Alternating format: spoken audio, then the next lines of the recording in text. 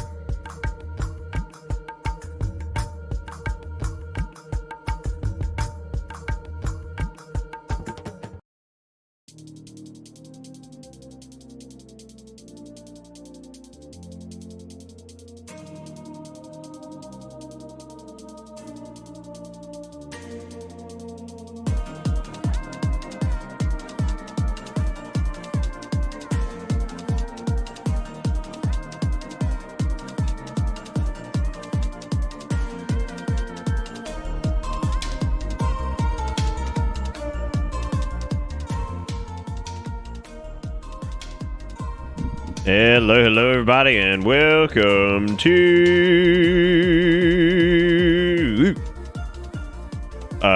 Clam Man 2. I forgot what we were doing there for a second. I was like, yeah. Oh, Clam Man, part 2. It's a prologue thing, so we're gonna be doing that. Got this soundtrack to Turnip Boy Commits Tax Evasion going on in the background.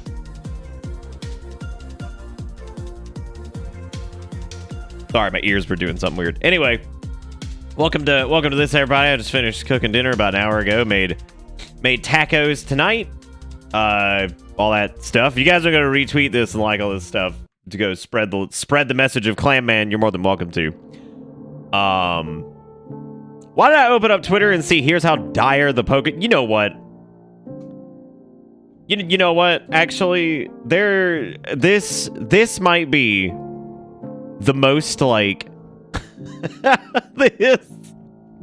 I want you guys to look at this. So I'm gonna put this on Imgur because I feel like I want to preserve this because this is something else, right? Let's see. Do I have an Imgur account? I don't. Well, no, I do. Yeah, no, I don't actually. Anyway, it doesn't matter. I'm gonna pull this up really quick because I feel like this needs to be seen, right? This needs to be seen. So this is on Twitter, right? This is the juxtaposition, the duality of man. I want you to look at this right here. You've got world news, at least 44 dead and dozens critical following stampede during Jewish religious event in Israel. Vice, here's just how dire the Pokemon card crisis is. And I'm like, yeah, man, dire. Dire is the word I would use. I think dire is, oh, it didn't capture it. That's fine. Don't worry about it. There you go. Got it. It's the crisis of the Pokemon cards, man. Just absolutely, it's just terrible.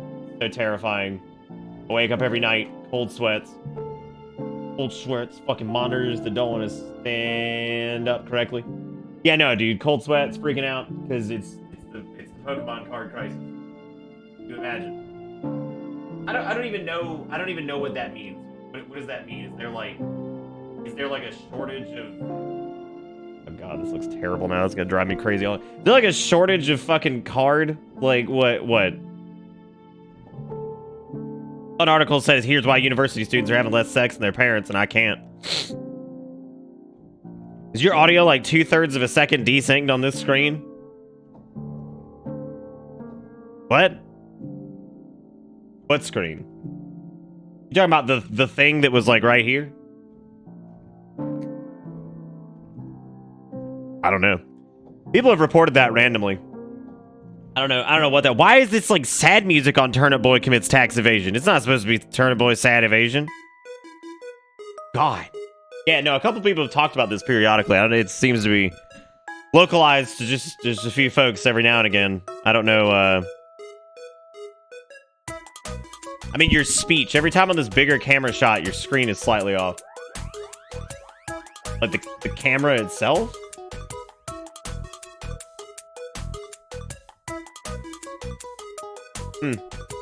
Wonder why.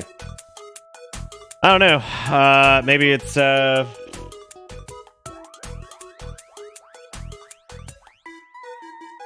go like poking around over here and like clicking like I'm gonna figure out what the fuck it is. Hey, I don't know, dude. I have no clue. It could be like 90 different things. Goes hand in hand with the same outlet. There's here's what houses you guys can with the budget. Here's what houses you can guy with it. Why can't I read tonight, dude? Okay, is there a typo in there? Here's what houses. Whoever uploaded this fucking Turnip Boy commit. Is there an actual official Turnip Boy Commits Tax Evasion like submission? Is that real? No, not yet. Not yet. God bless. I wish there was, because whoever uploaded this sucks. They suck. They uploaded like the fucking like 1 minute version of everything. So I guess like they just. I mean, that's not accounting for loops, which I would imagine the proper version would have the loops, but you know how it is. Fucking father always craving them loops and whatever do. I mean, if it's a slight delay, it's a slight delay. I don't know what the fuck. I don't know what would be causing that. I'll go back and watch it. Hang on. Let me go look. That is problematic though. That shouldn't be happening. Let's see. Large screen. Get ready for the loop. You have to deal with it.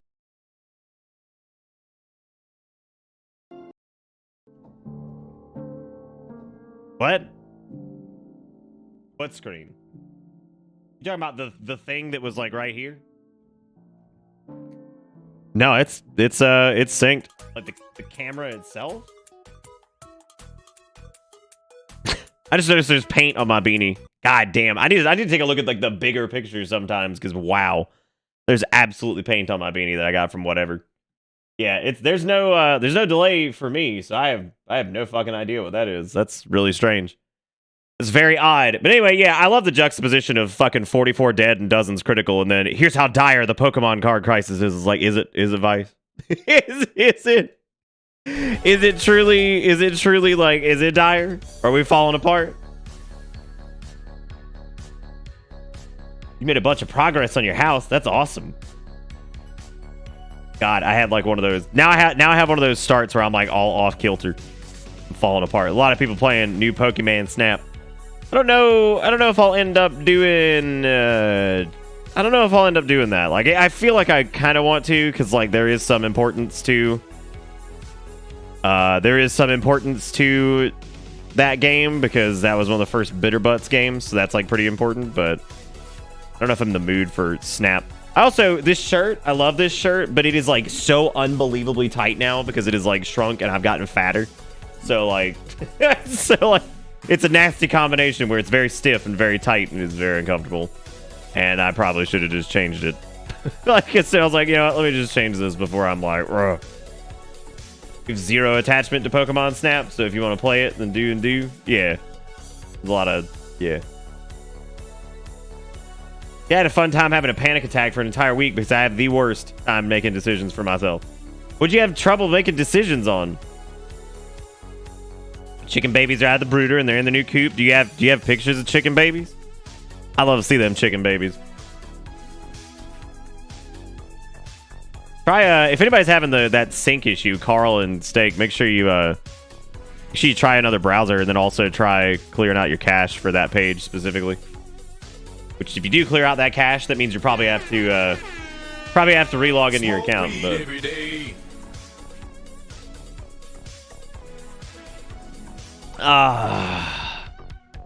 got the thirst.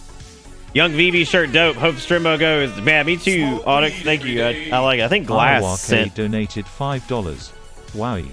How, like, I had forgotten that was up there because that was the first $5 I think we've had before the stream started in quite some time. So I think it's only on donations now too. I don't think it's on bits anymore. I have no clue. I don't understand. It's weird. Anyway, thank you, iWake, for the $5. I appreciate it. Thank you, Audix, for the $1. The shirt compliment. And then I think we had a resub from Corrupt Dictator as well. Thank you, Corrupt Dictator. I appreciate it. Which I have seen this. However, I do feel like... Oh, wait. Thank you, Corrupt Dictator, for the resub. Thank you, Audix, for the $1. And then iWake with the $5, which is totally worth watching. I saw this a minute ago, actually. And this is... I'm crying. Look at this potato dog. And I can't stop painting this muse. All right, we're going in on Potato Dog. Oh my god, I'm totally bugging. God, he's great. Fucking look at his ass. Fucking look at him. I can't stop painting this mute. Oh, Potato Dog. He's just a little fat chihuahua. Oh, Potato Dog. Oh, fucking get my VOD muted. Let's bring that down. Let's bring that down a little bit. Look at that Potato Dog. Pretty good drawings of Potato Dog too. Speaking of like weird ass chihuahuas, hang on a second. Y'all got a fucking minute because check it out. Hang on. I got this. Where is it? I literally just shared it with somebody a minute ago. I just did. Oh, the Giovanni one? I don't know if the Giovanni one would be a VOD mute. I got you. Y'all mind if we check out Big Iron? And he's here to do some business with the big iron on his hip. Big iron on his hip. Yeah, there he is. Y'all mind if we have old Big Iron? Yeah, I mean we could do fucking I don't even I'm trying to remember what the name of it was. It was fucking like I'm Giorgiano, Giovanni, whatever. I'm just gonna type Giovanni fucking, I don't know, dryer. Like, I'm gonna see if it comes up. Oh my god, it actually did. My name is Giovanni Giorgio, but everybody calls me Giorgio. Hang on. This is what we're gonna do tonight. My name is Giovanni Giorgio, but everybody calls me Giorgio. I don't even understand the fucking meme. Like, I don't get why. I don't get it. There's like fucking a million of them. There's one with like a duck running after somebody or some shit. It's all over the place. It's crazy. You can't stop it. Good old appliance destruction. Anyway, thank you, iWake, for the $5 and for sharing that again. Thank you, Audix, for the $1, putting us up $6 tonight, and then Corrupt Dictator with the resub as well. It's a Friday night. It's a calm Friday night. I want to hear what Vice has to say about the Pokemon card dire epidemic crisis. We're all dying.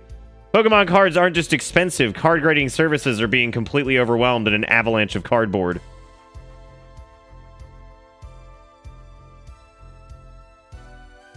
What? Again, is dire the word? Like, it's dire the word. Oh my god. As I've said, you've maybe heard this before, but I need to explain how out of hand things have gotten. The story here is not Pokemon cards are kind of popular again. I mean, like, what?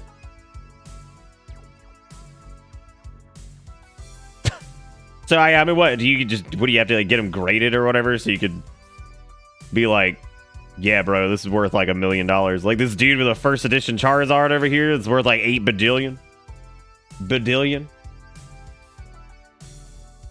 That's what I'm wondering. Is like we use the word okay, you know, in the articles in Vice's defense, had it not been positioned directly below at least 44 dead and dozens critical following stampede during Jewish religious event, and also Elliot Page talks about the horrible backlash facing trans people with Oprah, maybe I would have taken here's how dire the Pokemon card crisis is a little bit more, like, not serious, but, you know, maybe giving it more of the benefit of the doubt. But something about seeing it next to those two things, I'm like, ah, yes, the actual real backlash people face for being trans. And ah, yes, 44 people dead. But by God, the cardboard.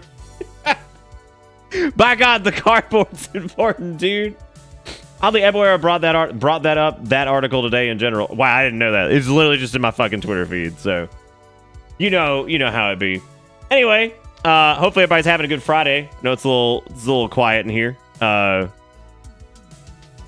the fuck was I gonna say a second ago? I don't even remember what it was. It doesn't matter because here we are. We're gonna Clam Man 2 tonight. This is like a prologue type thing. It's allegedly pretty short, so but I am excited to try it out and see what it do. Apparently, Clam Man 2 is an RPG with no combat, so I'm interested to see what they do with that. I'm always down for RPGs that are, you know, different. Then I feel like Clam Man definitely will be up there for sure. Combo in general is mostly about people making it difficult to play card game and trying to just make money on cardboard instead of playing cardboard. Yeah, I could see that. That's kind of like any collector's market, right? Though, because like you got, I just said that really weird. Y'all, I swear to God, like, my brain has been, like, shot since I got that fucking second vaccine. I don't know. Look at the fucking chickens. Look at them. Look at them. They're growing up. Wow, God, they've grown a lot. How old are they now? Like, what, 2 weeks? Right? Like, they're not that old. These boys have grown a lot. Them chickens. Look at their little scuttles are coming in. Scondles. I don't know what that's actually called. The front part of their beak, like the top. Not the skadoodle, the scondle. Can't remember what it's actually called. Somebody will look it up and tell me. Or whatever. It's the 5G microchips. Yeah, I guess I got the defective ones, I suppose. Jesus Christ, dude. My brain has been all kinds of, like, putty. Can't talk, can't do, ain't even poo.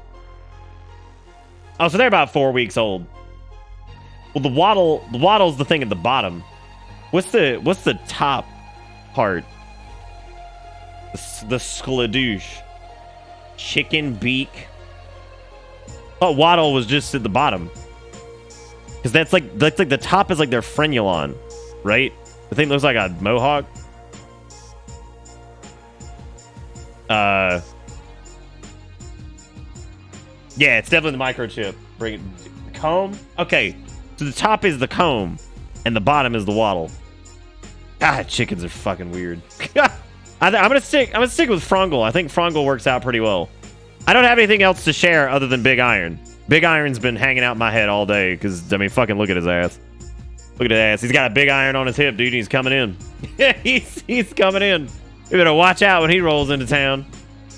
So here's the T, and I have to spread this out because of stupid character limits. I've been debating whether to quit this job or not, partially because of trying to get into art school, anxiety, and hating this job. And last night I realized my portfolio is bare bone real bad, and I've got to work on it real bad, so I'm just thinking about quitting to do art stuff, right? Can you afford to quit it and just do art stuff? That's normally the main question, right? Is like, can you afford to do it? That's normally the biggest question with job. It's never like, yeah, I mean, if you're feeling doing something, you should. It's more like, can you with the, you know, the monetary portion of it. That's always the rough thing. I was gonna send you a link to an awful Morshoe cover of a Goatsy song. Yeah, we watched the entire Goatsy thing on this shit right of links. You sent me a good animal thing too. Oh fuck yeah, man! Look at this, nice hat, dude. Like, God, I like the reply as nice ass, dude. Look at that, he's like nice hat, dude. He's like, thanks, man. Like, that's me right there. I'm just monkey. Stream keep freezing for anyone else? Why not? like why not? Why not, man? Apparently people are like delayed or some shit, and like it's not. Everything's snappy on my end, and how about nice ass, dude? He's looking pretty good though. Brute minor. Holy shit! I like how out of context Pokemon, and then this cat who's just biting a box. This cat who's screaming. This cat who's yelling.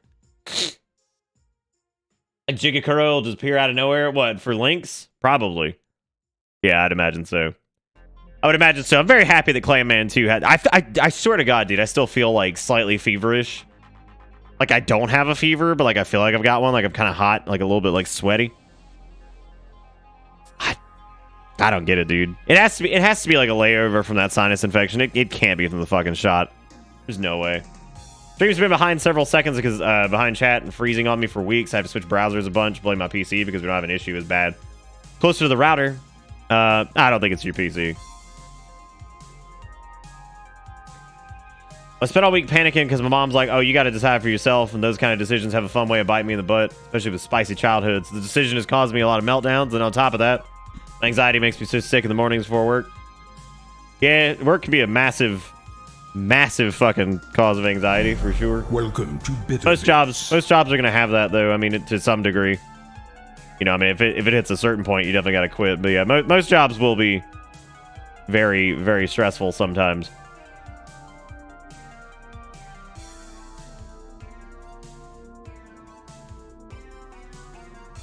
Yeah. Feel like someone found your iTunes password? A little shook. I don't know. I don't think I feel quite like that. I don't know. Yeah, I'm feeling maybe like a little shook. Anyway, you can't be kidding me with the 11 months. Thank you for the resub. Welcome back aboard. Hope you enjoy the ride, because the ride never ends. Do you have the choice of showing the Unity splash screen when you like make a game? Imagine you do, right? There's no way you don't. There's no way you don't. You know what's weird is if I check full screen on Clam Man 2, it goes not full screen. Wonder why it's back. Wonder why it's backwards. Maybe it's the resolution. Let me go check and see if I can set this to 12. Ooh, man, I need a drop down box on this. Holy cannoli. Holy ravioli. Or like a right click to go backwards. Opening Yugi Man packs. Who's doing that? Yeah, no, and I get that, right? I wasn't expecting it to be a cakewalk. It's been bad enough I can't eat for most of the day. It's actually been really rough, and on top of that, I think I'm actually getting sick because of the stress. You might be. I mean, maybe you should just quit. I mean, if you're not worried about the money and you're not worried about like I guess since you don't have to worry about like rent and stuff like that. you know, all that jazz, then yeah, I guess that wouldn't be too bad to just go ahead and maybe stop and look for something else. That's the problem though, is it's tough to find jobs that are like super low stress and shit. Like especially entry level. Almost all entry level positions are super fucking stressful. For whatever reason. Just seems to always be the way that plays out. Might need it if it's commercial sales. This one didn't have it, and I seriously doubt. I doubt Clam Team spent. Maybe they have a license because of the first Clam Man.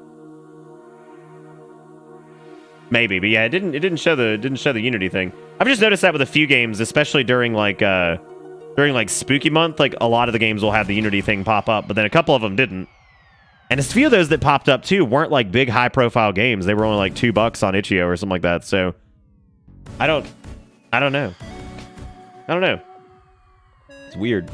So like maybe you don't have to pay or something. I don't know. I didn't make. You talking about Tupac's Quest? Dude, Tupac's Quest was in Unreal. It wasn't in Unity. I don't know how to make Tupac's Quest in Unity, unfortunately. I don't know how. Vinian, thank you for the 9 months, by the way. Welcome back aboard the bus. I hope you enjoy the ride, because the ride never ends. Maybe it's just not a lot. Dude, check this out. I'm going to find out right now. Disable Unity Splash before game.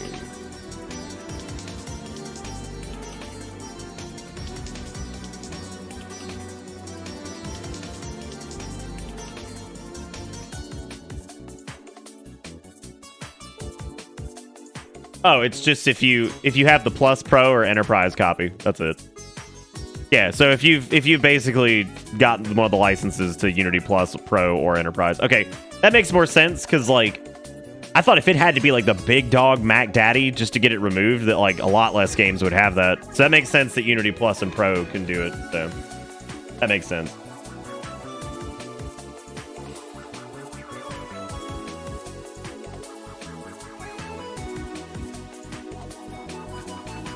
I think that's a different thing, Fire. I'm talking about literally just the splash screen at the beginning. Like, which obviously this whole article describes exactly what I was talking about. Like, it's if it's a free copy or whatever, you can't remove that ever. But if you have your Plus license, Pro license, or Enterprise license for the software, you can just remove it. I think you still have to. I think what they're talking about is like any of the accreditation that shows up in like, I don't know, like maybe like your build or whatever or some shit. So. Oh yeah, and I'm sure the shitty horror games just didn't fucking care.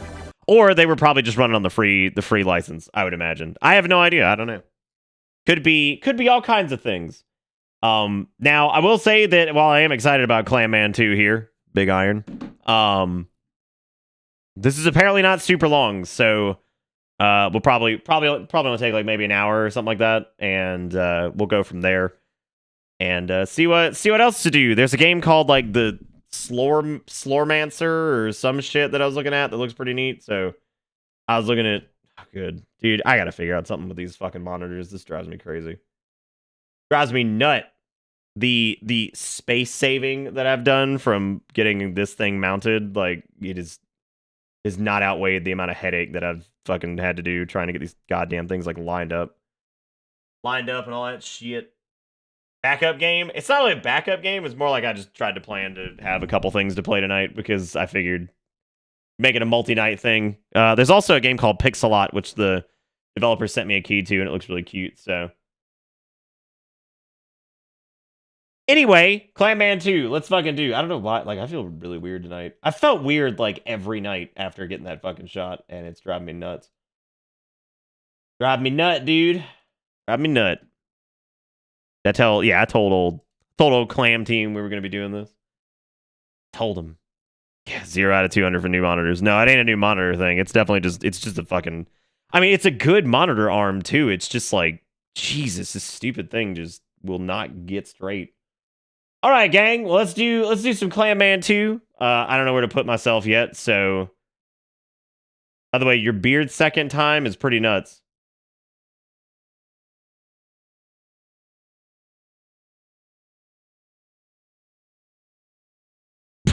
What? Wait, what? I don't know what that means. Yeah, is the beard out of sync too? Because Lord, god damn this shirt, dude. Fucking it's so taut. Are you saying like the beard is my beard's second? A unit length of the distance beard grows in 1 second, defined as 5 nanometers. Okay. Got it. Yes, it grows very quickly. It's Clam Man, yay! Oh, he's got a different office now. Form Snacky Bay Prime Mayonnaise automated employee evaluation form. Okay. Before we do anything, since I'm kind of getting a bead on where everything's gonna be sitting in this game, I'm gonna scrunch myself up here. Seems like a good place. Oh, the game's is it muted? Oh, it is muted. Got it. Why am I cursed to the 51 month? You're not cursed. It's okay. Thank you for the resub. I appreciate it. You man. I don't know how the plant's plaid, but they went for it. His office has definitely changed too, but he's got like a little party hat up there or something. I don't know what's going on. What old Clam Man been up to? Oh, I could say, okay, so this is the Snacky Bay Prime Mayonnaise automated employee evaluation form JS34B, which I could say, huh? What? JS34 what now? You JS34 what now? Form. That's what it says. That's a strange name.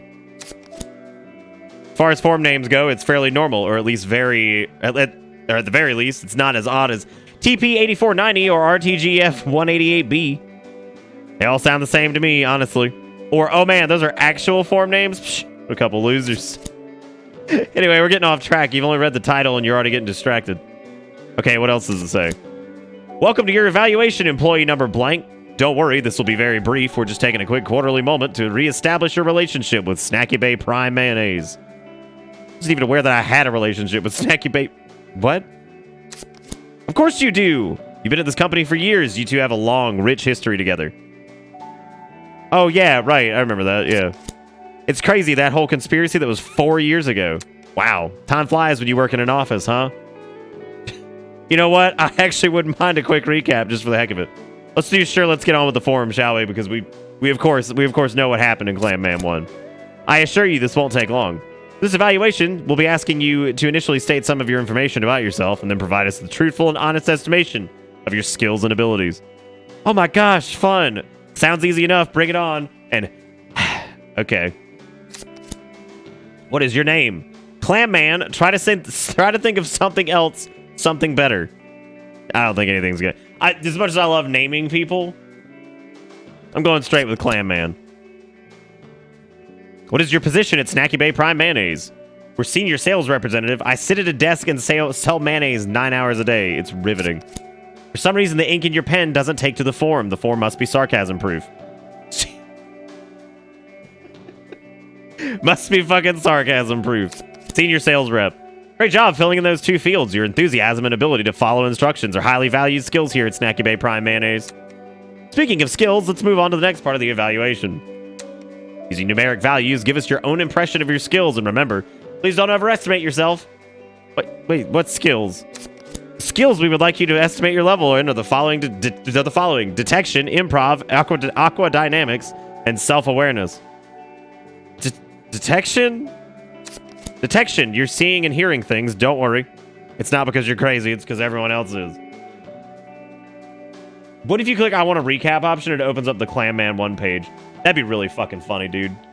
That would, honest to God, be the greatest thing. It just opens up the store page, you're like, well, great. This is your ability to observe. It's your level of perception in everyday life. What is this good for? High detection allows you to take note of minor details in conversations, be logical, rational. It's the ability to observe, understand, and see through the world. Low detection means you're completely oblivious to what's happening around you. It also means that basic mathematics might as well be magic to you. It's the must-have skill for observational comedy. Okay, got it.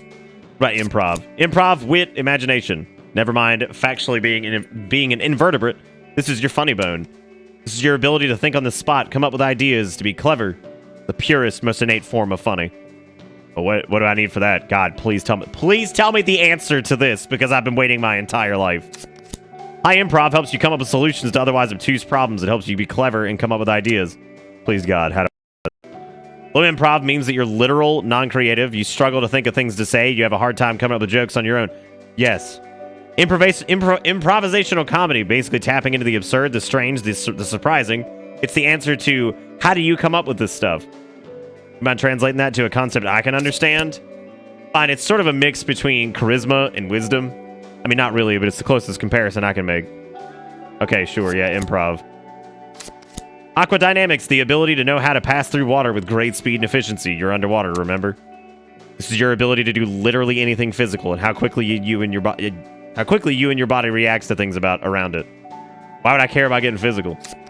Low aquadynamics essentially means that you're clumsy. You struggle with even basic physical tasks.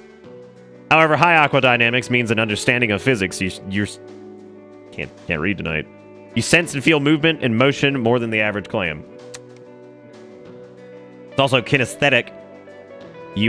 How kinesthetic you are and how proficient you are at visualizing thoughts and ideas with your body. Don't knock physical comedy. Slapstick is art too. Again, why should I bother being good at this? It's not like I'm going to fight people. There's plenty of reasons to get physical outside of combat. Imagine, with high aquadynamics, you'll be able to open any jar you come across. All right. Sure. The forum's talking to you. Yeah, that's pretty great so far. Self-awareness. Nothing is simultaneously both more beneficial and harmful in comedy and life. All right, dude. Clayman 2's hitting a little bit too hard tonight, I think. This is... okay. This one's a little trickier. A normal balanced person would place smack dab in the middle of the scale. And again, who wants to be a normal person? I'm still fuzzy on what this means. Let's look at extremes. Low self-awareness means you don't really think of how people perceive you, but you are able to blurt out just about anything. So you're able to blurt out just about anything in conversations, appropriate or not. It also means that you don't really think and reflect on your actions, your morals, or your sense of humor. You just kind of do. Okay. It's important to remember neither option is inherently better. Most balanced people are between 40 and 60 in a scale of 100. But again, where's the fun and balance? All right, that's all I wanted to know. All right, let's do it. What would you say is your strongest skill? God. Probably self-awareness. Perfect. The company appreciates employees always keen and willing to apologize, especially when it isn't their fault. What about your second highest skill? I guess we'll go with improv on that one. Great. We value your ability to think on your feet at Snacky Bay Prime Mayonnaise, even when you sit down all day. What's that? What skill of yours could use some improvement? Probably detection. That's okay, champ. We don't need you to pay attention to anything other than what we tell you. Finally, what's your greatest weakness? Aquadynamics. While we regret having learnt this, we would like to congratulate you for your ability to handle a pencil in this form. Please try to hand it in before you inevitably tear it apart and set it on fire. That's all your skills estimated. To confirm this, we're going to need your signature at the bottom of the page. Is the following correct? Yeah, it's good. Well done. You've successfully managed to answer a number of questions about yourself. This information will be processed and checked for discrepancies by the AI far superior to yourself. That's... oh, shit, I can flip the form. There seems to be a number of simple instructions on the other side of the form.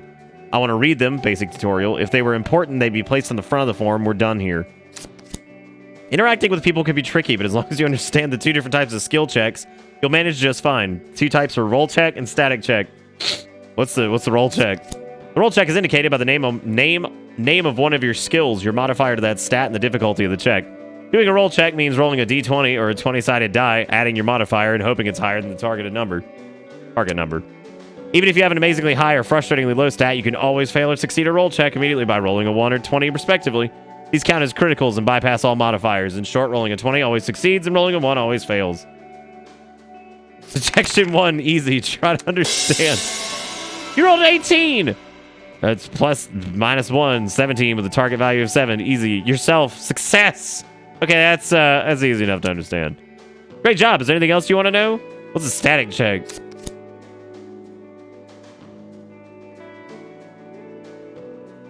Burma! Compared to roll checks, static checks are simple. A static check is invisible to you unless you fulfill its conditions. Static checks can be spotted by their appearance, the relevant stat followed by an indicator of how high or low that stat needs to be for the option to show up.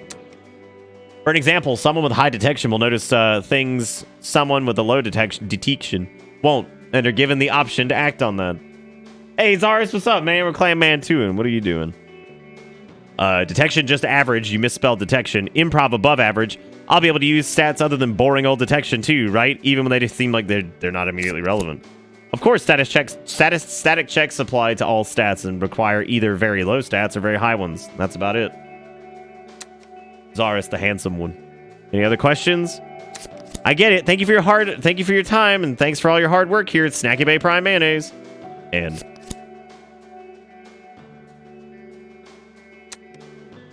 it's Pete. Pete, 3 knocks on your cubicle and the creeping smell of coffee. You already know who is coming to see Hey, you. man. Is that the evaluation form? Almost done? Fucking Clam Man 2 has voice acting? What? Get out of here, dude. I was so I was unprepared for that. I was so unprepared for fucking Clam Man 2 to have voice acting. That is not what I expected. I'm now watching you, Clam Man 2, and got some Disco Elysium shit going on over here. Now that the workday is officially over, I can say this. Oh. Dude, I've literally only done 2 fucking voice roles in my career as a voice actor. I'm not going to ask for a spot in the game. Done literally Darkest Dungeon and Hollow Knight. That's it. And they were both minor. And besides, the Hollow Knight one hadn't even come out yet. But it never will. It's trapped in limbo. It's somewhere over there with Elden Ring. Yeah, just about. Cool, cool.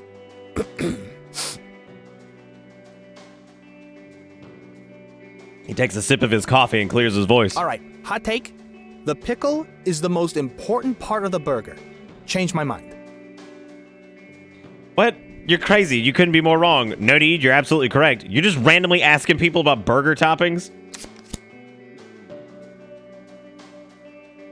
Oh, is it not fully voice acted? Yeah, man, making the rounds, talking to the employees, it's good for morale. Also, you wouldn't believe what some people are saying. Yeah, what have they been saying? He leans in. Jackson says it's the onions. Can you... He shakes his head and then continues. Can you believe that? Onions? Crazy talk. Absolute crazy talk. Wendy said tomato, but she's old. I don't know what burgers were like back in her day. I couldn't bear telling her she was wrong. She's very wrong, though. Super wrong. Undeniably ultra wrong. He takes another sip of his coffee. Pickle power, dude. Pickle power. Anyway, that's not what I came to see. Oh, good. I thought you really just came to talk to me about fast food. We work at a mayonnaise company. Shouldn't official company policy be that mayo is the most important? Fuck, I didn't even think about that, actually. Like, that just completely skipped my mind that they work at a mayonnaise company. And I keep thinking that the mayonnaise was, like, made, like, a secondary product or something after the whole incident.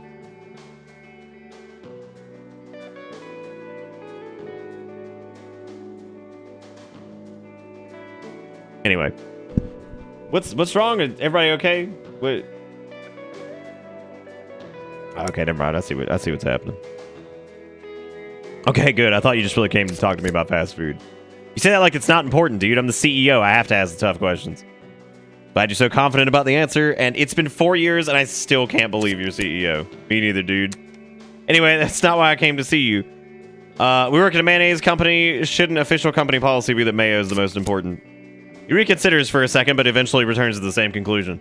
As long as we make sure to state these opinions as our own and not reflective of the company, we should be fine. Still, might want to keep quiet about this convo outside of work. You know, precautions. Anyway, that's not why I came to see you. Come on, I'll show you. Alright, lead the way.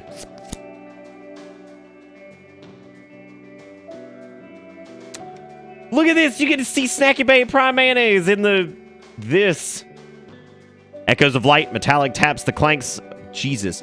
Echoes of light, metallic taps, and clanks climb their way up the elevator shaft. The low, peaceful rumbling of the bowels of Snacky Bay Prime Mayonnaise office building. The relaxed breathing of a giant concrete behemoth. It sounds normal, like there's no cause for alarm. Peaceful. All is well in Snacky Bay, and for the first time in a while, Pete seems excited about something. Amazing, an elevator shaft. I can't believe it. Amazing, an elevator shaft. I can't believe it. Say nothing, just bask in the glory of the elevator shaft. For a moment, the flickering light gives off some heat, the warm promise of adventure. This is what I wanted to show you.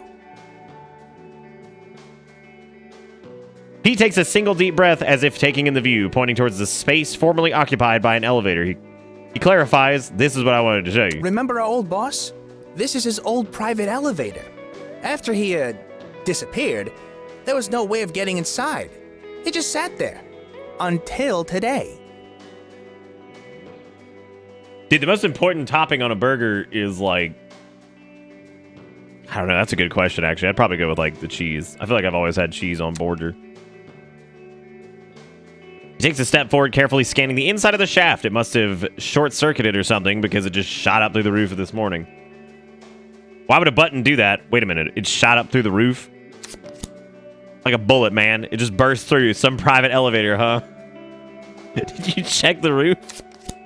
He nods. It's just a wreck. He managed to open it. He nods. It's just a wreck.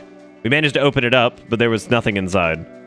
I noticed something, though. He looks excited. Whatever this is, he could barely wait to tell you about it. Well, don't wait for me to ask. Just tell me. Just building the suspense, dude. You know how the regular elevator has 10 buttons? Sure. Private elevator had 11. How awesome is that? There's a secret floor. Hang on, what was that quest about? All right, sometimes you'll come across a task or a mission that you can choose to pursue. If you do, the quest will be added to your quest journal, and you can then refer to your journal whenever to check what you've done so far and what you need to do next. What's the point of these quests, you call them? Depending on the quest, most of the time you'll learn something or get a deeper understanding of something. Or someone.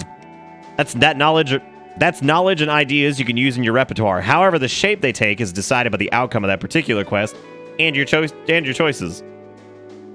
All right. My repertoire. We'll get into that later. For now, just remember the saying, quest good. All right, how do I check the journal? Click the check mark icon on the lower left next to your big dumb face. Nothing happens when I click it. You can't do it while talking to people. That would be rude. Okay, got it. Thanks, me. No problem, me. Just realized I'm talking to myself. Oh, God. How awesome is that? There's a secret floor. That's awesome, undeniably so. I know, finally something interesting. Honestly, dude, this CEO deal kind of sucks. It's just work on work on work, and I'm just about ready to lose it. I needed this, man. My sanity needed this. Being the CEO of a major company must be rough for you. Senior sales representative is such a pleasure. Is it? Oh, man, I'm glad one of us enjoys our job. I miss those days, honestly. Can't you just step down? I tried, but the board won't let me. I'm not sure why, but I'm stuck being CEO for like 5 more years. Sounds weird and very illegal. You should investigate that. And very illegal. Maybe I will. Maybe I won't. Maybe think about it. So how do we get down there? He didn't think of that. Pete, hesitation. He didn't think of that until now. I don't know. It's kind of high to jump. Oh, God. We got detection average, which is it too high to jump? We got improv average. Come up with another way into the secret floor. Great. Critical fail. That's good. Nothing like rolling a 1. No pain, no gain. If we swan dive into the shaft, our heads will absorb the blow and our bodies will be fine to go exploring. I don't know, man. Are we really that thick-headed? Yes. Oh, wait, we got self-awareness. We definitely are, indubitably, undeniably so. Oh. Okay. That said, I'm pretty sure it goes against company policy to dive headfirst into anything without proper paperwork. I don't think we have the time for that. Fine, no swan dive. Okay, cool. Honestly, I'm kind of relieved. Let's try the detection. Gaping void of death and elevators. Who knows? Why not test it out? It's too high. Oh, yeah. Yeah. Maybe we can climb down somehow. You think we could? Our aquadynamics is low. Try to maintain balance as you shake your head. We can find another way, man. It's fine. Any ideas? There's some people coming to fix the elevator. We could wait for them and then ask for help. All right, so how do we do this? He shrugs. Either we climb down now or we wait until the service guys show up later today. They'll probably have a ladder or a rope. Seems like a good time to be like, where the fuck are they getting rope from, dude? That guy, like, finally get his business out of the gutter. We can attempt to climb down the shaft. We can, when are they coming? Or let's just wait for the service crew. All right, dude, lead the way. Look at him climbing down the damn shaft. Are you sure about this, dude? Not really. This was probably a terrible idea. It'll be fine. I'm a spectacular climber. I'm sorry. What was that? I couldn't hear you. I was too focused on not dying. Oh, sorry. Are you sure about this, dude? No, really, this is probably a terrible idea. Oh man, I wish we had realized that 5 minutes ago. Yeah, me too. Gaping void of death and elevators. The flickering certainly doesn't help the situation. It's hard enough to just to find a place to grip or a foothold. Ventilation and windy drafts compose a somber tune, and somewhere deep below, you hear a loud metallic clang akin to the opening of a giant maw. That's it. Embrace the fall. Sink into the darkness. This massive shaft will be your doom. You hear that? What was that noise? The elevator shaft is making dick jokes. Gross. Tell it to stop. Stop it, shaft. Don't be so stiff. The road ahead is long and hard. Keep going. You manage to descend a fair distance until you reach the crux of the climb, about 2 meters of flat surface walls with nothing to grip. Beyond that, you spy a construction beam right ahead, right underneath you. To your right dangles a cable seemingly unattached, swinging freely in the draft. It's unclear how far you are from the bottom. Maybe you could just drop. You try to grab the cable, drop and land on the beam. It's all aqua dynamics. We're so fucked. God, I fucking rolled a 1 again. It's unbelievable. How am I so bad at this? You attempt to grab the cable, but end up confused and grab your leg. Letting go of your grip in the process, you start plummeting down. Dude, what are you? Improv above average. I'm Clam Man. Watch me soar. He can't see you.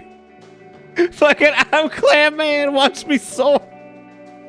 You hit the bottom. It's painful, but you'll be walking away from this with nothing worse than a limp and a sharp pain in your ass. I'm okay. Don't drop on me. Pete, don't drop. It hurt a lot. Where am I dropping? Oh, shit. He's going to fall on top of you. Oh, man, we can pull aqua dynamics. Go for it. Yes, thank God. You barely managed to dodge to the side as it crashes down. A loud thud is followed by a moment of silence, only broken by Pete's groaning. That hurt just as much as your first fall. Let's never do this again. I feel okay. Then again, I don't know how a broken bone or internal bleeding feels, so I can't be sure.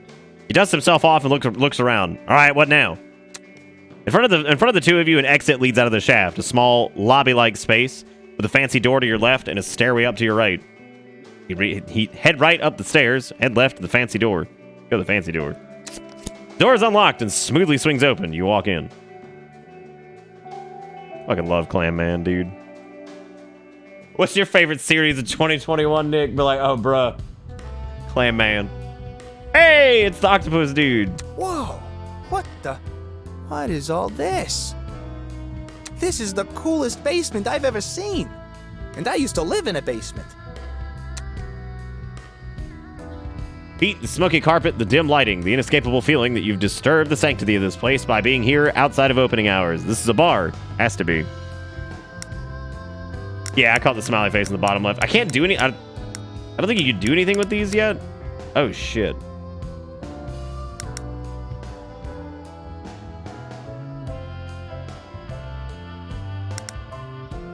Show your stats. I think I love show stats. It's like, oh, thank God. I'd imagine this menu will probably be similar to, like, the... I guess I can't really call it skeuomorphism. It looks like a kind of a torn piece of paper or whatever. Someone's running a bar in the basement of an office building. Oh, it's a bar. Yeah, now I see it now. Good eye, man. It's not a bar, it's a club. That's Tilda. Where's Tilda?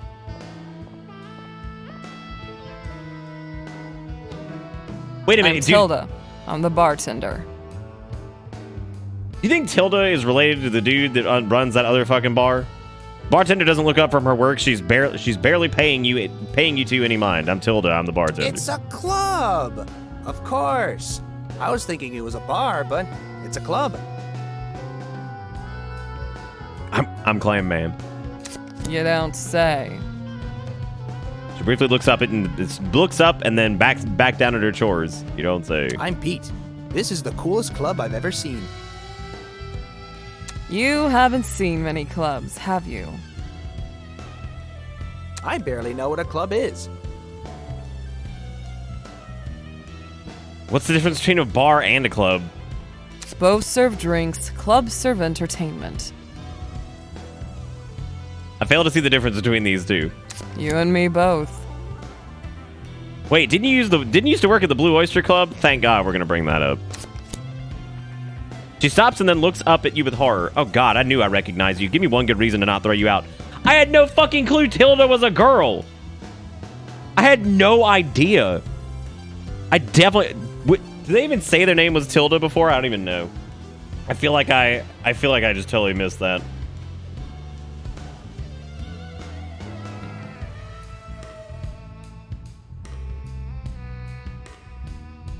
Yeah, I didn't know Tilda was a girl. It's funny. I mean, that means I read them as a boy the whole way through. What did I do? Remind me what happened. Chatterboy here set fire to a glass of industrial strength alcohol, rocks, parsley, and mayonnaise inside the club while people were inside. Do you have any idea how hard it was to get that smell out? I mean, it seemed like a good idea at the time. If that wasn't enough, word got out that the Blue Oyster Club was the smelliest place in Snacky Bay. Crowd stopped showing up. Ted stopped showing up. Eventually, I stopped showing up as well. So what'd you do between then and now? The National Health Department contacted me and offered me work as a consultant. Spent a few years as a toxicologist. Yeah, it makes sense considering you developed like this horrendous I was gonna say contraption, but then I realized it's not what it was. It was a drink. Brew. An expert on poison. Turns out it's not that different from being a mixologist. A what? Bartender. Even though I missed the job though, so I quit and these guys hired me. Turns out I'm just so sociable and sweet that I can't stay away from working hospitality. I'm just that much of a people pleaser. A what? Shut up. I'm drawing a blank here, so let's just zoom past this to the point where we're friends again. I'm sorry, I promise I won't do it again. Glares, lots and lots of glares, glaring upon glaring, then she collects herself and takes a deep breath. Listen, we can put this behind us, but we're not friends, remember that. How long have you been in the basement?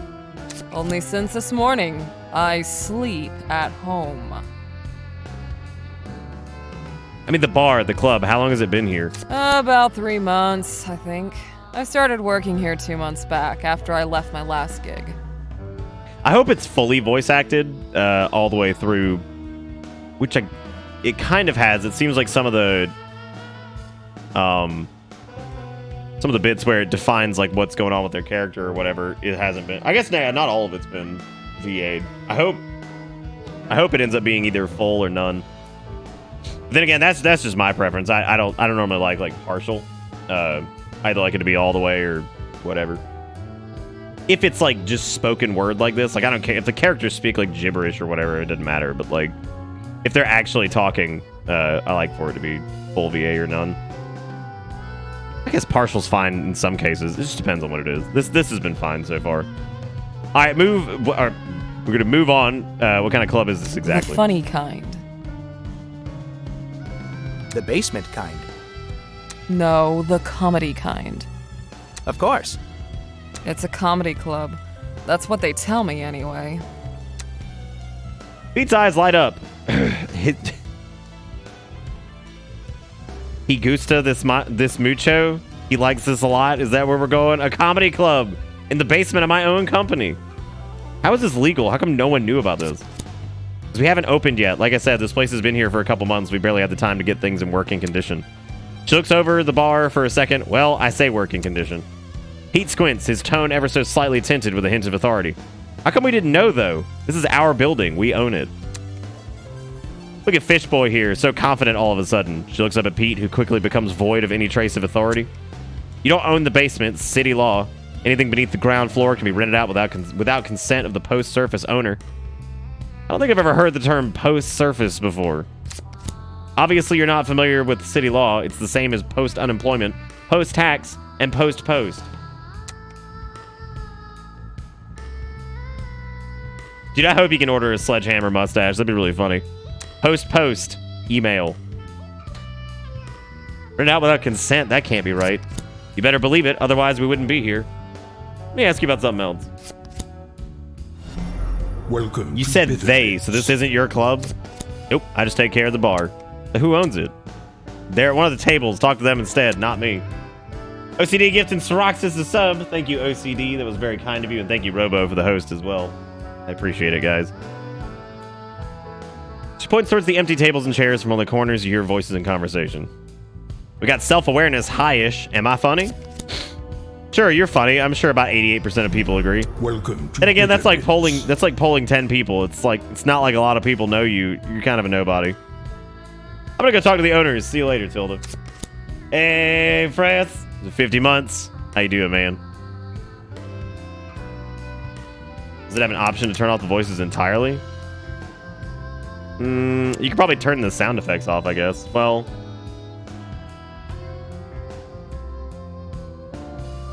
sure, I'll be right back. He doesn't respond. He's overcome with awe, smiling like a kid. Well, there goes old Pete. Oh, shit. We can move now. All right. We can just clam around. That's awesome. Hot damn. So much mobility of Clam. Yeah, being able to read like out loud would definitely be a lot easier. Because I have like no idea what I need to like prep in my brain to start reading. Because it's sometimes they talk, sometimes they don't. Also, thank you again, Fress, for the 50 bajillion. What is this? Knack, roguelite game versus game. Roguelite versus game. Hoggers. Rounds is 1v1 roguelike shooter where each round gets more intense. The losing player of each round unlocks clever upgrades to create a better build to counter their opponent. That actually sounds really fucking funny. Thank you, Fress, for sending me that. I appreciate it, man. It was very nice of you. You're back. How's it going? I don't do small talk. What do you want? Need help with anything? Not from you. I'll let you get back to work.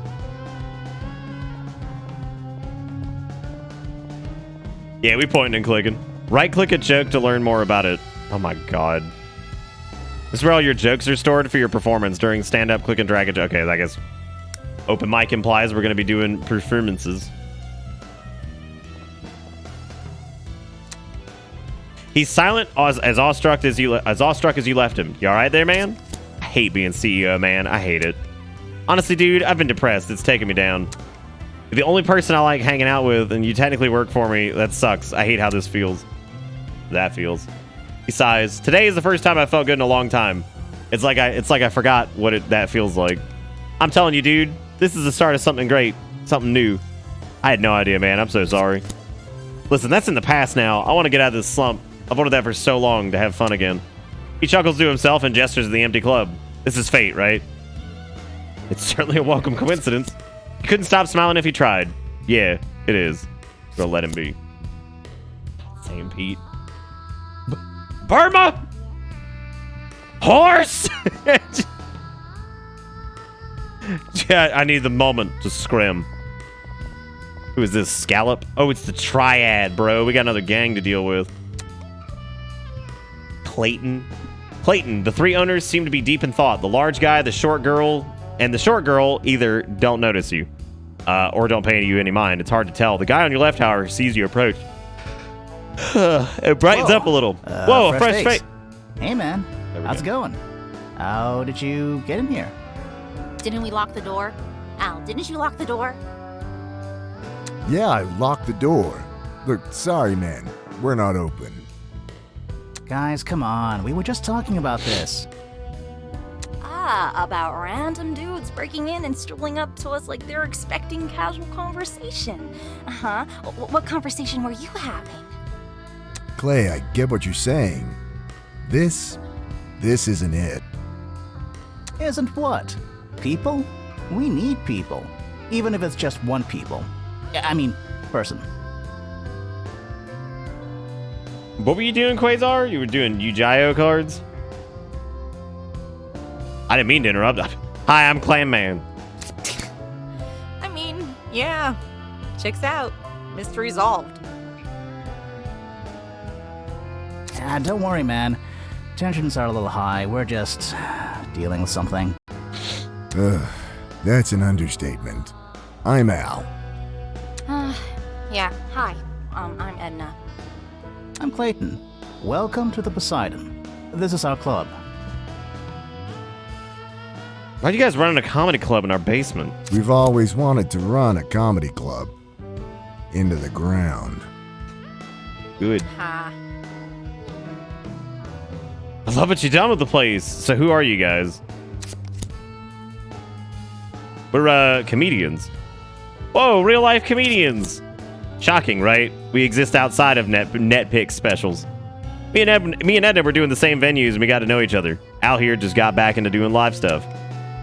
Got tired of corporate gigs and open mics and bars. Figured it was time Snacky Bay got a real club. A club for comedians, run by comedians. That sounds awesome. When are you guys opening? The Triad. The owners share a defeated sigh. We're supposed to open tonight, so in about 9 hours. That's great, right? It would be, I guess. Problem is we kind of didn't do any marketing. That's rough. Oh, shit. Alice is contemplating something and eventually asks you, you're not doing anything right now, are you? I should be at work, honestly. But you're not, so you can scratch that one off. What Edna and Al are trying to say is we could use your help if you're up for it. I don't follow it. Getting the word out. Letting people know we're opening, that we exist. I mean, you came across our secret underground illegal lair. You're gonna tell someone no matter what, right? But like the police? Sure, chances are they'll just laugh at you though. Tell everyone else they can come laugh at us instead. Fine, I'll get the word out. Sweet, thanks, man. That's a huge load off our shoulders.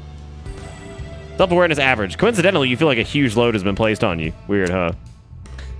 That's the one problem solved. On to the next, I guess. We're one act short of a show. Everyone we know is booked right now, and it's just the three of us. Clayton nods and chuckles. You don't happen to do stand-up, do you? Think of a joke on improv. Here we go, dude. These guys are comedy nerds. Hit them with some classic deadpan. My boss is hard to convince, so when I told him I needed the day off before I hurt my foot, I really had to nail it. That's so dry. I like it. What a dad joke. The father of all jokes. She snickers. Shut up. Not bad. It's definitely a start. If you're up for it, we need another comic for the opening. There's a first time for everything. Sure, why not? What's the worst that could happen? A lynch mob. They're a real riot. Great. We got a full show. Yay. Just kidding. Appreciate it, my dude. Yeah, don't worry. We're just fucking around. You'll do fine. All right, here's the plan. We get the place ready for tonight. Tilda gets the bar in top shape, and you get in touch with the newspaper or something. Get the word out. How's that sound? How do I get the word out? How about the running around telling random people? Find someone to reach, a journalist, a media guy, or something like that. Try to make the news if you can. What about me? What about my routine? Don't worry about it. Just get out there, and as long as you observe the world around you and talk to people, you'll think of something to joke about. I'm confused. Where do I find inspiration? Just talk to people. Help them. Listen to them. Do shit. The world's an absurd place. There's plenty to joke about. Okay, that sounds easy enough. I can do this. Awesome. All right. Well, we'll get everything set up here. Come back when you have some jokes, and we'll help you workshop. Don't stress too much about it, all right? Anything can be made funny. Good luck, my dude. Oh, and let your friend know before you go. I'm worried he's going to stand there forever if you don't.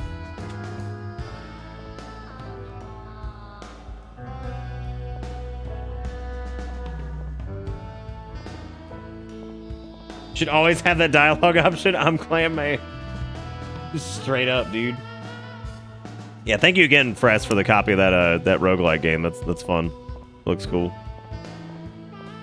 I really like the art for the like the backgrounds and everything. I really like it. Looks really good. It's a little bit cleaner than last time. Doesn't stink of beer and spit. Must be new. I hope there's a few more interactables too. I like some of the. I like stuff like that. just clicking random shit. All right, Pete.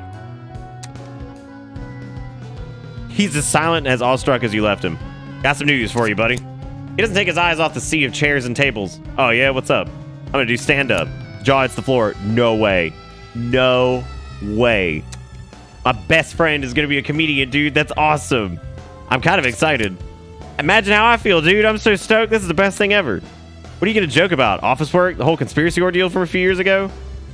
Oh, that sounds like an idea, actually. Well, dude, whatever it is, you're going to kill it. Take as much time off from work as you want, dude. I mean it. I guess we should get going. Are you done here? Sure, let's go. Lead the way, man. I guess we can exit the way we came. Yo, what? The elevator? I'm going to fucking die. Mystery solved, huh? It's a comedy club. In the basement of my own company. How awesome is that? I certainly didn't think that this was what all this was leading up to. Oh, dude, me neither. This was like top 50 most unlikely things to happen today. That's a weird number. That's a weird thing to say. Why am I friends with this guy again? You're all he's got. Be nice. Yeah, probably. Almost top 40? You know what? Definitely top 40 now that you mention it. He stops for a second to let out a short sigh. I gotta get back to work, man. You take the day off though. You gotta work. You gotta work on your routine. You know what? Take as many days off as you like. I can't wait to see you up on stage cracking jokes.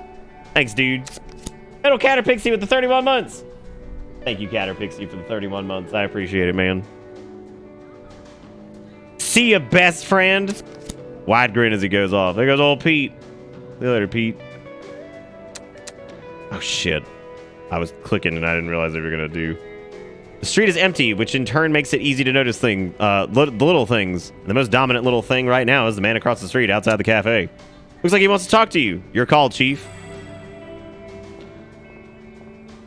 We got the alley over there. There's a nose show. There's some posters over here. Ads and posters for just about everything and nothing. Looks like the street's blocked for now. I'll come back later. Look at these plaid trees. It's like plaid board. It's like this like weird plaid cardboard. Yeah, I really like the top-down thing this time. That's actually really cool. Ooh, can I go in the alley? Hey, it's our buddy. What the fuck? Wooly? Oh, I get it. Right. Okay. Yeah, that's a mammoth, and it's still there even after you rub your eyes and pinch your arm. It stands frozen at the end of the alley, as if guarding the entrance to some secret forgotten valley. One of the few things grounding the fuzzy monstrosity in reality is a name tag just barely visible underneath the fur. It reads in bold capital letters, Wooly. Wooly the mammoth? Wooly the mammoth. The woolly mammoth. Is it alive? It's very still underwater and in an alleyway. What do you think? So it's dead, mounted. It's almost certainly dead. Dead, got it. Who knows? You could try asking it, or you could just figure it out, deduce it, Sherlock. God, hit that big improv. Ask the mammoth where it came from. You close your eyes for a moment, channeling every iota of knowledge you have about mammoths in the Ice Age. And when you look back up at the giant beast, it somehow seems more lifelike. Fur sways just a little bit more, and the eyes almost appear to move. What's up? Holy shit, you can talk! Yep. She's not much of a conversationalist. There's also the improv check here that says, share some of your ancient wisdom, mammoth. Burgers are sandwiches, and so are hot dogs. Meat between bread. Look it up. I'm right. I've never heard a mammoth be so incorrect in my life. You clearly don't know what you're talking about. You haven't been around for thousands of years. I have, and so have sandwiches. I win, bitch. He's not much of a conversationalist. Where'd you come from? The bunny's dinner? What now? The bunny's dinner, John. The bunny dinner, John. Then the wind dies out. The ruffling of thick fur goes silent, as well as the mammoth. Whatever life you imagined seeing in its eyes is now vanished. Oh, great. Okay, the mammoth's gone. Let's focus on what we found. Something about a bunny and a John. They must be connected. Let's see if we can find out. Sure, why not? Later, mammoth. The whole ass fucking mammoth. That mammoth is tusk broken. The Poseidon basement of Snacky Bay Prime Mayonnaise. Let's talk to old Bill.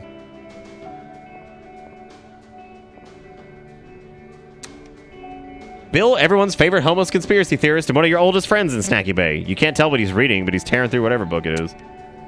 His eyes don't leave the page as he acknowledges you. Just a second.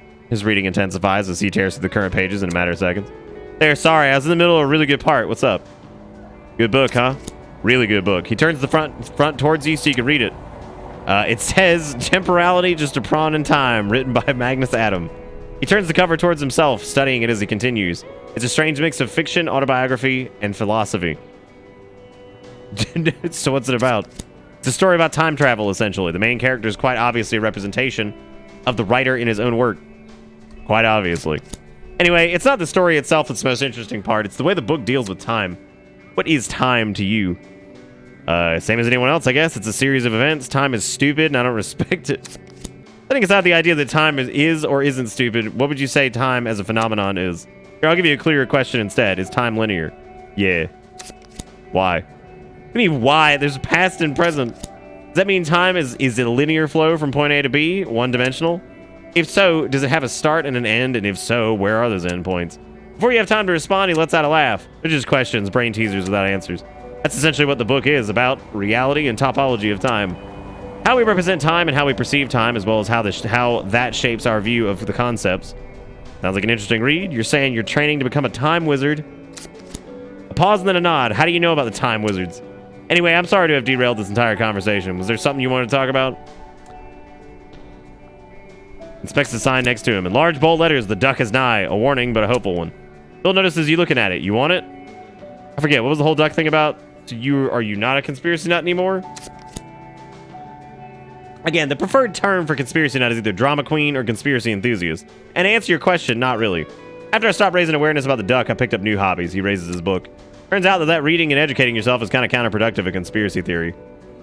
So, what have you been reading? All sorts of things. The classics, some physics, philosophy, good stuff, bad stuff.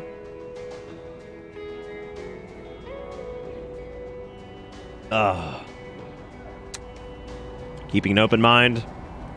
Conspiracy theories are fun, though. Hell yeah, they are. But there's a difference in having fun with them and believing. And there's always someone stupid enough to believe. You were more fun when you were crazy. Probably. I'm happier now, though. Well, that's good. God, that's crazy. Fucking Bill's like, he's just normal now. Yeah, I don't know why, I met the fucking duck. Like, be like, bro, the duck was real. Like, you were right the whole time, Bill. The duck? You don't remember? The Duck of Truth is Snacky Bay's very own vigilante superhero. A crime-fighting... Oh, my God. Yeah, wait. Yeah, I mean, there has to be, just fucking, roll up to him and be like, Bill, I met the fucking duck, dude. Why is that not... I don't get it. We didn't know much about him until a few years ago when he foiled a plan. When he foiled a plan the corrupt mayor put into action. You should know. You were there. I was? Oh, right. Somebody is launching and closing Dark Souls Remastered, a million times right now. And after that, the story spread. People became aware of the DOT. He stopped being a myth and started being an actual person. Looks over the sign. No more use for that thing. That's a post-nigh sign. Talk about something else, such as, I guess that's it. I'll leave you to reading, Bill. Yeah, Bill's a lot less fun. Holy shit. And the mammoth, I mean, there he is, I guess. There he is. Jesus Christ, what happened, Glass? Yeah, we were talking about the Super Saiyan moment and everything like that. Drink Snacky Cola, now with 56% less demonstrable tooth decay. Ah, damn. Oh shit, it's what's her name? It's the little girl that lived in the apartment complex. Yourself, self-awareness high. Upon closer inspection, maybe not all teens are dangerous. These might be okay, but stay on your guard. They may not try to make fun of you. The dice rattle and clack against the concrete as the faded faces tumble up. Right now, it seems fate is settled on 3 or 4. Ha! 7! This is the comeback, baby! Was it Lena? Was that her name? I guess it's a different person then, yeah, because I think it was Natalie. Oh, jeez. Oh, no. My luck is gonna turn, isn't it? It's turning right now. I can see the backside of my luck. Oh, God. Ah, what's up, Druk? How come you're not at work? Got fired again? Oh, no, there it is. It's Nat. Okay, that was Lena that was talking, I guess. Why is she so mean to us now? I'll have you know, Nat, that I got the week off, or we can do self-awareness. No, I didn't get fired. Sure you didn't. So, what are you going to do next? I'm gonna be a stand-up comedian. Wait, seriously? That's kinda cool. Well, okay, that's not V8 anymore. Why, though? I'd ask if that was the joke, but that would be weirdly contradictory. Kind of just got strong-armed into it. I'm trying to cheer up Pete, and I'm happy doing literally anything other than selling mayonnaise. This is very different from selling mayonnaise. Wait, your job is selling mayonnaise? No, I'm a comedian now. Starfish looks at you like you're some kind of mythical being and then turns to Nat. Is he? Yes, Olev, he is. Olev frowns, thinking deeply, looks like he should... Jesus.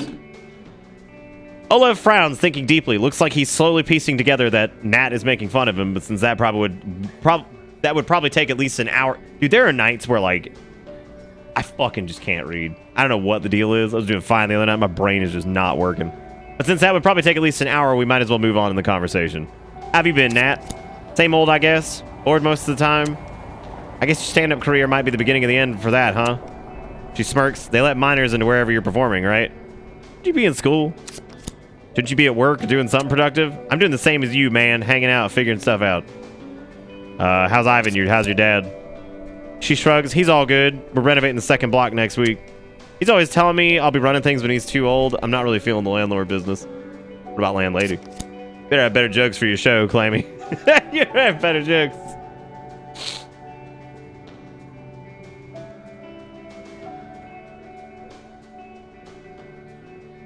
Why is the turtle's dialogue orange when she's green? The orange when it's purple, and Nat's green when she's purple.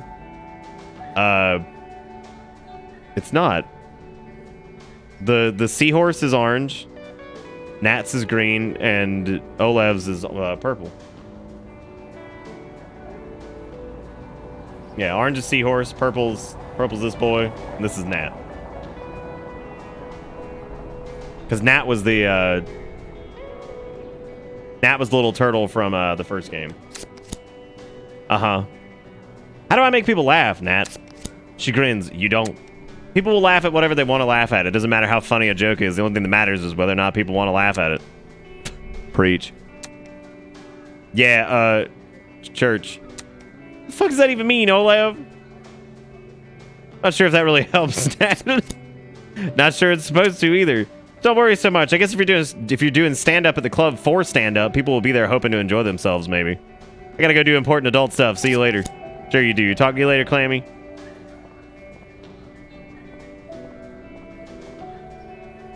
Well, I was confused at first because I thought that for some reason Nat would be the... Who is this peeking out the window? I thought Nat would be the first person to talk, so I was confused that the names were like backwards, but it wasn't though. Let's go in the alley first. Alley looks really trashy, just like you. God. More of this. Nigga Kuro, the $6.66. He says, I Warhammer Fantasy, which I play on... Wait, is that supposed to be like a line break? I Warhammer Fantasy, which I play on Fridays. There are weird mutations. Oh, in. There are weird mutations that can happen due to chaos bullshit, and some are weirder than others. Here are my two favorites. All right. Let's see. Skeleton type single. Description. Your skin and muscle rebel and tear free from your frame after an awkward moment. The flesh runs away in a random direction. You're now a bloody skeleton containing a sack of wet organs. Reduce your weapon skill, ballistic skill, strength characteristics by... Jesus Christ, just from losing all your skin?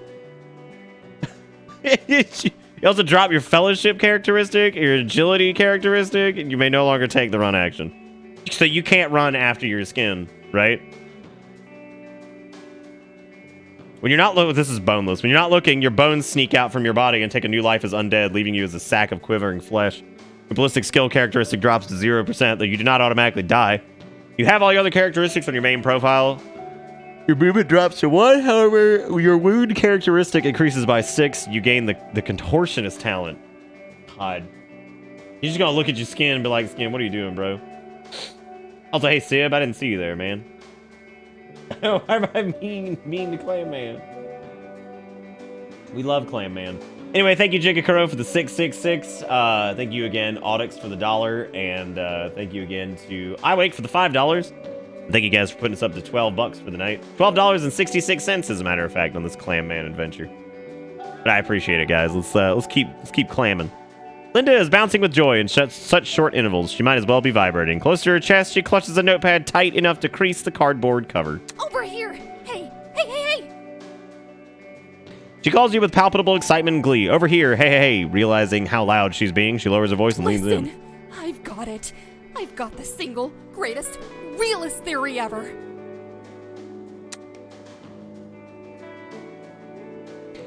It's safe to say you've never seen her this excited before anything ever before.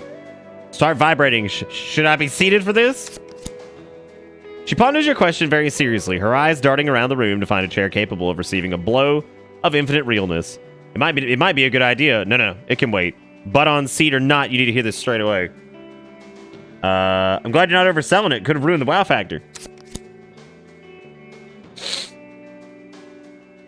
Oh, you lurking while having dinner? That's cool, man. I'm sorry you spilled your stuff, Glass, or at least that's what I thought. I think I read you said a second ago. I did tacos tonight, actually. cut up some fresh jalapenos and tomatoes and black beans and corn, did that mix, and then I was actually going to do this seitan chorizo, but I decided not to cook that tonight. Think of how depressing that might be. Depressing, all right. It's all downhill from here. Wait. Did I read this? Was this voice acted? Shit. She leans in, beaming. I promise you this is better than anything I've ever heard, anything you've ever heard, or ever will hear. This is the realest your life is ever going to get. Yourself, it's depressing, all right. It's all downhill from here. When I say downhill, you're more of a pile. All right, let's hear it. An elated screech barely makes its way through her clenched teeth. She's trying to keep her cool, but the vibrations have now reached a frequency where her hair is starting to curl. If she could actually physically explode, this would be the moment. Okay. So...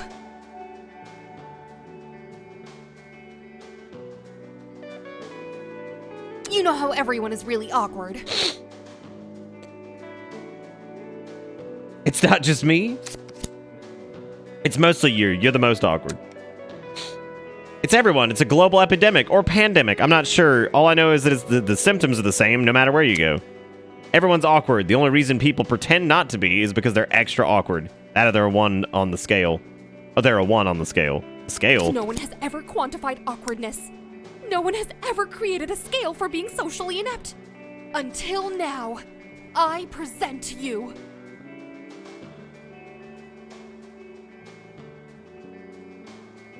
Oh, fuck, you mean you've actually... The mistaken Metro exit scale! She's hearing an applause and elation, a deafening symphony of cheer and rejoice. This is her peaking. She'd probably like it if you sounded as excited as her. Come up with a more clever name than that. Don't be that guy, dude. Do not be that guy to be like, nah, you should call it this instead. The mistaken Metro exit scale? The MMES! Right as she is about to erupt with excitement and joy, she pauses, clears her throat, and then attempts to go on as formally and seriously as the circumstances allow. Alright, anyway, let me give you the details. Basically, there are 5 levels on the scale, 1 to 5. 0 doesn't count because no one's a 0 awkward. These 5 levels are determined by how a subject will act in a certain situation, which I'll get into in a second, and I'm going to give you some parameters. Metro Station has 2 exits, exit A and B. Oh, yeah, man. In this evaluation, the subject's preferred exit is exit A, since it's closer to where they're going. Exit A and B are on opposite ends of the platform. Do you follow so far? Hang on, this is a lot of train terminology. I think so. The station has 2 exits, and you want to go to exit A. Exit B is on the other end of the platform. Great! She adjusts her stance as if to seem more scientific and knowledgeable. Now to place someone on the scale, we have to imagine a situation. Picture this. You get off at the station, you manage to cover a little bit of distance in one direction, believing you're heading for an exit.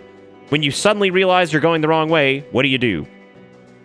I just turn around, no biggie. Oh man, that's embarrassing. Guess I'll just turn around. Maybe some kind of gesture or face to acknowledge it in case someone's watching. Break into a cold sweat. Oh crap, just keep going. It's too late. Someone's noticed. I've committed. Someone might notice. Self-awareness high. Say nothing but explode with anxiety on the inside. This is too awful to imagine. You okay there? I mean, you don't have to answer if you don't want to. It's up to you. But basically, the subject picks whatever they think they would do in that situation. And there you go. We've successfully quantified awkwardness in the way that everyone can understand. And that's it? That's what you were so excited about? Hey, I get it. You're jealous. Not everyone could have thought of this. Try not to be a dick about it, okay? So what are you planning to do with this revolutionary breakthrough?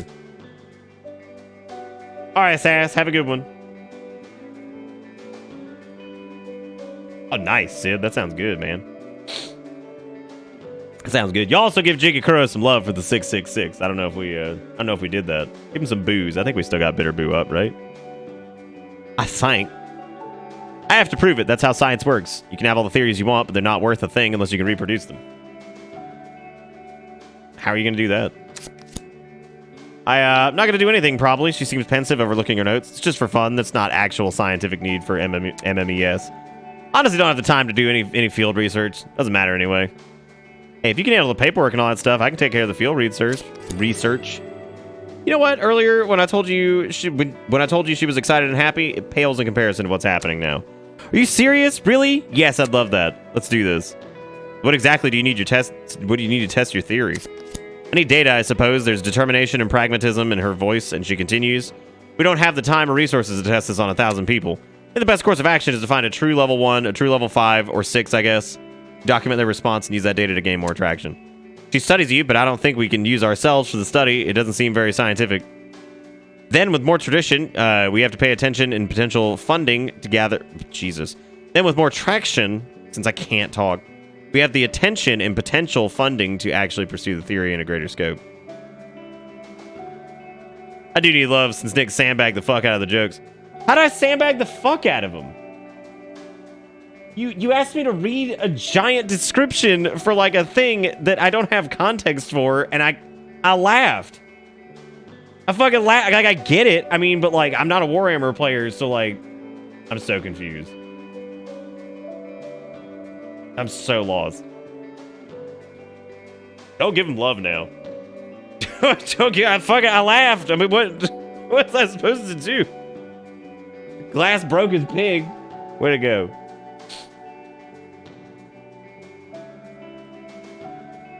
No, hang on a second, Steve. Gigakaros was from like a video game or a game, whatever. Yours was fucking Bam Margera's song from that Tony Hawk's Pro Skater 3 soundtrack with fucking Samiki or whatever the fuck it was.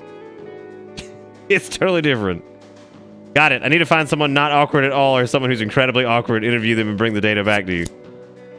We talk about the funnels of mimes again. Good luck, and don't be a stranger. I'm here whenever. Okay, we have like fucking 50 quests to do. Come on, come all. You promised to get the word out. Let Snacky Bay know about the Poseidon in the opening night. I haven't told anybody about this yet, except for the kids. We got Get Funny. You were talking to... Jesus, this is the quest in my book all day. The elephant in the room. There's a mammoth in the alley behind the Poseidon. Where did it come from? Full disclosure, you won't be solving this anytime soon, but keep your eyes open. Linda's got a theory going. She's hoping you can help her out. Yep. And the corporate coil. Pete claims he's legally bound to remain CEO. He fucking doesn't. Most of the previous tenant's stuff, he moved out 2 years ago when Linda moved in. Oh, okay, so Linda lives next door to us now. You know what's crazy? Like, you couldn't really see into the hallway of Clam Man's thing in the first game, but like, this is exactly how I thought it looked. Like, I don't know why. Like, this, like, just something about like the way the stairs like were over here, and like, I don't know, it just seems really familiar to what I was thinking it may have looked like. Yeah, Glass not having a great night. He can have dilapidated pig. It reads, danger, danger, high voltage. There's more, but the rest has been scrubbed out. Haha, made you look. No need to knock, she's already in the stairwell.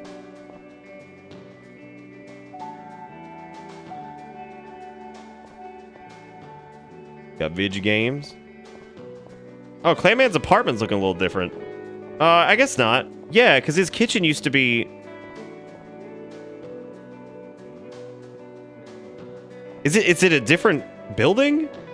It has to be, right? Yeah, it's a different building, I think. Is that a piss 4 down there? I brought shame upon the great... Dad, dude, it's alright, man. It's all good. I think it's a slow night for everybody. I've definitely had slow brain, like, really bad. Really bad. It's like a kind of slow chat night. I got slow brain. It's slow everywhere.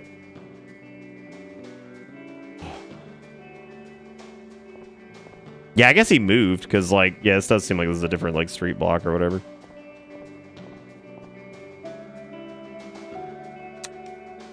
Plant tiny green seaweedy tendrils hang over the sides of the pot. This plant's been neglected. Suddenly, a few of them shift and move, and the plant speaks up with a gruff voice. Yeah, what? Why are you so cranky? Oh, I wonder why I'm cranky. You'd think that I'd love being a plant stuck inside a house, our natural habitat. Are you hungry? I know that's when I get cranky. Of course I'm cranky. I'm stuck in this godforsaken pot in this godforsaken apartment. The houseplant grunts and quietly continues. And yes, I'm very, very hungry. Sounds like cranky talk to me. I'll get you something to eat.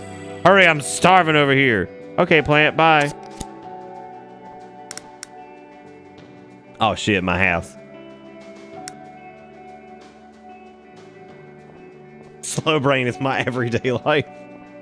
You know, I thought I liked the reply feature on Twitch. I've discovered that I don't think I do, because I think it makes it very hard to, like, keep up with chat. No time for dishes, words to live by. Look at the bills, fills you with an existential dread. Maybe a career change wasn't the best move right now. Oh, yo, it's McGregorson boy over there. You swing the door open, the light clicks, and the contents of the fridge illuminated by what seems like a spotlight. There's food in here. All right, what would a houseplant want to eat? A houseplant does nothing all day, every day. It just sits there contributing nothing. You'd think with that logic, it would know it would know to not ask for much. I feel personally attacked. The fridge isn't responding, doesn't even flinch. It's not talking about the actual houseplant. It meant you. It's saying you're a houseplant. Your fridge hates you. What are you offering, fridge? We can give it some milk. You reach for the milk, but your hand is stopped by a halberd with a white flag tied to it. We want no part of this. Be on your way. What the heck's going on in this fridge? Listen, the speaker is a glass bottle of 2% milk. We're done explaining ourselves. We're not meddling in the affairs of the fridge anymore. We're neutral now. The 2% crosses its arms, and that's that. All right, I'm gonna need more details. We are the democracy of dairy. There are many factions in this fridge, and for long we have managed the union and coexistence in this fridge. It's because we happen to be placed in the door shelves, the gate to the outside. An old dry wedge of Parmesan pipes up. But we're done with all that now. Bunch of children, crybabies, pathetic. 2% clears its throat.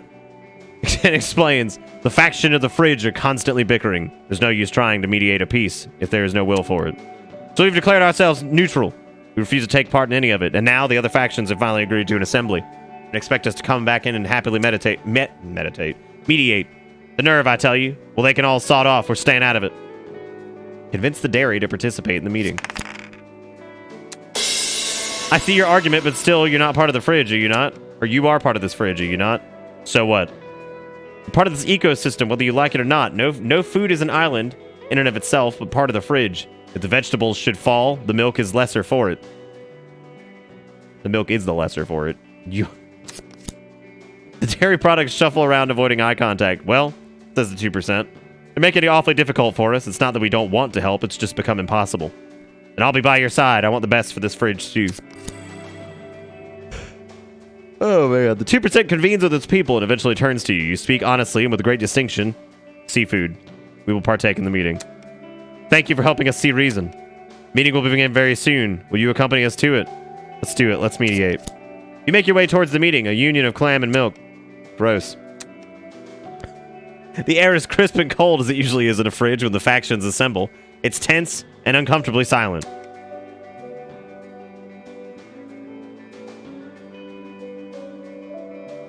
Oh, like isometric style or whatever? Yeah, I agree. Dude, clam milk sounds pretty fucking gross. All right, this is it. Your debut as a mediator. Do you feel prepared? No, this is too much pressure. We can give up, you know. We could just go, just grab something to eat and leave, never come back. I like that option. Let's do that. We've come this far. It's too late to turn back. The factions gather in a half circle, divided into 3 groups. The Coalition of Loaves, the Anarchists, Cold Cuts, Tomato Communities. Speakers have been elected to represent each, and they've gathered at the very front. Democracy of Dairy arrives late, but with conviction. They greet you quietly and respectfully as they join the assembly.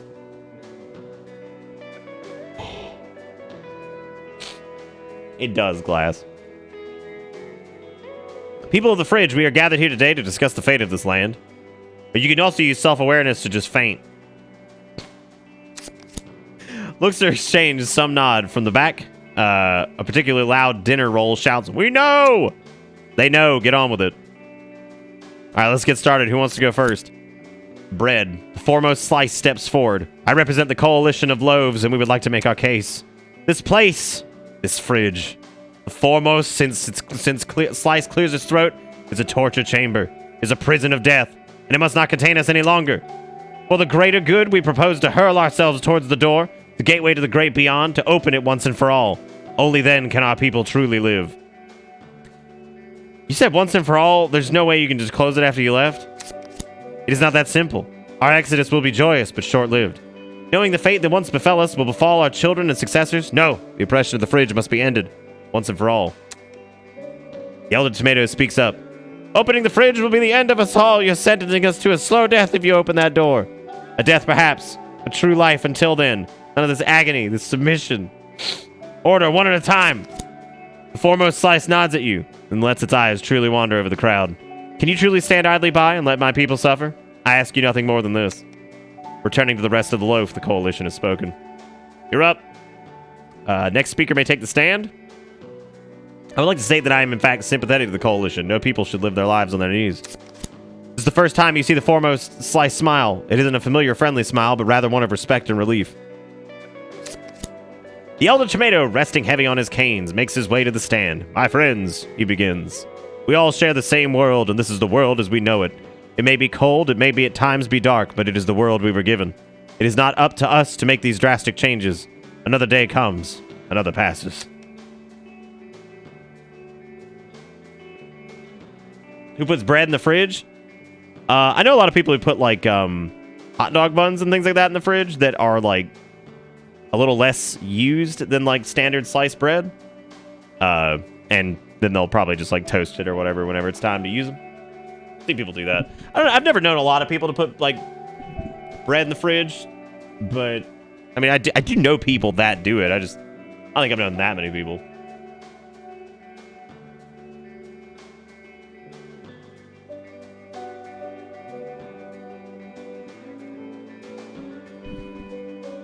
I put my bread in the window, out the window.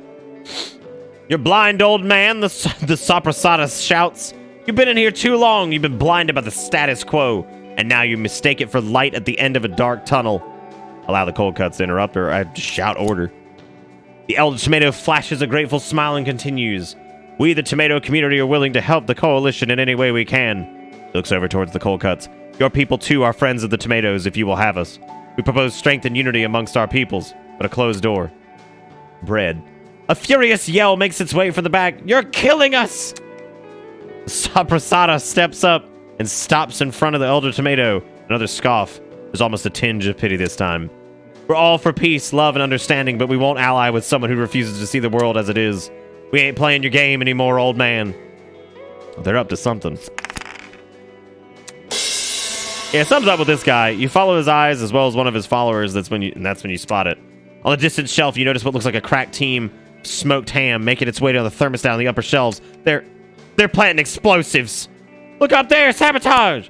An alarmed voice rips through the back of the loaf. Look, up there, what are they doing? The foremost slice turns towards the cold cuts. You, what have you done? The bottle of 2% gasped. They're finally doing it. We thought it was all empty threats. Screams of terror, many of them voices of children, rupture the red crowd. The Elder Tomato mouths, may God have mercy on us all. The meats realize their plan has been uncovered, but their only response is cheer. This is it, baby. The revolution is here.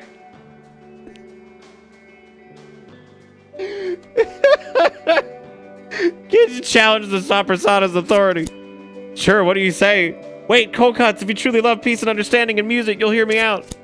The Soprasada maintains its composure, regarding you suspiciously. What do you propose?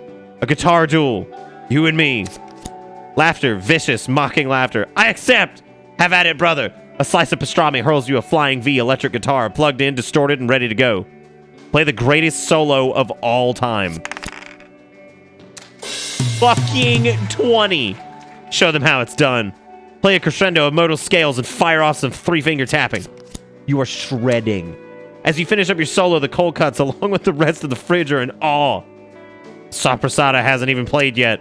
Uncertainty spreads through the high-protein ranks of the cold cuts. The Soprasada, for the very first time, seems to lose its composure. Brothers! Don't let yourself be swayed! This is the man! This is who we're up against! The response among the sliced meats is appropriately cold. Grab it. You quickly grab onto the revolutionary meat slice. It says nothing, hanging its head in shame and anger. Denizens of the fridge cheer. The villain has been conquered. Got some Soprasada, Chief. Job well done. The commotion settles as the faction speaker convenes in the center of it all.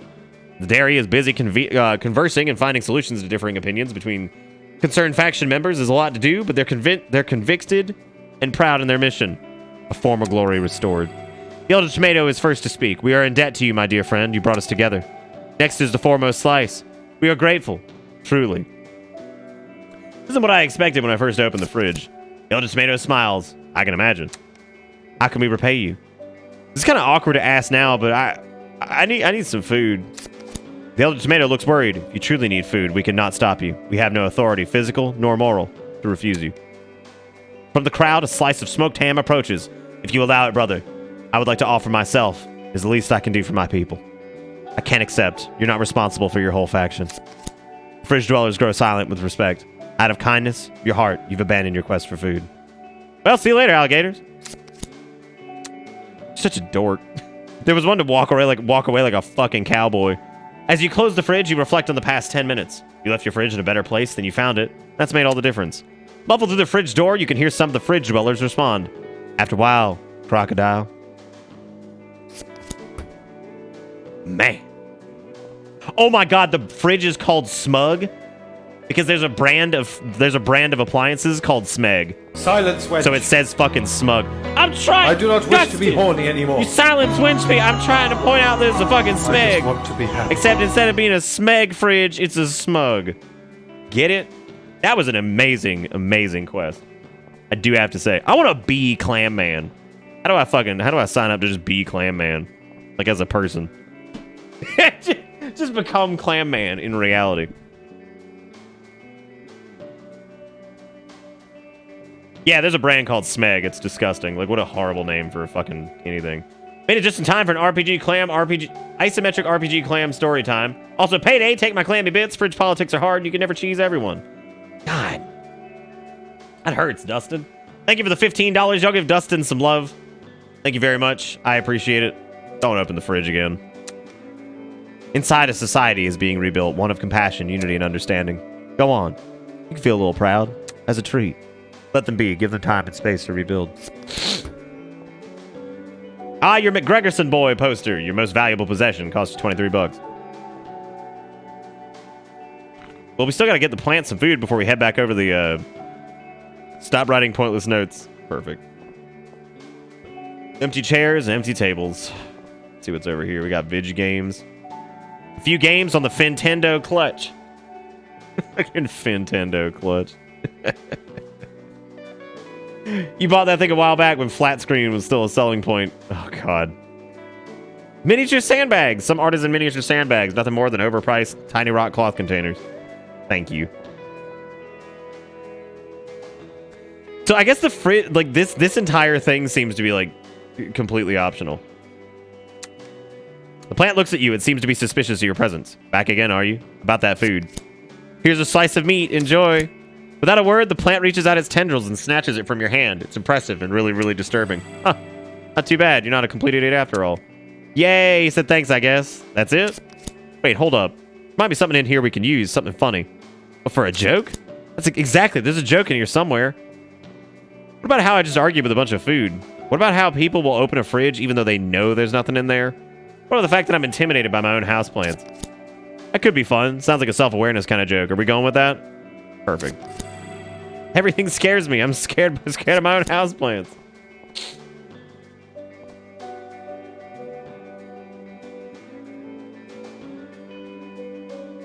So you'll need to stop streaming and take up working at a mayonnaise company. Right. I'll need to stop streaming, take up working at a mayonnaise company, and then quit my job at the mayonnaise company because it's time to go ahead and become a comedian. Finally, I'll be an actual real comedian and not just a man who yells at video games.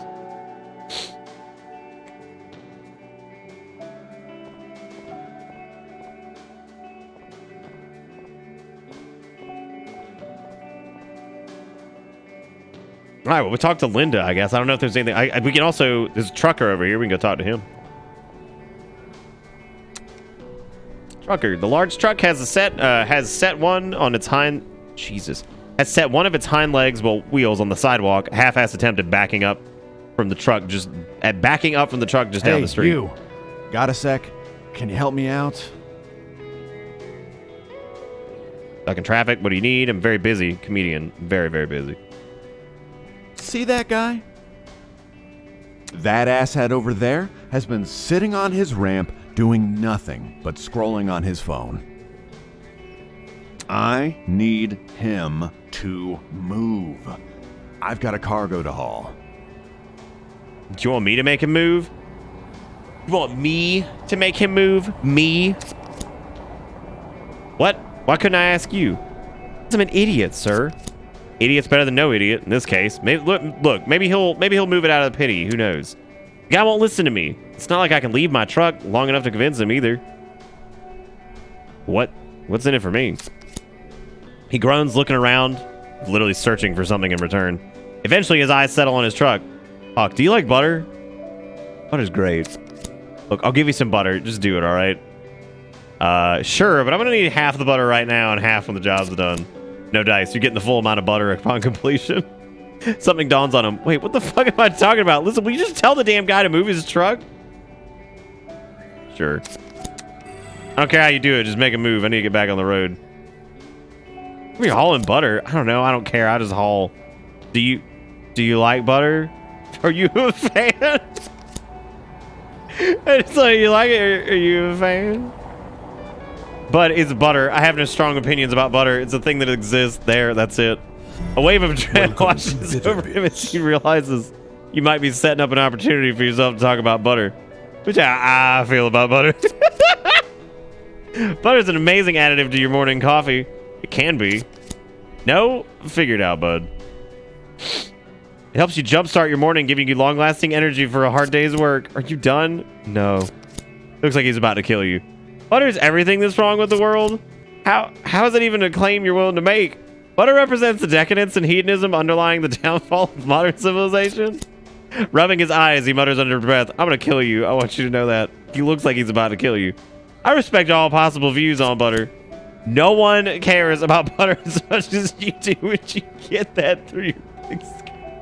It looks like he's about to kill you. Yeah, butter in your coffee. You should try it. It's pretty good. It's been going on for years. Dude, I remember the first time I heard about bulletproof coffee with like butter and shit in it was like that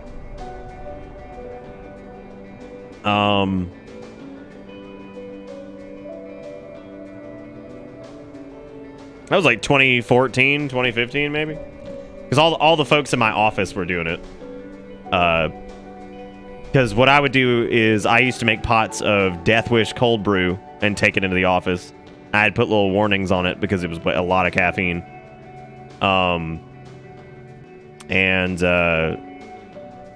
We used to joke about making bulletproof cold brew Death Wish. Dude, I literally cannot fucking believe that was like 7 years ago. Or like 6. Don't let it set in. Don't let it set in. Stave it off. 1, 2, 3. And now you can count to 3.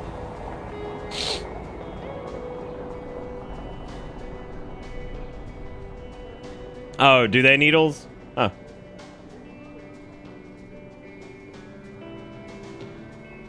Yeah, we used to drink bulletproof a lot back in the day. That was when I worked out like every day and shit. Get rid of it, push it, make the guy move it. Anything that lets me get out of here. That was also when I was like at probably the pinnacle of the worst point of my UC.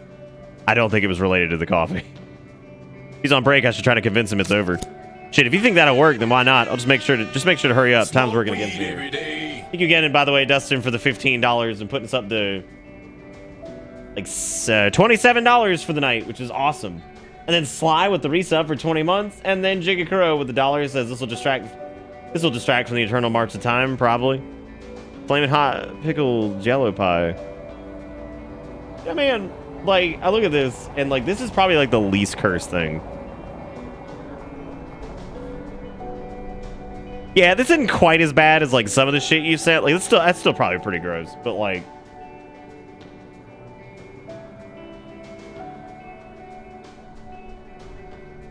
Yeah, butter in your coffee, the idea was that it had like a lot of like fatty content and shit like that, so it was like really whatever. I mean, the reality of the situation was that it didn't really matter that much. Use time against him, eh? He said in a really weird way, but honestly could not care less, so I should get going. So I gotta walk around, right? Oh, wait. Jigakuro, make that and eat it. You should. Who's this little person? Niarika? 2 curious little eyeballs are following you, making your way up and down the street. When you stop and turn towards it, the girl in the window bobs down for a second, then pops up again with a big smile. Hi. Hello there. She passes you a shy wave with the left hand. My name's Niarika. That's a really nice name. Shit, why is that my Aqua Dynamics check? She leans over the window, still to whisper. My dad calls me Nia. My mom says I should use my full name. You can say Nia too, even though you're not my dad. Sure thing, Nia. What's your favorite kind of food? I I like pizza, burgers with tacos for sure. What was the last shit? I missed the gargling one. I like that too. I like butter chicken too. I like the way the restaurant makes it. Suddenly she's distracted by something inside the apartment. All you hear are faint tiny noises of people speaking, or tinny noises of people speaking. Probably a TV. Nia remains frozen for a second, zoned out with a blank expression. Eventually she turns back to you, pressing her lower face against the window. What you doing? She's so fucking cute.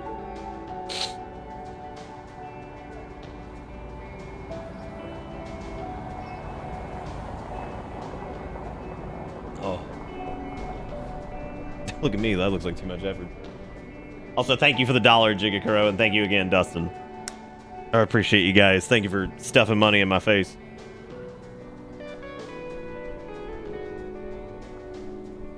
I ask myself that every day, Nia. Oh, I'm sorry. Should you be talking to a child like that? Like what? You know, using that kind of self-deprecating tone, sound a little sad. Kids notice stuff like that. Should you be that real with them? No, probably not. I'm not telling you how to be you. It's just something to consider. Now let's give her a more interesting answer. I'm preparing to be a stand-up comic. She studies you. Does that mean you can't sit down? No, I just stand up when I tell jokes. Why don't you sit? I don't know, Nia. Oh, okay. Sounds like Nia's run out of things to ask you. She turns towards the sounds coming from inside the apartment, but she's not as mesmerized this time. You notice the way they've done kids in both of these games is super fucking cute. Like Nat in the first game was really funny, and this little creature. I think she's a stingray. She keeps looking down at something between her and the window. What's that sound, Nia? She looks back at you. Oh, it's the TV. I keep it on when Mom's at work. When's your mom coming back? In the evening, I think. She stares in the apartment and shrugs. I don't know. You notice that between glances over the street, the TV, and the apartment, she keeps looking down at something between her and the window. What are you looking at? What have you got there? She looks down and turns her shoulders from side to side. It's a letter. Did you write the letter, Nia? Who's it for? Wrote it for my dad. He lives in a fancy house, but it's really far away, and I can't go out very far. You can't go out? How come? I can get really sick really easy. That's why I stay inside. Where exactly does your dad live? It's really far away, but I have the address on the letter so the postman can get it to him. Aren't you going to put it in the mail? She ducks down below the window again. I can't go outside. I'm not allowed to. I can put the letter in the mail for you, Nia. Her jaw drops and her shoulders tense up. Really? Can you do that? Thank you, sir. She lifts the letter over the windowsill and hands it to you. There's a mailbox across the street behind you. You got it, Nia. I'll be back in a moment. She squeals with joy. Yay! Thank you. How fucking cute is that? Oh! You step in front of the mailbox, the letter hatch opens. You hear coughing as some dirt and dust settles. No, this mailbox is closed today. Have a nice day. Dev? Detection. Literally a child could see this. You're not closed at all. You're a dude. I swear I'm a mailbox, not a dude. I've seen a lot of dudes in mailboxes in my day, and I'm 72% sure that you are, in fact, a dude. Man in the box groans. Oh, you're right. I'm sorry. I am a dude, not a mailbox. My name's Dev. I'm Nia's father. Listen, I saw you talking to Nia. That's her letter, isn't it? Are you spying on us? Or were you spying on us? Not spying. Just keep an eye on my daughter. He squints at you. Her mother wouldn't let her mail it, right? I didn't ask. All right, I'm willing to bet that's it. He sighs, and I get it. Okay, look, I can't let you send that. I can't let you send that letter. Bring it back to her, all right? Tell her the post is closed or something. It's for you, though. Please, man, I'm begging you. Just give her the back of the letter and walk away. I sort of suspect you're not her father. Hard to tell through the mailboxes, but he looks like he's rubbing his temples. Look, you're not an idiot. I'm sure you understand what's going on here. Ha! Charade, sure. You are. I am an idiot.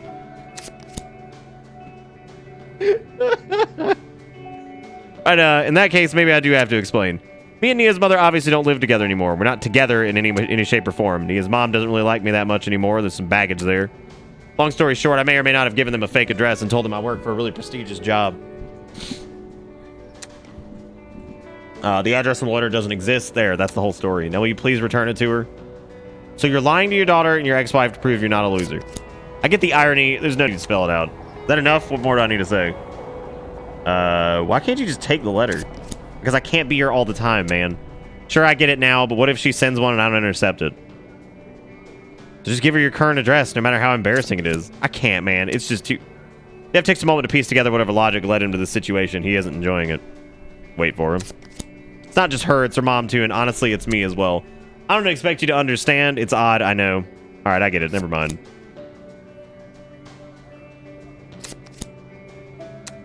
I designed bike racks. No, you don't. No, you don't. I don't right now, but I used to. Did my master's in technical engineering, specializing in bikes and racks. Don't be a turnip boy. Don't rip that shit up. Did my master's in technical engineering, specializing in bikes and racks. And then, do some really nice racks. Fantastic. Like, there's one that says, hey, her name is Janya, or Yanya. Laurel. She was always the provider in the family, had a job when I didn't. You were a stay-at-home dad? Yeah, pretty much. I like to think I was good at it, but, you know. At any rate, I'm aware that I'm not a great away-from-home dad. He looks around gesturing as well as he can. This is all temporary. Right as he finishes that sentence, salvo of jellyfish dropping splat on top of the box. You don't have a job? I don't right now. I just don't want them to know that I'll catch up, I'll get back on my feet and land a great job. It's just a delayed truth. Okay, before you say anything, hear me out. I get that you don't want to take the letter back, and I don't want to admit it, but it's probably better like that. Besides, I wouldn't know how to explain that away. Here's an idea. Give her this one. Holds up a slip of paper with some text on it. Here's the address to a P.O. box I have. She gets a way to reach me. I don't have to embarrass myself by letting her and her mother know where I'm staying, because I don't know if this is Janya or Yanya or what.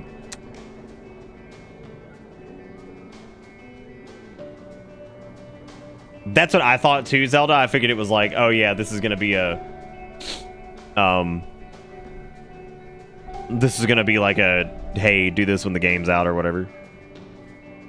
You should be honest with her. Give me your real address. All right, I'll give you the address to the P.O. box. I appreciate it, man. Thanks for understanding. Yeah, I feel like that's reasonable. Like,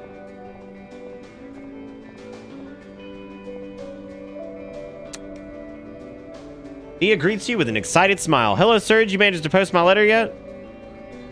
There was a slight problem with your letter, Nia. Oh, no. Did you drop it? There's an issue with the address. What's wrong? Did I spell it wrong? Your father's moved. Oh, no, where? To a very secret place. He lives in a P.O. box that's cozy. I don't know what that is. Is it like a house? Yeah, like a small house. Oh, okay, that's why I can't come see him. Where do we send the letter? We'll just send it to the P.O. box. Are you sure? She resigns herself to the idea and eventually lets out a defeated, okay. Can you write the new address on the letter? Of course, Nia. Do you have a pen? He hands you a pen through the window and you take care to make sure the address is correct and legible. When you're done, she looks at both of you and the letter expectantly. You want me to mail it for you? Don't worry, I'll make sure it gets to your dad. Damn. Yeah, I live in a P.O. box.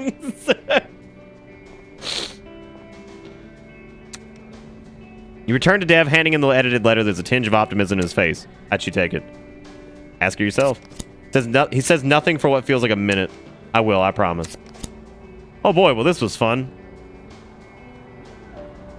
What do you want? Take it easy, I'm just here to debrief. Anyway, maybe we can learn something from this.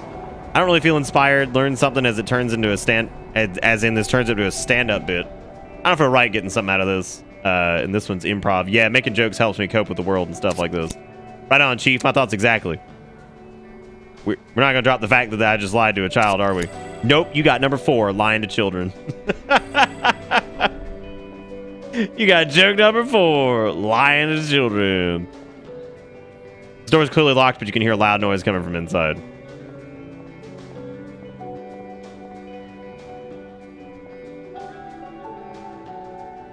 Late night with Ringo. The adhesive covering the poster has lost some of its sheen, but still glistens in the sun. The roller rumbles gently up and down, produces a comfortable sound. The guy seems lost in thought, staring at both the poster and the wall. Late night with Ringo, huh? Yep, you a fan? Never heard of the guy. He brightens up a little bit as if pleasantly surprised. Oh yeah, good on you. He's a pretty big deal, I think. This guy, I say pass. Late night TV's crap. How come? Feeds the celebrity culture, bread and circuses, keeps the little man focused on what their favorite actors and artists are doing. Remember a few years ago when King was mayor? He shakes his head. That's what happens. Corruption. You're right. You're right. I'm mad as hell, and I'm not going to take it anymore. I'd like to know more about your political views before I agree or disagree with you on this. Don't have to be mad, you just have to be aware. If you want to fight the power, you have to be aware of what the power is and who controls it. Late night talk show hosts? They're just figureheads. Media, that's who has the power. Millionaires, billionaires with networks, lobbying and protecting the interests of the rich. He stops in size. All right, I'm just getting riled up now. I don't know. What do you think about late night TV? I don't watch it. It's for the best then. Wish more people were like you. Kind of ruins comedy too. Makes it marketable to the masses. Turns into chasing demographic. Turns into polarization. Preaching to the choir. It's called clapter. Jokes you laugh at because you agree with them. Anyway, I'm rambling. Did you need something? You provide a great service. Goodbye. Got a duffel bag down here. It's full of posting supplies such as posters. Oh, it's the delivery guy. That's who we need to talk to. You waiting on his food or something? Display may be empty, but it's at least unscrupulously clean. Shit, we get to go into Snacky Mart. Look at Snacky Mart. It looks great. Yeah, I'd love to just like a wallpaper of Snacky Mart.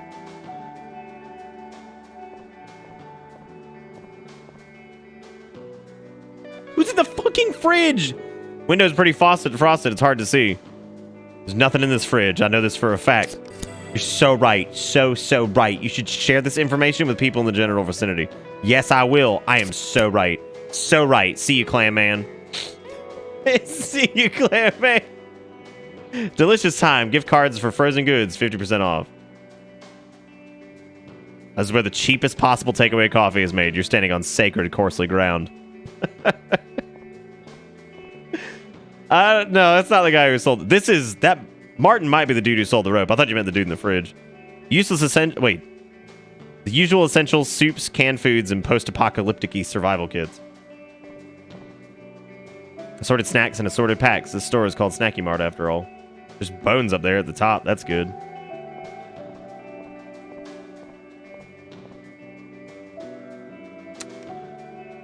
You've been here before and you know Martin. You know him from way back even. He's been in retail for ages. He's never been particularly stoked about it.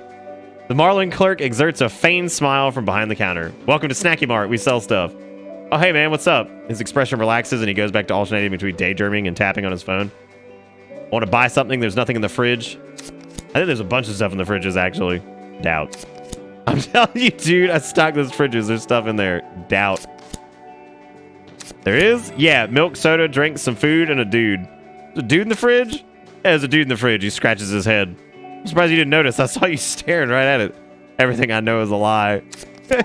I'm pretty sure you knew more of the contents of the fridge, or lack thereof. Go check it out yourself. We'll go investigate. See you, Martin.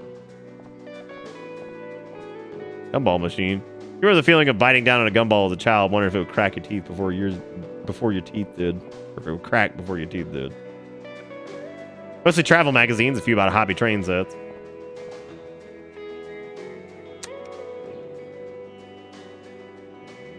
Heard there is something in the fridge. All right, jigs up. You got me. You're such an observant investigator. Yeah, you couldn't fool me. Yeah, you're way too smart for me. There's a person in the fridge. The fridge man squints at you and tries to make you out through the frost. Oh, hey. Turns back into his work, whatever that is. I'm Luther. Can I help you with something? What you doing in there? What you doing in there, Luther? Conducting long-term investigative research into what it's like being in a fridge. Been a dry month for news. But why? I'm a journalist. I do journalism. I report the news mostly. Well, I say news, but oftentimes it's just fillers. I don't mind admitting that. Filler makes the world go around. I'm sure you agree. Filler makes the world iller. Filler makes the world chiller. Glad we see eye to eye on this. You wouldn't believe how many people complain about content they don't even read. I like to argue that point, partly because I don't agree, but also because arguing makes me feel smart.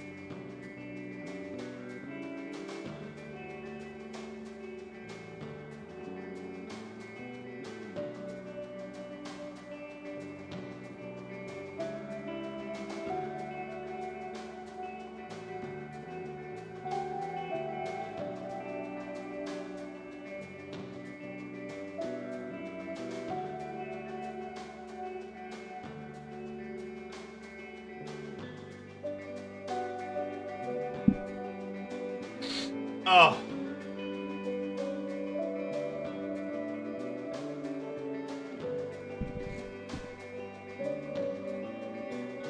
Man, some of y'all need to wear that shoe. God. Oh, it's fucking funny. I'm half asleep on mobiles watching chat, not Nick. Yeah, no, I just laughed at that fucking... I also went to go start a pot for coffee.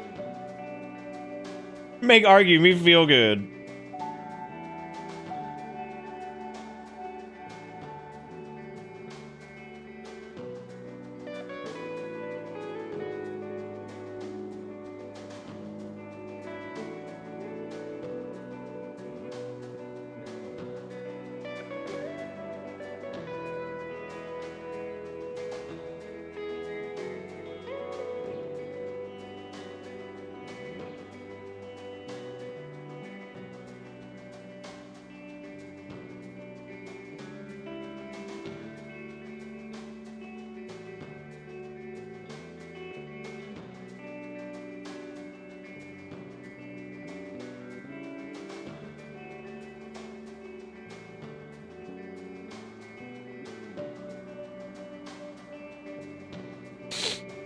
Sorry, I was getting an update on my dad. Everyone says that. Well, not exactly that, but kind of. No matter how much some scoff at it, people love fast food content. There's nothing wrong with providing that. But I'm not here to discuss ethics and journalism with you. I've got a fridge to attend to. So there was something you needed, or can I get back to work here? How's life in the fridge, man? I went to go visit him yesterday. He's doing pretty good. He's got a bit of a fever right now. My brother was messaging me. It's apparently 100. So, and my other brother was like, yeah, if it hits like 103, we probably need to take him to the hospital or something. Remember, he's in chemo or whatever, so I'm keeping a close eye on that.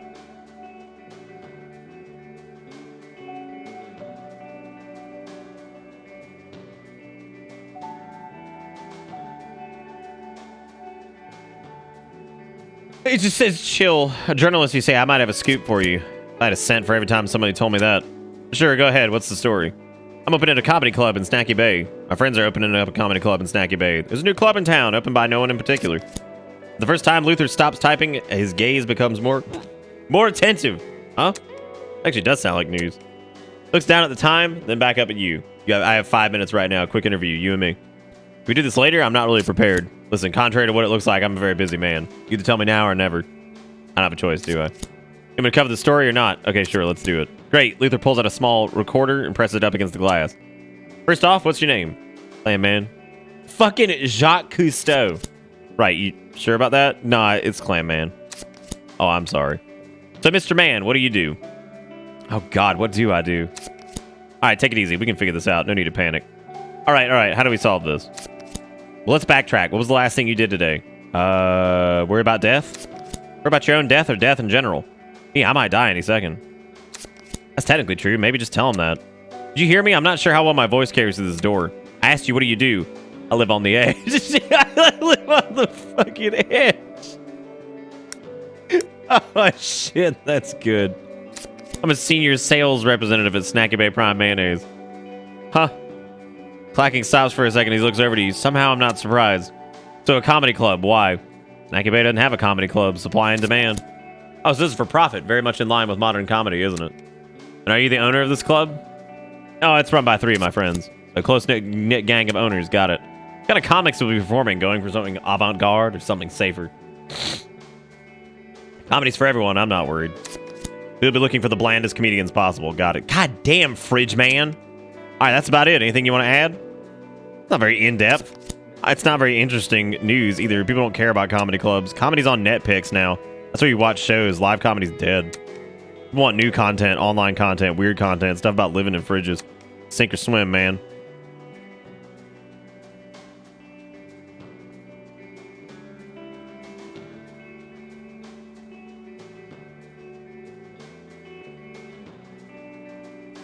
It's gonna be the funniest place in all Snacky Bay. Please come to our opening night. Please, we need customers. The desperation's a fun angle. I might add something about that.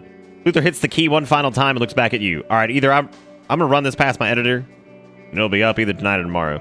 With the whole thing already? I wrote a 2-page. It's not a 2-page spread, man. It's a notice about an opening. I would literally write this with my eyes closed.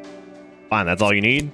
Yep. Now, if you don't mind, I've got some work I need to get back to. Luther reclines back into the fridge, his face dimly lit by the blue screen of his laptop. What a dick. I like him, but why is he in the fridge? Does it matter? Come on, let's go. I'm not even sure what he is. I think he's a squid. It looks like it. Yeah, I think he's supposed to be a squid. That's why his head's longer.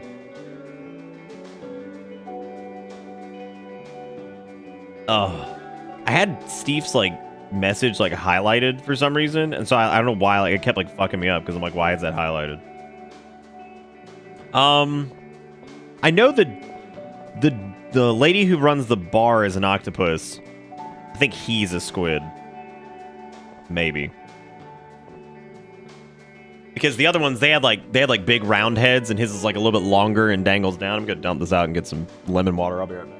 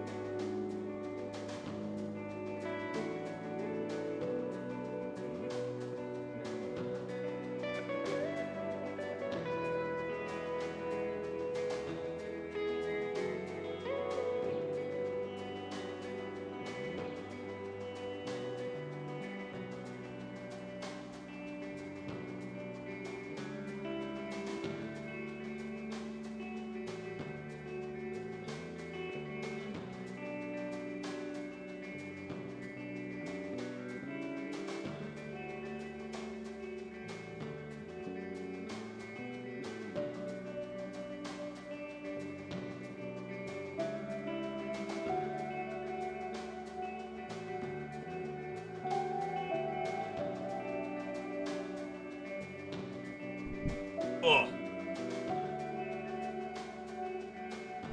Sorry, there was a serving platter council in the fridge going nuts. I also had to change shirts, dude. I love that shirt, but it is so crispy and tight now because like it's some brands like I'm just like Bella Canvas shirts don't do that. The worst offenders of that are Gildan. Any Gildan and Anvil shirt I've ever owned since I was like a teenager, they get so fucking like crispy. And that's like, even if you wash them on like cold water and do them on like super low heat, like they just get crispy and like super fucking tight after a while. I don't know why. Those two brands. That's why, like, I always check anytime we sell like a butter bat shirt. I always try to make sure it's not Gildan and Anvil and it's like a Bella or like American Apparel. Because those are my two preferred. Delivery guy. You can spy a few boxes left in the truck behind the eel, sitting on the loading ramp, mostly groceries by the looks of it. Oh, hey, if Martin sent you, tell him I'm still on a break. He'll get it. Can we talk about the truck for a second? What about it? No. I'm on break. I'll move it later when I'm off break. Did you just back it up or drive it down the road a little? Come on, dude. How long will it take you to move the truck? Not long, I imagine, but I'm on break, man. Just relax, dude. I'll move it later. He's an electric eel. I just realized that because I thought it was like an animation glitch or something. That's a little lightning zappy. Talk about this break of yours. I got some questions. Is it capturing my Steam friends playing stuff? I need to turn that off. I had to turn. This captures overlays quicker than it used to. Like it'll actually hook them, which back in the day OBS didn't used to do that. It's actually a new feature. Newer feature. Question about your break? Sure. How's it going? The break? Pretty well. I'm using time against you somehow. Okay. Okay, we're gonna need some heavier ammunition than that. Let's find someone smart and ask them.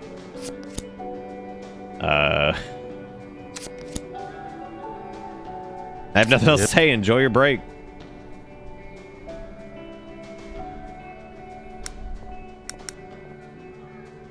Because we have to...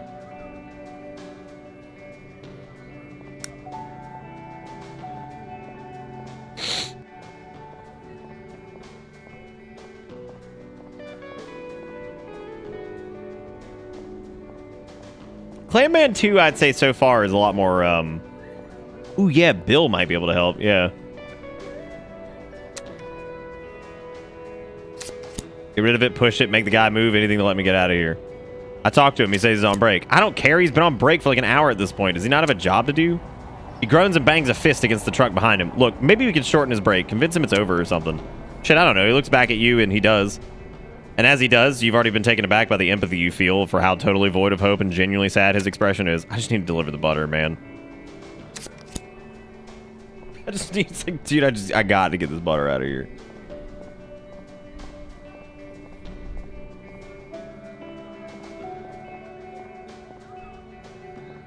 Man, over there still rubbing on that poster. What about it?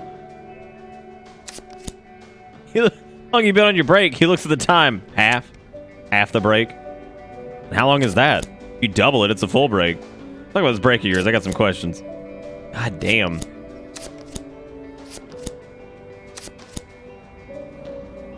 What about it?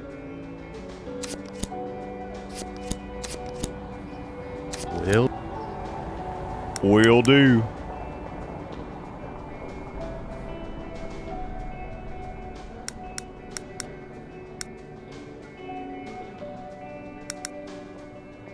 Anyway, yeah, I was just gonna say, Clam Man 2 so far has had some great bits. It's a little bit calmer than the first game, I think. A large wooden sign with the words "Opening soon" has been nailed onto the marquee. It's also a different like genre, so I mean, it's like it is definitely trying to be an RPG as opposed to, you know, a side scroller like turn-based or side scroller like kind of just full point clicky adventure thing. Let's see if Bill knows anything.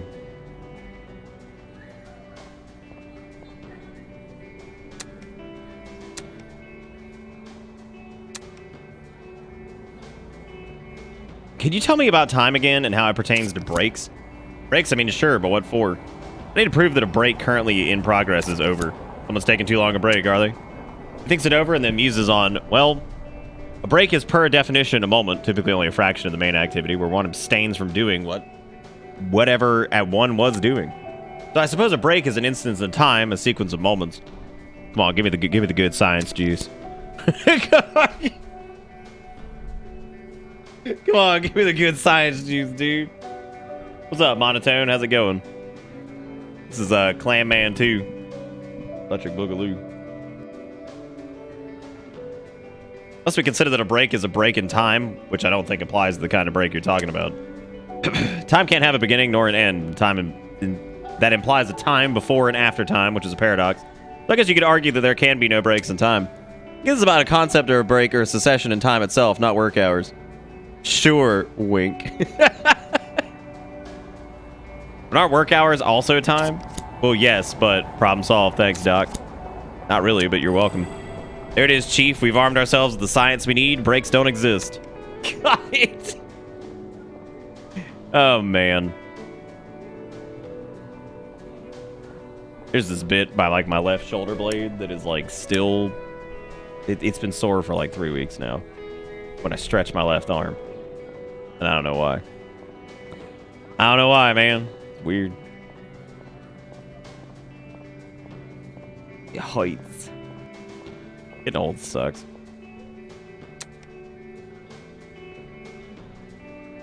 On a break. Recharging my batteries. What are you looking at? Just a sub I follow, mostly shit posting, but you know the good kind. Sub. Yeah, like an online community. It's for those Let's players I've been following. They're pretty funny, I think. They're pretty fun, I think. What's the good kind? Inside jokes, memes, general talk about the community, evil act, that kind of thing. Evil act? A very, very specific inside joke. Look it up. You're gonna love it. Cool. Anyway, I wanted to ask you other things, important things. What about it? Let's talk about this break of yours. Questions about a break? Sure, shoot. Did you know that breaks don't actually exist? Breaks don't exist. What exactly does that mean? You sound like my boss. Basically, you can't stop time. I'm aware that time goes on during the break. It goes back to scrolling but freezes. Oh, you mean I'm wasting time? Yeah. He looks to his side up the street. Dude, like every best friends joke that's hit, I've missed every single one of them. Like I've missed, because there was some of the first game too, and like y'all were going nuts, and I'm like, I don't get it. Just kept going. I have to rely on chat for those, where they're just like, oh man, that's epic, gamer. Those are the words you said. Oh man, that's epic, gamer. Okay. He's good. He's good. He looks up the side, up the street. The trucker guy sent you, didn't he? Nope. It's okay, I get it.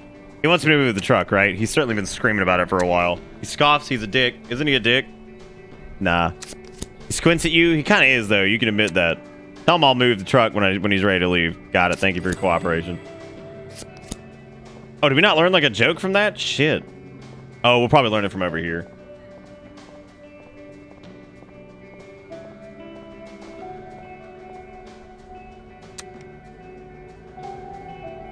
His break is over. Should move his truck any second now. Wait, really? He listened to you? What'd you tell him? Then his break was over, essentially. You know what? Whatever. Thanks. I'm gonna head out. Wait, what about the butter? What about it? Can I have some? He thinks for a moment, splitting his attention between the other truck and the street behind him. No. He doesn't wait for a response and instead climbs the driver's seat. The truck starts up, with the blue one in front slowly moving in the street, just giving enough space for the trucker, who speeds on by. As soon as he's passed, the blue truck backs right up on again. The delivery guy resumes both his brake and blocking the street.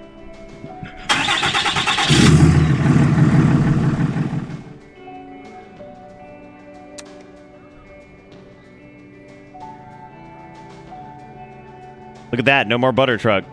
I'm happy with how things turned out. That guy was a dick. Wish I had solved it in a more elegant way, but If I had to guess, I'd say there were 3 different outcomes. Or you could have just not done it. Who knows? Anyway, let's see what you can do with this. You did dabble with some serious subjects back there. Maybe you can get something scientific and clever it out. You got number 11, Scientist Clam. So the alley looks really trashy, just like you.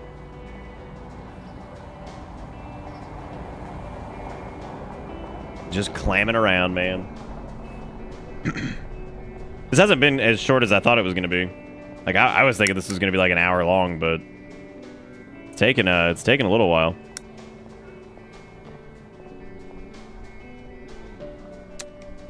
Holy shit, this is where we were supposed to go first, wasn't it? The cafe? Dirt and dust are gathering in lanky Mackerel's mop. It's unclear whether or not it's intentional.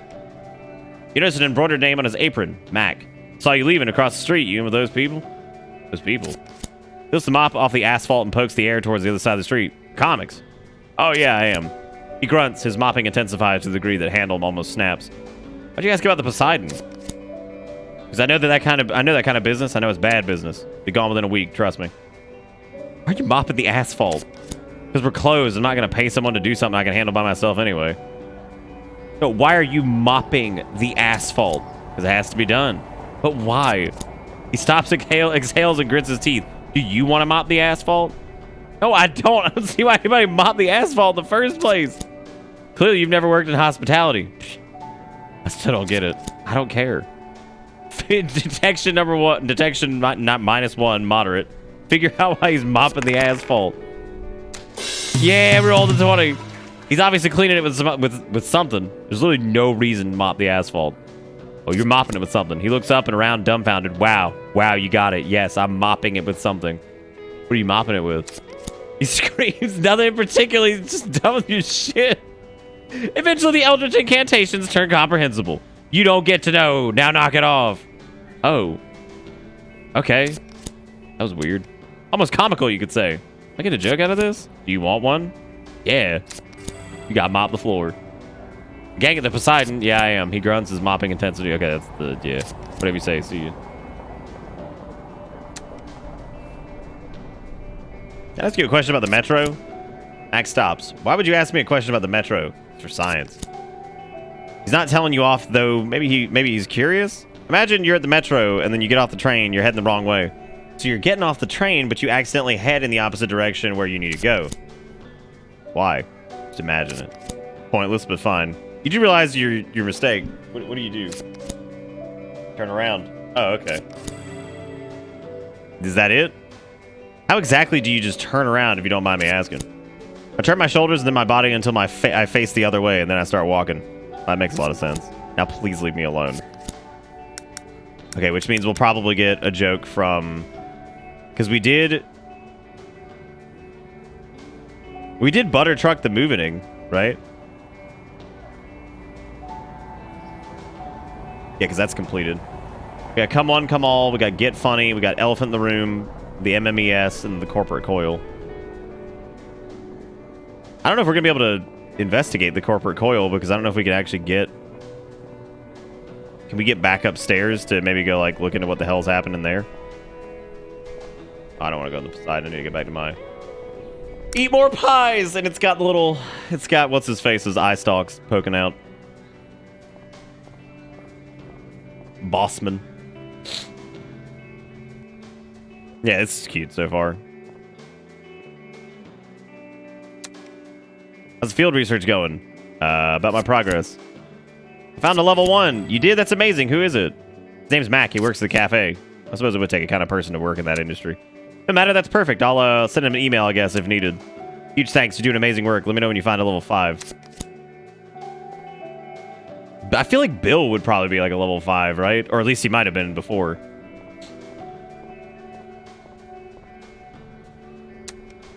Dice are rolling, hormones are flowing. Lena and Olev are keeping their eyes fixed on the rolls, but Nat greets you with a sup. Olev, can I ask you a question about the metro? Immediate nervous sweats, eyes wide and goosebumps. The metro? Jackpot. Imagine you get off the metro and you start walking towards the wrong exit. Olev stares forward as if in a catatonic state. The only movement you see in his body are the drops of sweat running down his forehead and neck.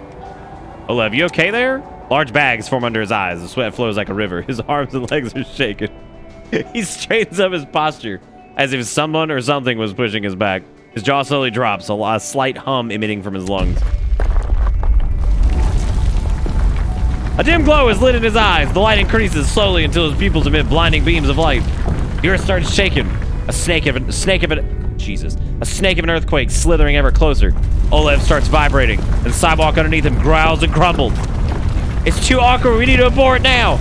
Olev, relax. You're not on the metro. Clicking ground and shaking nerds start relenting. Slowly, the nerd returns to normal. The world. Olev wipes the sweat from his brow. Oh, that's good. That's a lot better. Nat backs up from Olev and looks at you for answers. What just happened? He's a level 5 MMES.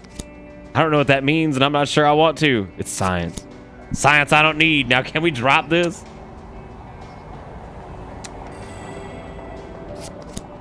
I had a feeling that the level 5 was going to come from the kids.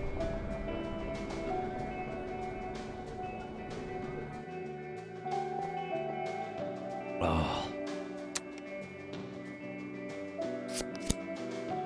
I found a level 5 or 6 maybe. Wait, really? Holy crap. Looks at you like it's too good to be true. How? Where? Who? The nervous kid outside, Nat's friend. You know, sort of suspected we find a kid at that level. I'll investigate further. I gotta admit, I didn't think we'd find a level 5. That's impressive. That's all we needed. For our fleeting moment, she's speechless. We actually did it. She goes on brimming with glee with the data you gathered. Kickstart some serious research. Psychologists, anthropologists, universities. Imagine what they could do with the MMES. She looks genuinely deeply grateful, giving off an air of relief and adoration. Seriously, I don't think you realize how much this means to me. Does she like does she like me? Hard to say. It's like she's radiating warmth. You know that feeling when you're hopelessly pleased and it feels like your heart melts? She's feeling that. Nitro, what's up, man? How you doing, buddy?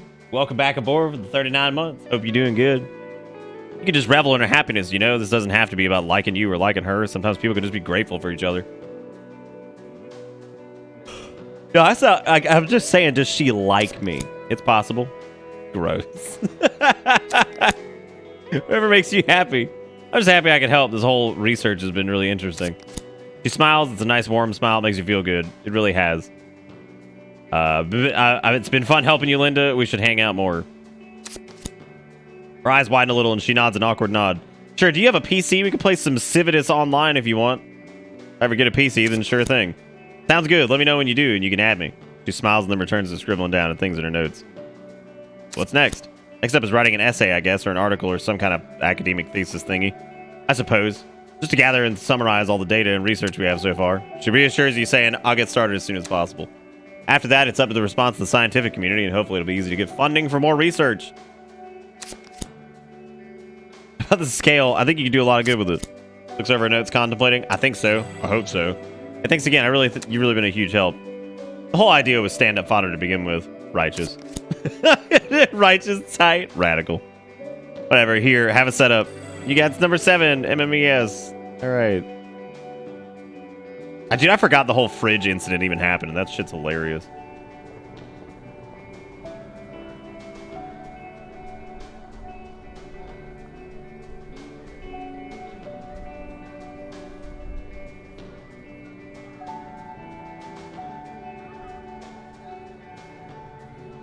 Oh. Well, it's free on Steam, Zelda. You can play the prologue thing. And in addition to that, you can wishlist the game or whatever. Right now, it is listed as coming out when it comes out. Hey, Socialist, what's up, man? Backstage the Poseidon. I was gonna try to get, like... Oh, shit. Oh, my God, the toilet. He had to head on over there and get inside that toilet.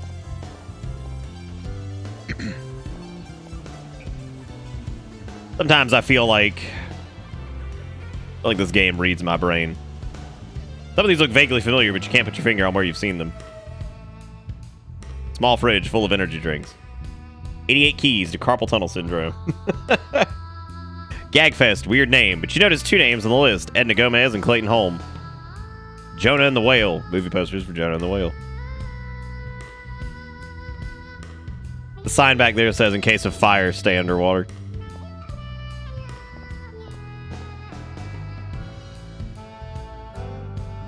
I'm surprised you're not playing Pokemon Snap. Yeah.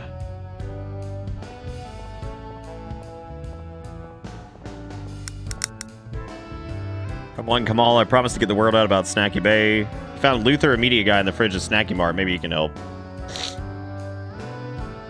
Yeah, but we did that, didn't we? Luther interviewed you about the club. This might help get the word out. You should let the Triad know. Oh, okay. You were talked into performing. Okay, that's yep. There's a mammoth in the alley behind the Poseidon. Full disclosure, you won't be solving this anytime soon. Okay, so I guess we just need to tell the guys we got the word out.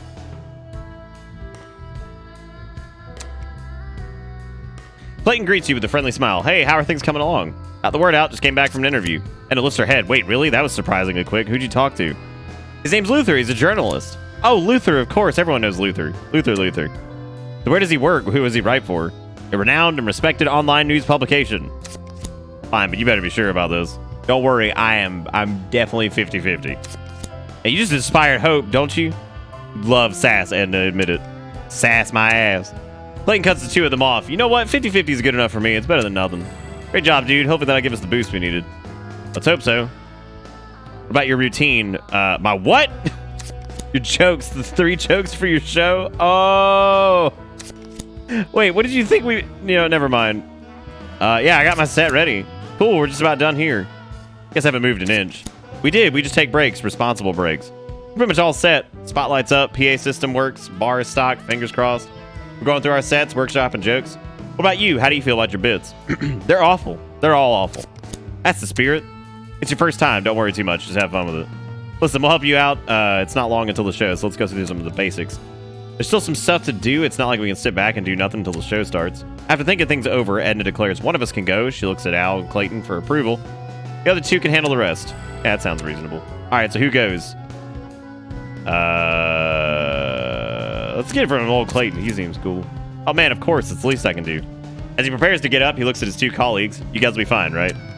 Yeah, what's the worst that could happen? We'll be fine. You guys go ahead. All right, man, let's go.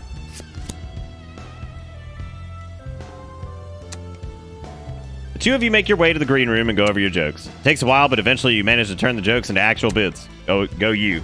The opening draws near. You hear the rumbling of chairs and sea of voices pour into the club. Guess people found the spot after all. Clayton stretches, letting out a groan followed by a deep exhale. He doesn't seem nervous. Getting close. Exciting, huh?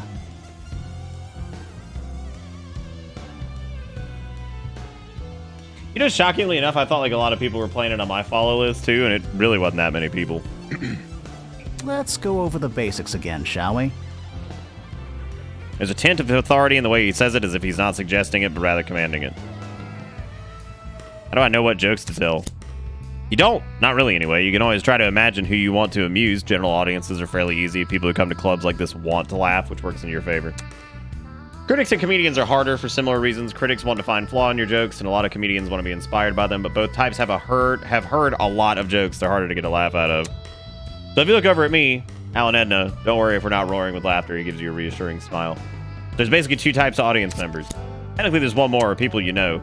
Now, me, Edna, and Al don't count. We're already in that other category. I mean people from outside, friends, family, people who know you. When you're up on stage, you become a comedian, but if the audience knows you, you become just you, but you're telling jokes. And telling people or having them know you're going to try to be funny is a death blow to being funny.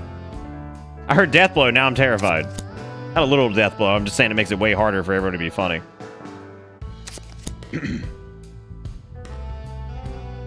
I'm proud of you, Robo. Because telling jokes is all about expectations. It's managing and subverting expectations. If you tell someone you're funny, for example, their first reaction will be either, oh, really, or say something funny. I don't see the problem. No, I guess it's up to you. I really don't like it. Most comics don't, I think. Just don't tell Edna that. She gets riled up about this stuff. He takes a deep, thoughtful breath and stares at the ceiling as he lets out short pops. Good question. I guess we could go over some terminology you might need to know. The pocket starts buzzing. A message. For your pocket. Clayton pats down his pockets. Was that yours? If it's not expecting something important, can you leave that for later? We don't have too much time. God. Don't you go for the quick aqua dynamics check. I blew it. It's okay. You're just grabbing your phone. How hard could it be? Look at his fucking face! You sneakily pull out your phone without making as much of a sound. You're a ninja. No one can tell you're pulling out your phone nor looking at it. You're looking at anything other than your phone.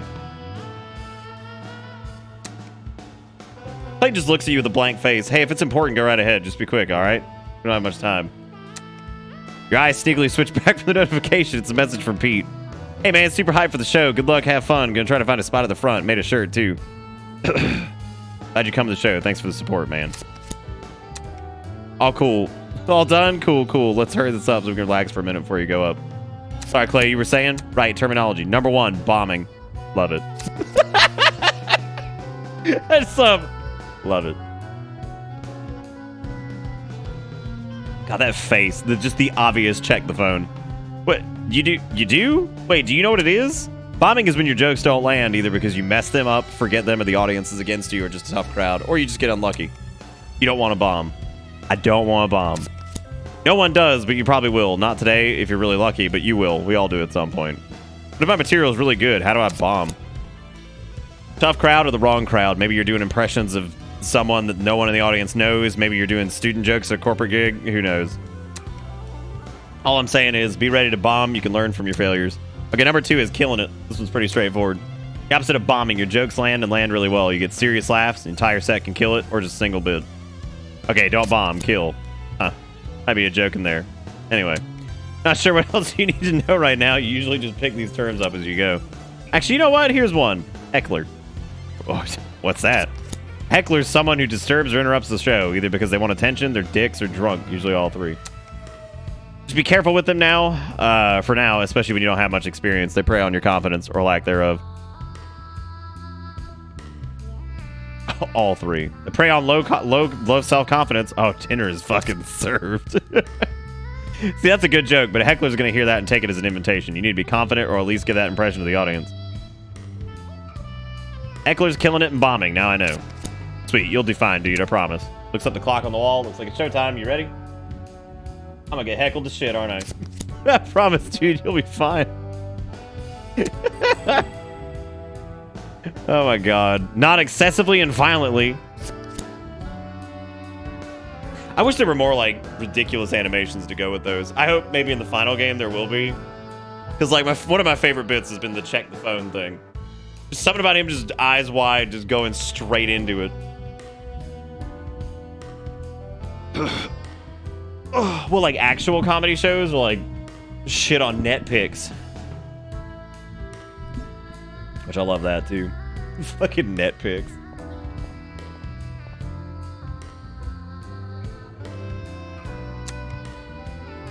Sounds and blurs of light pass by, the crowd's murmuring and chattering, and from your position backstage, you see the microphone cradled in its holder atop the stand and a spotlight beaming down over it. The corrugated metal glistens like polished silver in the light, like a trophy or some long-forgotten precious artifact only now to be discovered. It looks intimidating. It does, doesn't it? Almost like a weapon. Somewhere out there, there's at least one artist or performer claiming that it is. Alright, let's go. Oh shit, we're up.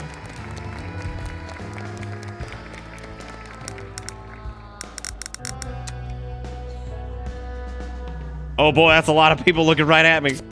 Okay, stay calm. They're here to listen to you. They want to hear you. Keep your cool, tell your jokes, do what you're supposed to do. I was never cool. I was never cool. Ain't that the truth? Alright, so what do you want to do? Only real answers this time. Greet everyone and thank you for coming. Thanks for coming, everyone. I'm Clam Man. You're all welcome to Poseidon. Hope you're ready to have some serious laughs. Welcome to Poseidon, everyone. We hope you have a great time tonight and enjoy yourselves. Tilda's in the bar all night serving up delicious drinks. So make sure you pay her a visit. Let's do that one. Tilda looks back at you. It's hard to tell from a distance, but she looks like she's ready to hurl a bottle at your head. She receives some minor applause from the audience, and some turn to face her. One time, Tilda invented a drink that got the federal government deemed literal poison, so we all know we're in for a great night. Literally no one knows what to make of that. People share confused looks and shrugs. Pete cheers loudly. You got it, woo! Say nothing to get started with your jokes. Pete catches himself being loud and sheepishly sits back down, very excited for you. Also, his shirt says, "My best friend is on stage." I just noticed that. That's cute. Fucking Pete. Alright, Chief, what's the first joke gonna be? Jokes told, 0-3. I have to open up my joke repertoire. Shit, where is it? Get out of here. This is my smileys. The MMES. Improv heavy bass joke on Linda's scale. Aqua dynamics, detection heavy. Use detection to figure out. Joke about the crowd. Okay, this is a self-awareness. Yeah, everything scares me. I'll admit it, I'm terrified of everything. Some heads are turned and some laughs just scoffed. Some even seem to think they misheard you. Triad seems intrigued, however. It's interesting, unexpected setup. They're curious to see where you take it. Take it somewhere funny. Fuck! There's a lot of people looking at you. Oh boy, this is a bad time to mention that you are scared of everything. Start sweating. Drips of sweat run down your forehead and drop on your shirt. The audience is still waiting for the punchline, giving each other uncomfortable looks.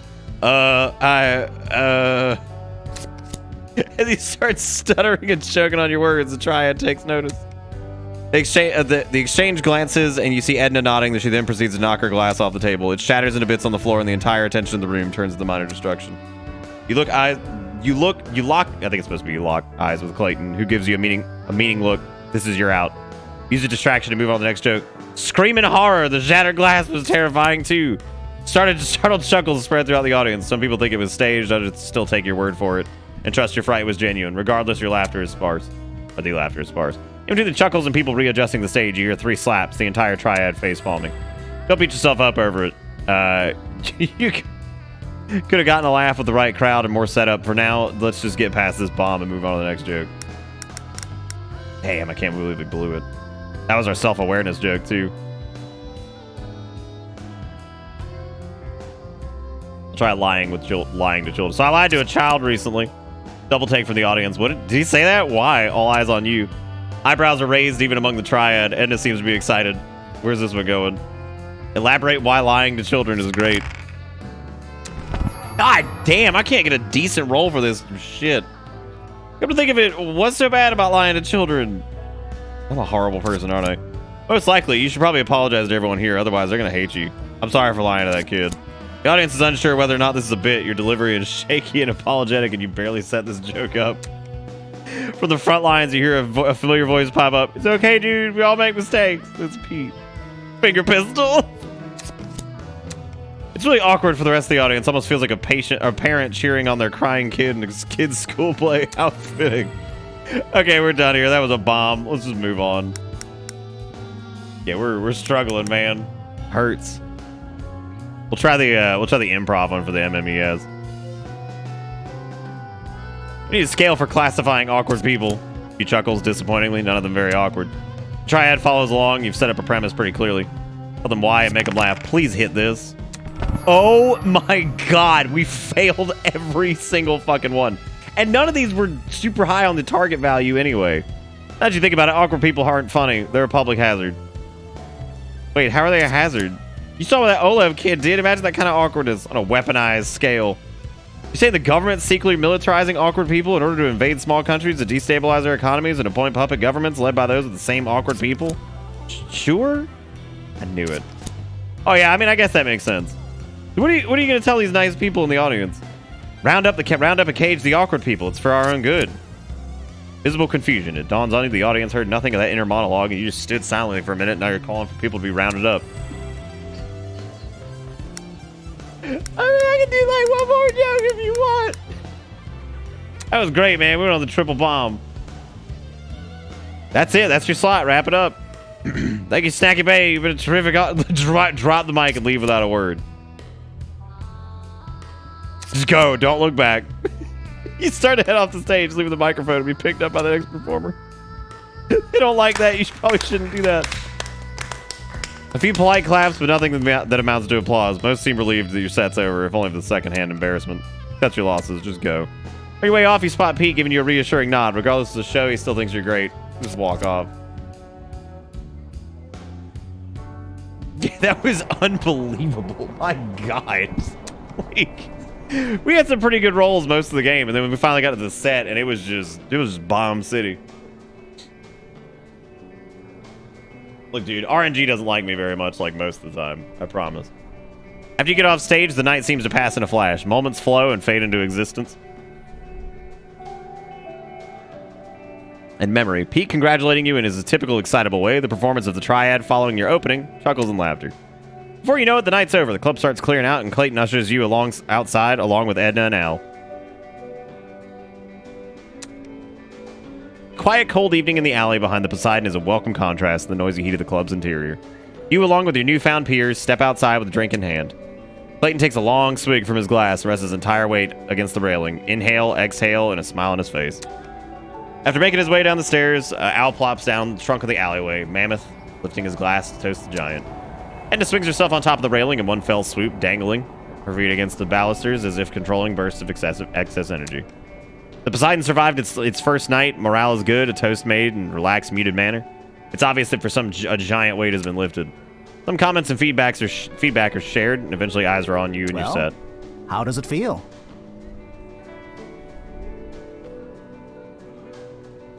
It was pretty bad. I feel awful. That's normal. Everyone is a mess of nerves and anxiety after their first set. Some people are like that all the time. Can you imagine being those people? Haha, yeah, that would suck. What about your set? How do you think it went? Do you really have to ask? Listen, everyone bombs on their first go. It's just the way it is. You don't know how things work. You don't know what to say and when, and you're not sure what jokes to pick and so on. It's a learning process. You got up there, that's more than most people ever do in their entire lives. And most people don't have the courage to crash and burn as horribly as you did. This sass, Edna. This sass. Just fucking with you, of course. You bombed. You went up there on the same day you decided to try it out. You had less than, what, 12 hours? You didn't get booed or heckled either. As far as bombs go, you did pretty well. Don't worry, man. It gets easier.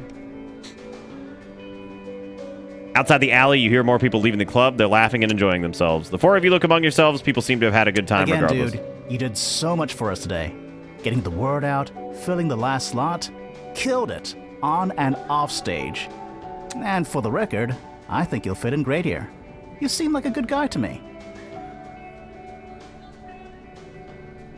You seem like a great guy too, Clay. Glad to have you on board. Thanks for all the help, man.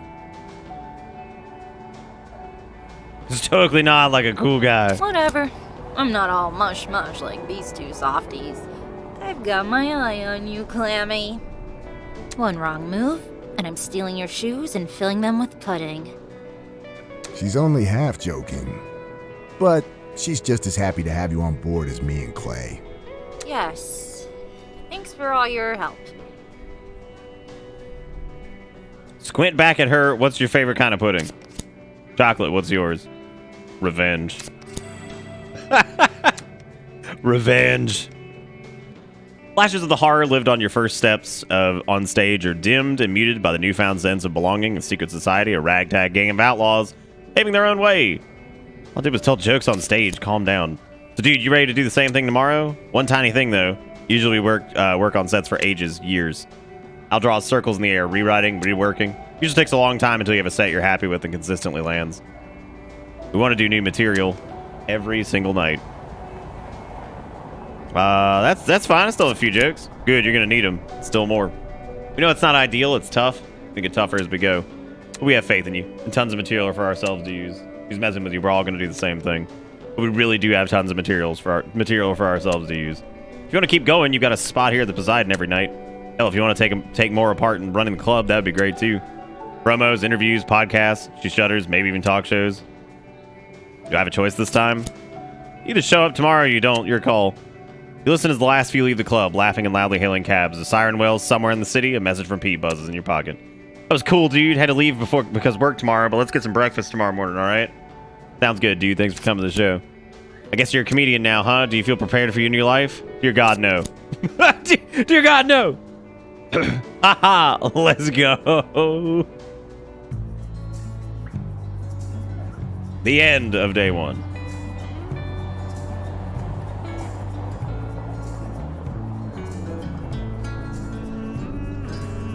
Yeah, so I would say at the end of that one, which funny enough, I mean, that demo alone feels like if you poke around enough, you'll probably, I mean, you'll run into a lot of, I don't know, like, yeah, you'll run into a lot of, I don't even know what I'm trying to say. My brain just stopped working. Yeah, no, if you poke around enough, you'll probably hit, like, around the same amount of time maybe Clam Man 1 took. So that's impressive. Yeah, that's gonna be really cool. So the funny thing is, like, if this one's actually centered around comedy, it actually seems kind of calmer in its approach than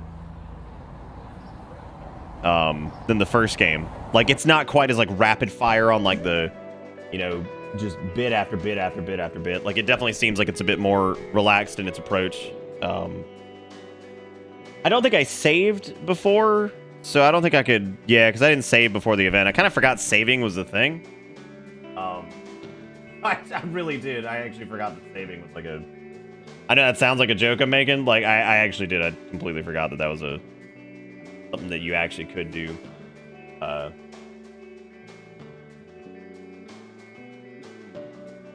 Well, the funny part about it is, like I was saying a second ago, this demo alone, it's a different game. And I think that's what I was saying a second ago when we were walking around in the delivery area, is that the pacing of it's definitely different, but it's a whole different genre. So I can't really say that like the pacing of it's different, because one is a 2D point and click adventure, and this one's like it's an actual RPG. So you know, I think that's really impressive that it's going in like a completely different direction in terms of the, you know, genre and everything. So I'm really excited to see how this pans out. Like I would there's no pre-order or anything like that.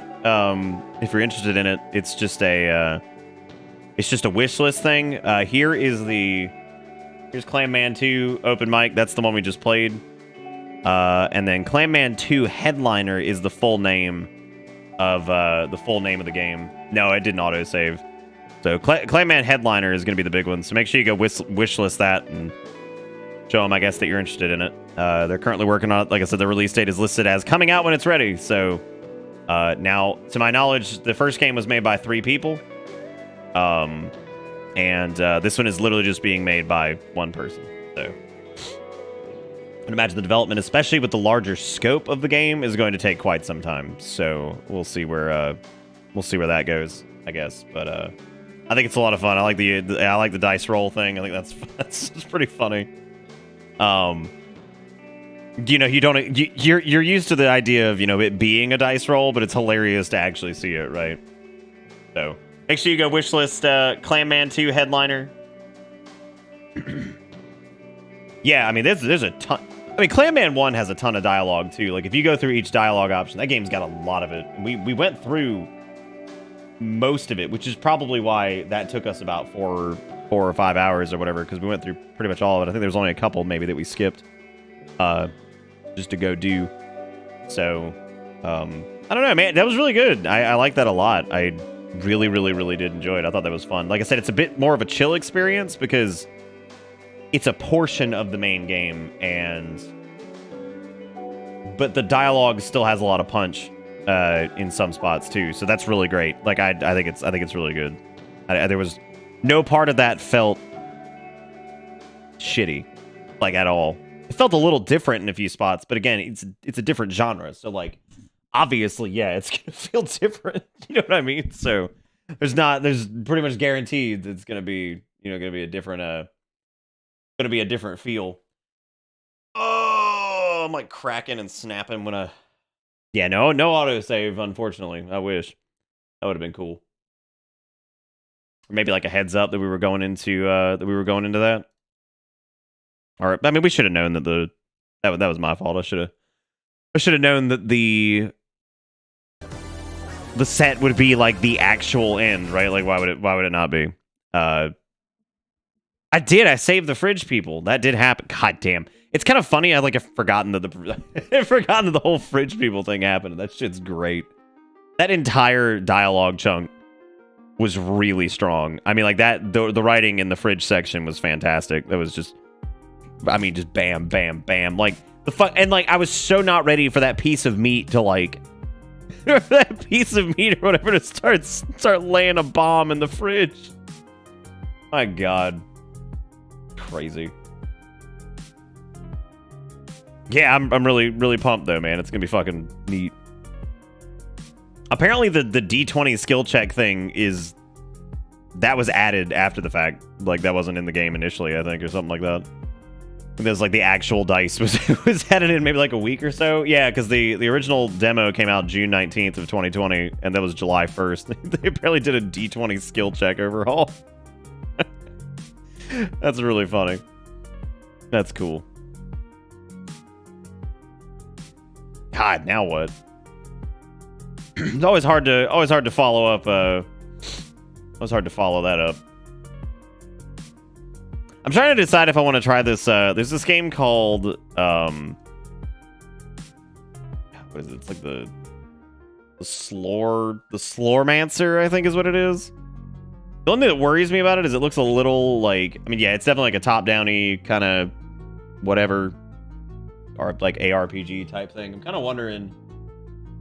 I don't wonder if I'm into that. Like, it looks fun though. It's a dungeon crawly hack and slash type deal. Is it nap time? I certainly feel a little bit nap time. I felt nap time all week though, man. I've like been fighting against it. Just absolutely fighting against it because I'm just so worn out. Ever since that fucking shot and getting that sinus infection, dude, I'm so worn out all the way through. It's also like, it's kind of nap time because it's kind of quiet in here tonight too. So, you know, we're chilling. We're not nothing crazy is happening. So, you know.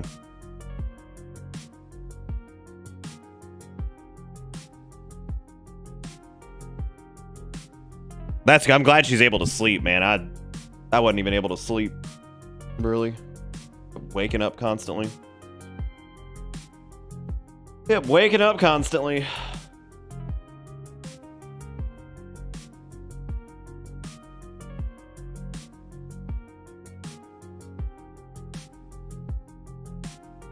Like, I wound up buying myself fruit leather because I'd forgotten and I meant to buy some for me, but before I ordered some for you.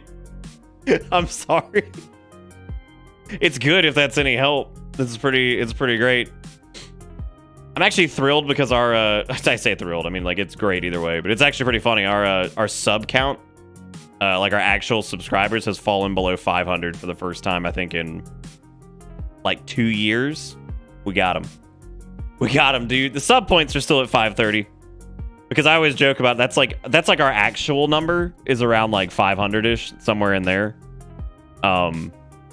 That like we normally sit around, and so it's funny to me that we're finally getting back down there because people normally do like big gift sub bombs and stuff like that so often. But yeah. Make a chest plate out of the fruit leather? Don't do that, dude. That's dangerous. Because like it's like partially sticky. So like definitely don't do that. Yeah, I like the style of the Slormancer. Seems neat. I haven't really heard anything about it. It came out earlier this month. Like no one said anything about it really. Looks like there's multiple classes to choose from. Looks like there's like a mage, there's a wacky knight. Some kind of shoot. All different kinds of weapons and armor and things like that. And of course it's like a pixel arty style or whatever. Kind of reminds me of like Wizard of Legend more than anything.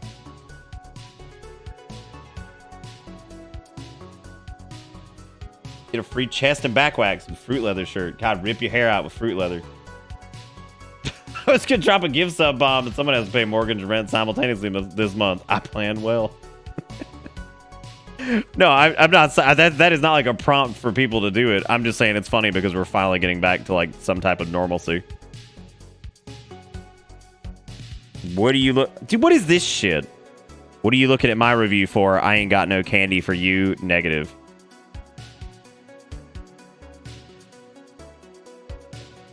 Let's see. Oh man, sweet Goku. Sweet Goku, bro. Thanks for reviewing the game and leaving literally fucking nothing at all that is like useful. Why isn't there a button that's like, this is fucking useless? Oh, I'm not logged in. I'm gonna go hit no on that later. Yeah, that's cool, man. I like that. It's fun. I like, you know. I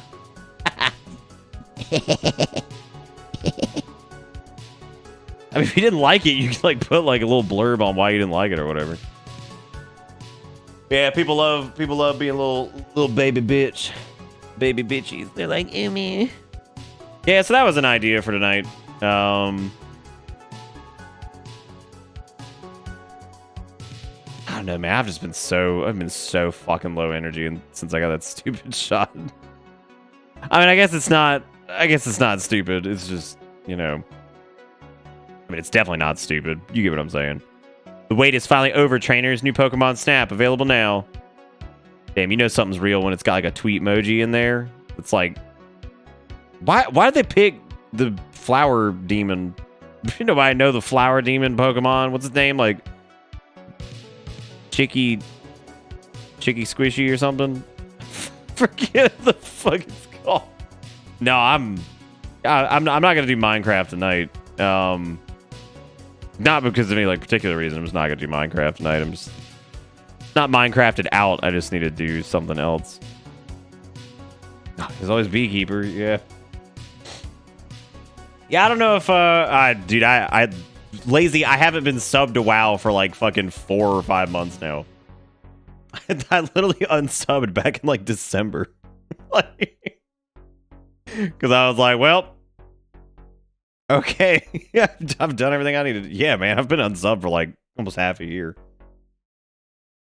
Yeah, I stopped early last night too, though, man. I'm just so fucking wiped.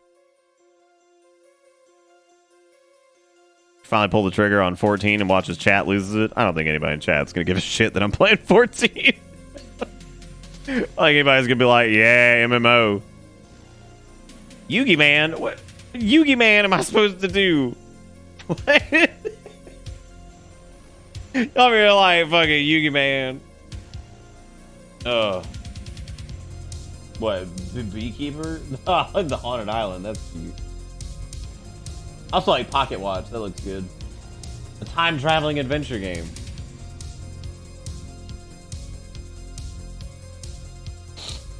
325 degrees.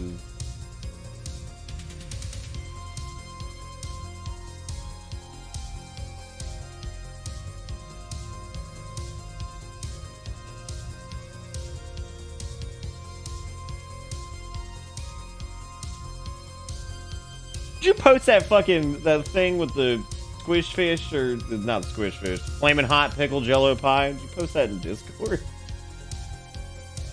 I gotta get a haircut, dude. Tired of having to wear a beanie every night. And like I would just let the hair flow, but it like dangles in my face and shit.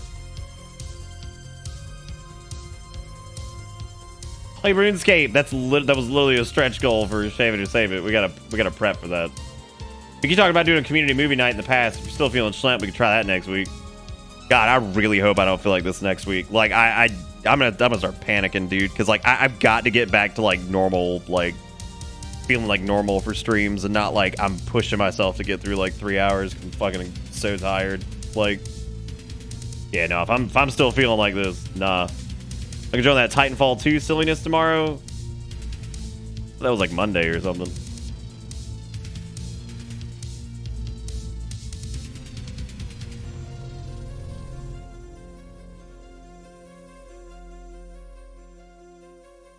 I don't want to listen to this right now.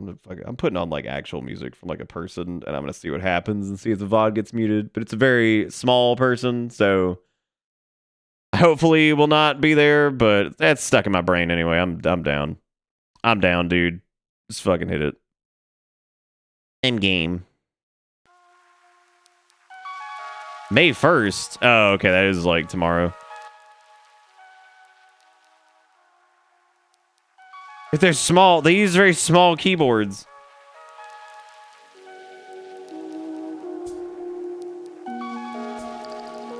Just play the wild card other MMO. Which one's that? Guild Wars 2.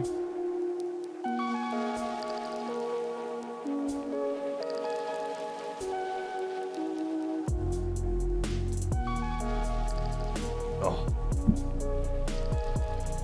That much hair. So much hair and so much bald. Is that Amazon MMO still happening? New Worlds or...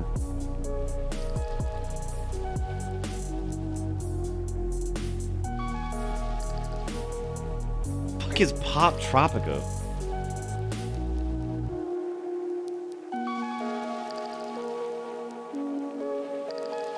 You're gonna be mad with a question mark? I don't know.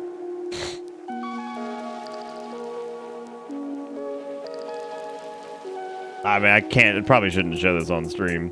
Let's see. If I tell you that one is from Chatterbait and the other 3 are from Twitch, can you tell the difference?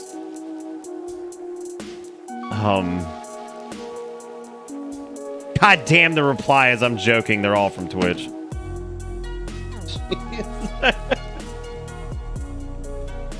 Oh, man. Oh, yeah, it is like New Worlds or something. Yeah, what was the other one called? That was the one I think I remembered.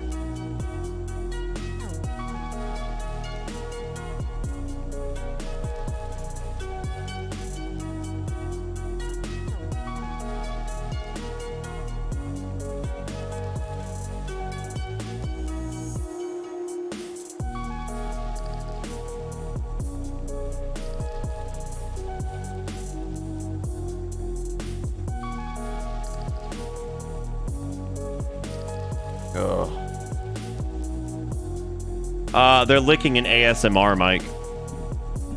That way, the sound. Those mics are designed to be like they're really sensitive. They pick up a lot of like detail. Forget the actual type of microphone that is. I should know this, but my brain's not working.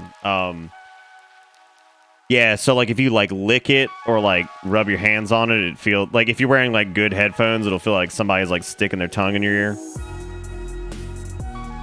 Yeah. It's good. Good. People will tell you up and down that like ASMR, like they're like, nah man, it ain't sexual. I'm like,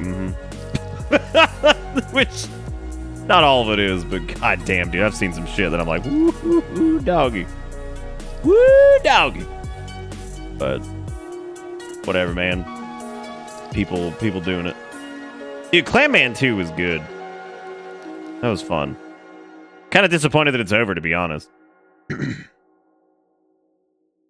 did I tune back into? Oh, Jigakuro was just posting something that was like...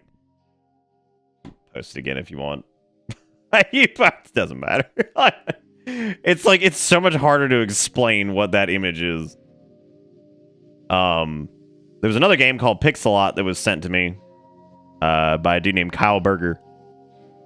He made it recently. He was talking about it. When he sent it to me, he was saying that he's been working on it for a long time, and was finally able to release it. And was kind enough to send me a key for it. ASMR is a sexual proceeds to finger fuck a bowl of macaroni close to a microphone. Oh my god. Yeah, it just looks like a little pixely RPG thing. I don't know the specifics on it. Damn, I can't wait till you send out Tupac's quest keys. Yeah, I gotta get permission from the Tupac Foundation to let them know I did a yeah. Did you see that tweet earlier? Which one? Maybe. Let me go look.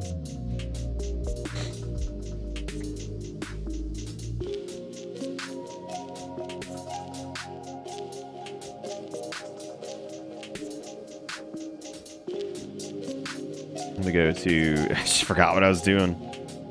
Impress your prom date when you make them a cheddar baby. God, this is the most like brand shit. Like, wait, what? How to make boutonnieres? But it's a cheddar cheese biscuit? How to make cheddar bay biscuit boutonniere. This is from actual Red Lobster. Order cheddar bay biscuits to go. Glue decorative elements to cardboard backing.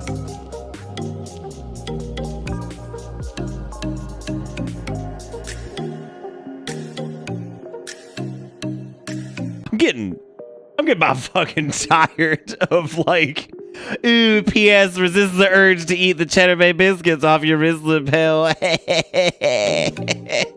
Fucking brand. God. There was some brand thing earlier and I can't remember what the fuck it was and I wanted to share it with you guys. I was like, God, there goes brand again. Just saying brand word. It's just saying brand.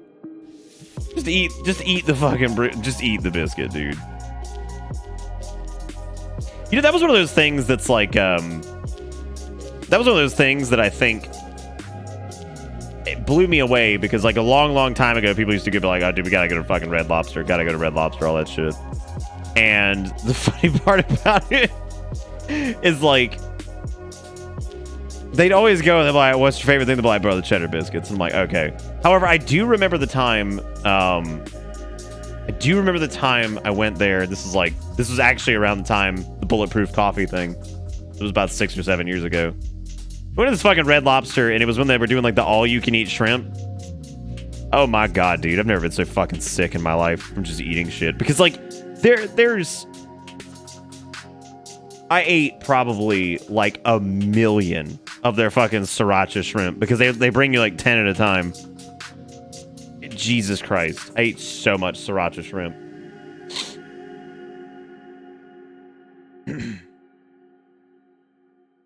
Was it Doritos and Fritos talking shit to each other? No, it wasn't even talking shit. It was like brand jacking off, and then like other brand came in and was like, I want to touch you, Daily Sack too, and then they just started jacking each other off, and like then some third party came in and they just blew all over them or some shit. I don't know, dude. It was just a big brand fucking circle jerk. I don't remember who it fucking was though.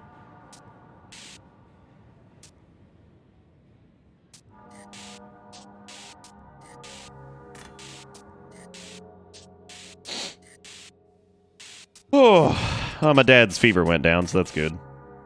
Did they make the Dilly Sacks touch? I don't know, dude. That probably would have cost a lot of marketing money. And I kind of want to wait to start Pixelot because, like, it's real. It looks like it's cute. I wouldn't mind giving it a shot. Got no negative reviews. Oh, wait. Euphonic. Did not recommend it. God damn, he did put 20 hours into it though, man. Wow. Yigakuro with $1. That dude also says he's upset that he had to control it with mouse and keyboard. Like, he's upset that he couldn't do it with just mouse or just keyboard. I'll have to read the whole thing. One at a time, please, ladies. That room's fucking green. This has to be, like, epic.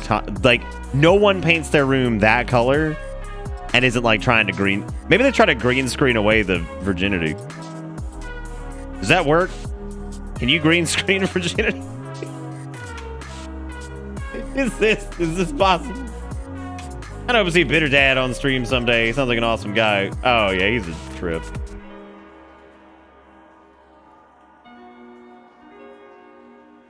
You can try.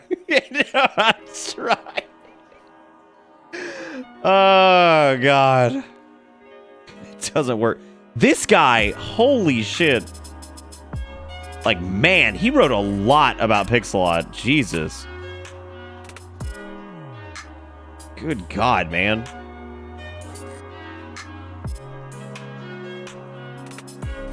Can I read you guys the end of this? And I'm going to read you the end of the review, and then you can tell me if I need to go back and read the rest of it. If you can look past all these issues, at least the game features a decent amount of content. But like Spock used to say, the need for many hours of mediocre entertainment doesn't necessarily outweigh the needs for a few hours of quality entertainment. I'm sure he would have said that in Star Trek Discovery. Pixelot is essentially to Dragon Quest and what Star Trek Discovery is to, well, all of Star Trek. A flawed... What are you fucking talking about? Shut up. Like, shut up, dude. You were like... Bitch, you had like 6 hours to write like 20 fucking pages on this goddamn game.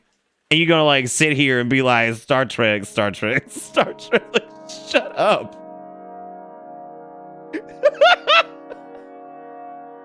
Oh my god. A flawed reimagination of a classic that will leave old and new fans alike baffled and angry, except for some positive reviewers that are now friends of the developer on Steam. What? Dude, like, why are you so angry at this game? Oh my god. I haven't played fucking Pixelot. I don't even know if it's good. I just know that dude is real spicy. Like, writing some bullshit there at the end. Like, what is that? Good lord. Yo, Temtem is still a game? Oh my god. I thought it was like over. Temtem has 25,000 reviews on it, and there are only 508 recently. I think like the big pump around that kind of diminished a good bit though, because like I think Sword and Shield came out a couple months after that, and didn't hear much about it. But it seems like it's doing well. There are people with like 400 hours in that game. Wow, it's cool, man. Good for them. I kind of completely forgot the premise. I remember running around and Evolve. I can't remember. I can't remember a single Tem's name.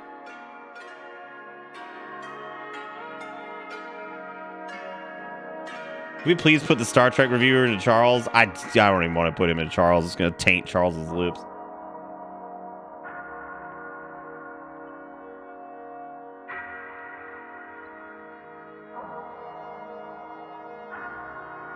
But premise is Pokemon, but MMO. I don't really remember the MMO part. Was that really a thing? Were there other people running around? I don't remember that. Wow, I barely remember Temtem, dude. All I remember was that like little gray thing that looked like really gross, and we became quite fond of it. What was his name?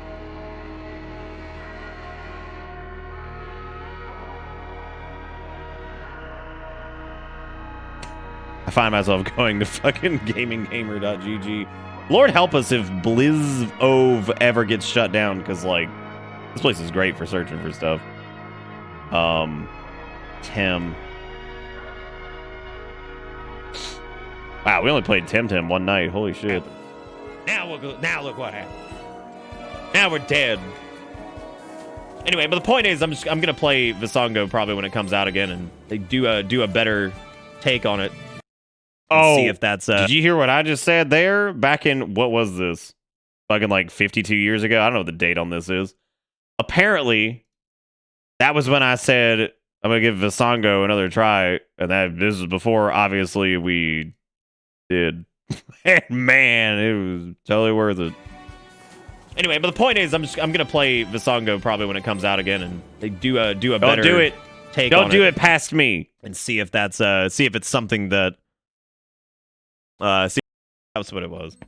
Oh, there were other people, yeah, because no, they didn't, Lunar. No, they didn't use any replacement for it. I'm that naked. Was the problem, right?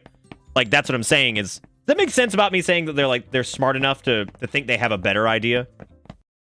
I don't know what the fuck I'm talking Sweet about there. baby boy. Oh god, this is gonna kill him. Don't do it. I forgot we named that thing Clippy. Oh my god, that was a special. You stupid fool. You fool. To prevent like overgrinding or whatever. I don't know. Actually, that doesn't make any sense at all. Why would you? I don't know. I think party XP could definitely be a thing that they added, and I would not be upset in any way, shape, or form. Did we not? So did we not have party XP? I think the game could greatly benefit from that. I don't see the point of having to grind them out individually. Anyway, enough theory. Get ready to rumble. I don't know what the question I just asked, actually. My brain's not working.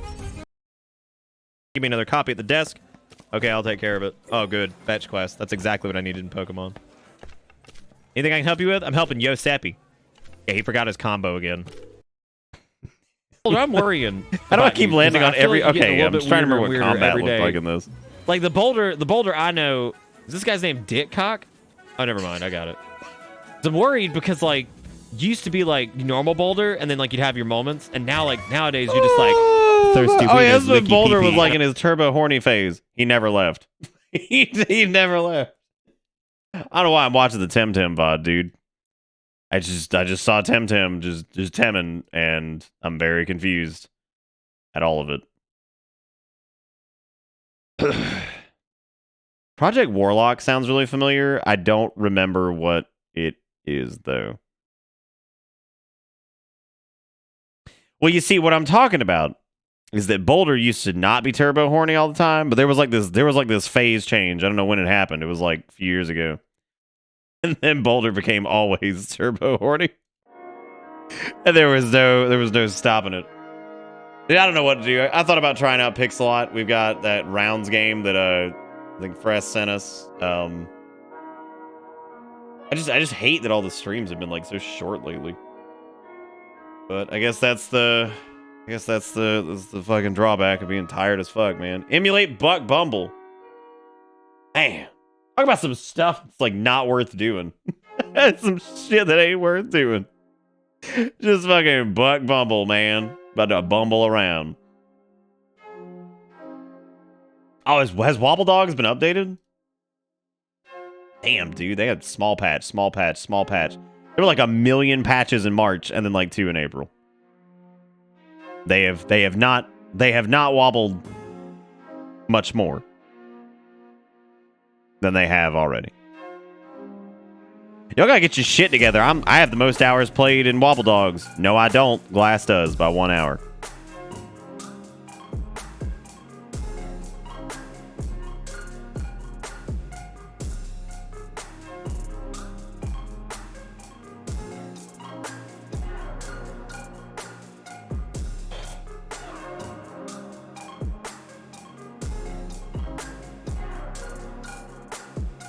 Start Subnautica tonight? Alright. Alright. Sounds good. This is Journey to the Savage Planet, which looks neat. Is fucking... Oh, I hope old Blue Fire is doing alright. I couldn't finish that game. I liked it, but it just kind of started to lose me. Yeah, midnight on Friday, dude. It ain't Glass. Stop lying, dude. Like, stop lying. Stop trying to deflect a Tron 500.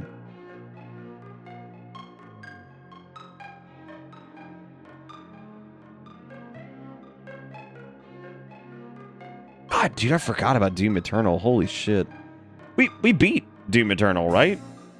No, I stopped because I was just like, you know what? Well, we beat the base game. I'm talking about the DLC. Yeah, that's what I meant to say was the Doom Eternal DLC, not Doom Eternal as a whole. Even though now it does sound like I fucking have not...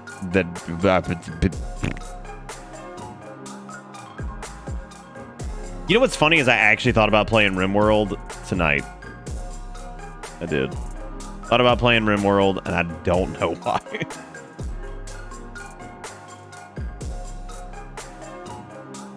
Oh, baby, I love you, Rim. And you, Jim. There's this game called The Vagrant that I picked up because, like, looks very similar to, it was super cheap, too. It was on sale for, like, $1. And by some company called OTK Games. I don't know if it's, like, shit, but I think one of the inspirations is, like, Vanillaware. Which I think, looking at the art or whatever, oh,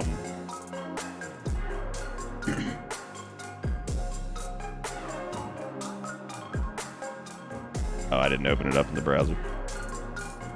Wrong one.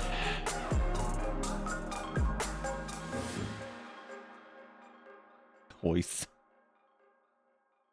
Yeah, no, this was it. People said it was pretty good. Like, the reviews were decent. It came out back in 2018, apparently.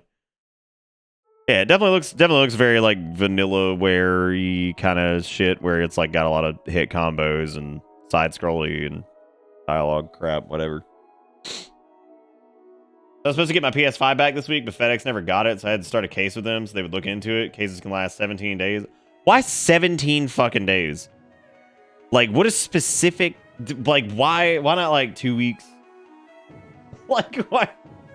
I mean, you gotta say, at least there's not a ton of, I guess, companies that are super inspired by Vanillaware, right? Yeah, Oh, certainly some armor. this guy's named Don't go back Dick to Tim Tim. I closed you. Get out of here now.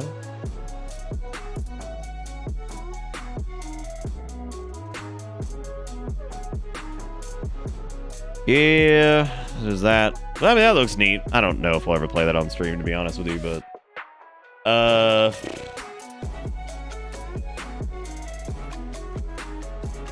You could die in CDDA? I don't even know what that is.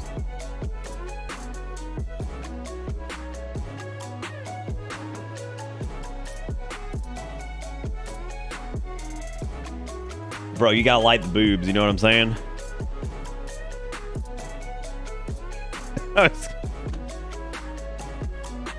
You know what?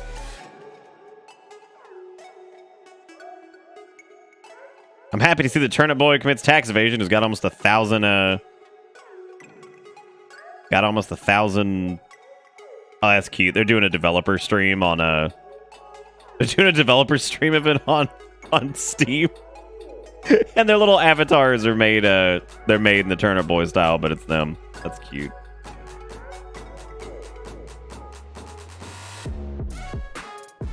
Wait, DKC like Donkey Kong Country? God damn, Jigakuro. I'm sorry. I didn't even know. Did you say that you had it today? Oh, they said it's gonna ship. Oh, it's like 10 to 12 days after production, isn't it? Oh God, did they say what the estimate was gonna be? Oh, I missed it then. I'm sorry. Yeah, I hope you feel all right, man. I hate that. I hate that the side effects are so shitty. I mean, yeah, side effects are side effects, but like, god damn, when you're in it, because it's definitely one of those things that's like, okay, I know why I'm getting this. This is totally the right call. My god, man, like when you're in it, you're like, this fucking sucks. Why did I do this? This sucks, dude. I mean, but for me personally, when I had COVID, whatever, I back in like June or whatever, when I had it, it wasn't actually that bad for me. Like, it was pretty miserable, but like, it wasn't that bad. When I say it wasn't that bad, I mean, like, that was definitely some of the sickest I've ever been. But in comparison to the symptoms I felt for like the 24 to 48 hours after the first and second shot, it was a joke. I mean, like, that sucked. Thankfully, it was very short. It was only a couple days. The second shot, or maybe it's the sinus infection or whatever, is probably what's hanging with me the most, because I am just super worn out, which makes me feel terrible, because, like, we didn't do a lot last week. We had a shorter week, and then I was gone for Monday and Tuesday, and then I get back, and then it's like, I'm still tired as hell, so. But do what you can. Do what you can. That's what I was hoping for, Maker. Like, I wanted to be like, you know, hey, my first dose wasn't too bad, or was pretty bad, and maybe the second one won't be. It wasn't the case. Wish it had been.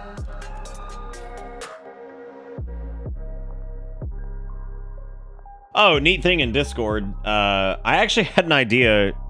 I made a group that should be hidden. It should be hidden to pretty much everybody. Except for moderators. It's at the very bottom of Discord. And I actually called it Channel Archives. So now in the future, when we remove channels that don't have a lot of activity, or something like that, they can go into a hidden category that nobody can see. That way, if we ever need to dust them off for the future, we can just bring them back. And they'll have their entire history. So I did that, because I was like, that's a good idea. I was just sitting there looking at it earlier, and I was like, why can't I make a group that nobody can see that I could just archive channels in? And I was like, I could totally do that, right? And then I just did it, and I was like, oh, there we go. So I put Animal Crossing in there for right now. Until, like, they have, like, a big-ass update or something like that, or I start streaming it again, and maybe some, you know, stuff starts zooming around. I talked to Sony customer support, and she started, which, before I read Sparrow's thing, which that's good, because that means when chats kind of fizzle for a while, we can archive them. I'll, of course, ask people. I'm not just going to archive shit. Animal Crossing, I went in and archived, because there literally hadn't been, there hadn't been a post in almost a month. And before that, there hadn't been a post in almost a month. Like, so it was pretty quiet. So it was time to go ahead and pack it up, which I kind of wish I had done that. Well, the WoW chat didn't need to be packed up. That was a bad time. Creating that when I did was a very bad time to do that, because, like, I should have done it, like, day of, but then again, I didn't, like, build up any hype for, like, the Shadowlands thing, because wasn't even sure I was going to be playing or whatever. You know, so I overestimated how many people were playing. Yeah, so that's cool. Have like a little thing in there. That way it won't feel strange to that way it won't feel strange to do the thing. But yeah, dude, I enjoyed Clam Man too. I thought it was or at least open mic, which if that's a general feel for how the entire game's gonna be, I think that's pretty good, to be honest. I think the pacing of that's pretty good. I think like I said, it's a bit more chill than the first game, but I think there's just gonna be more. I feel like if that's like maybe 4 days or so of content spread out, whatever, it'll probably be about a 20-hour game, I would imagine. You know what's weird about that, Dez, is apparently the like player base is like it's still popping. Like I I thought the same thing. Oh, that was sweet.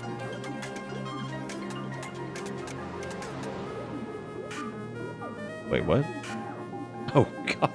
I saw that Fennec tweeted something to the old Clam team. I thought he said he finished the stream. I was like, well, technically we're still going. We did finish the game though already.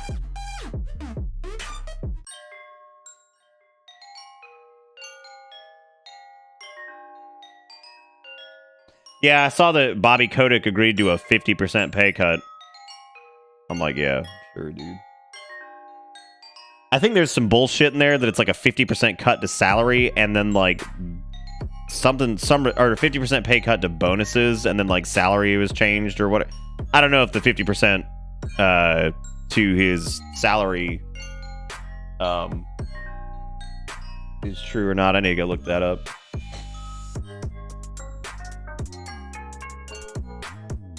Hey, absolutely, Maker. Yep. They definitely will.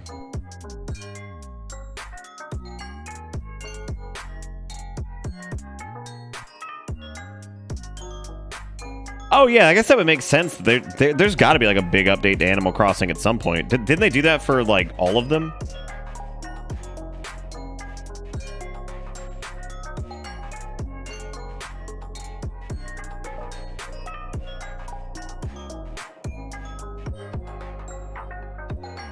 It's both salary and bonus, but there is a caveat that if he pushes the limits of sales, he can get another bonus. Oh, good.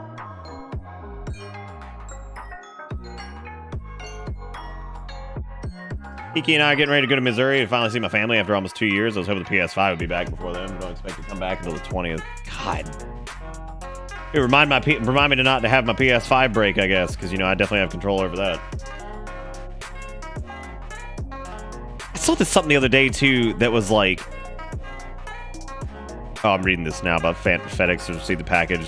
Another problem. She looked into it more and started the case. She was real nice. She was helpful other than that for a second. That's good. What was I gonna say?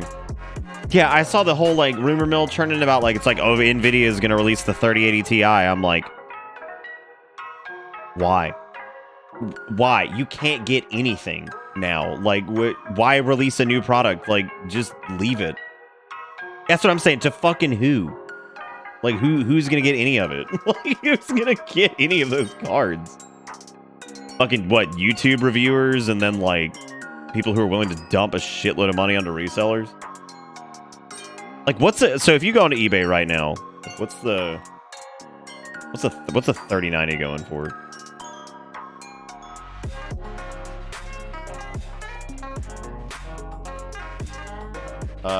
Right now is the best offer. Buy now for $3,500. There's a Founders Edition for $2,900. There's another Founders Edition for $3,000. There's one with a bid starting at $2,500, and the buy it now is at... Who is fucking buying these? Genuinely. Who is fucking buying these? For fucking $4,000. Like, dude, I get it, man. Like, okay, sure, it resells for $2K because it normally sells for whatever. $4,000? How fucking desperate can you be? I know a lot of them are crypto miners, but like, I guess it ends up, you end up justifying the cost. I don't know. Like, I guess you can justify it by making all that money back or whatever.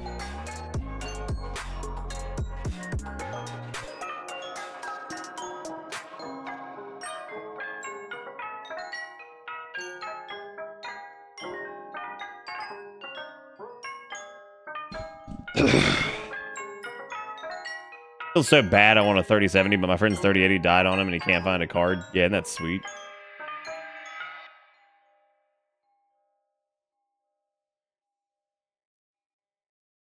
That's good, Sparrow. Yeah, at least hopefully it gets back. Hopefully it gets back around the time you guys are back too, so we don't have to worry about somebody picking it up.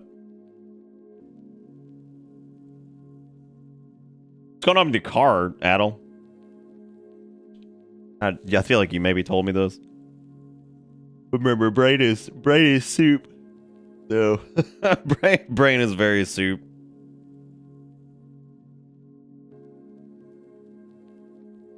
Yeah, $4,000 for a graphics card is fucking ludicrous, man. I sat down and watched some of Joel Haver's stuff. The dude that does like the weird like rotoscopy looking animation shit. I watched how he made it, or how he makes them, and I also found out that there are a shitload of imitators now, like that have just gone all in. They're like, "Oh yeah, dude, check this shit out." I'm like, "Oh man," and it's funny because some of them are really, really poor, really poor. Yo, Dark Souls Nightfall has some new videos out. Making of the blistering demon.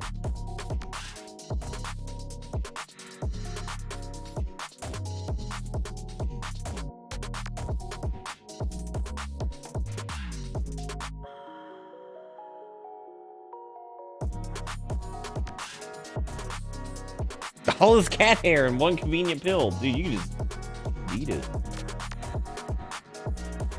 No, you can just take all that and just take the pill, man. Function shop again, possibly head gasket. I'm just tired of fixing it. Yeah, it's totally understandable, dude. Totally understandable.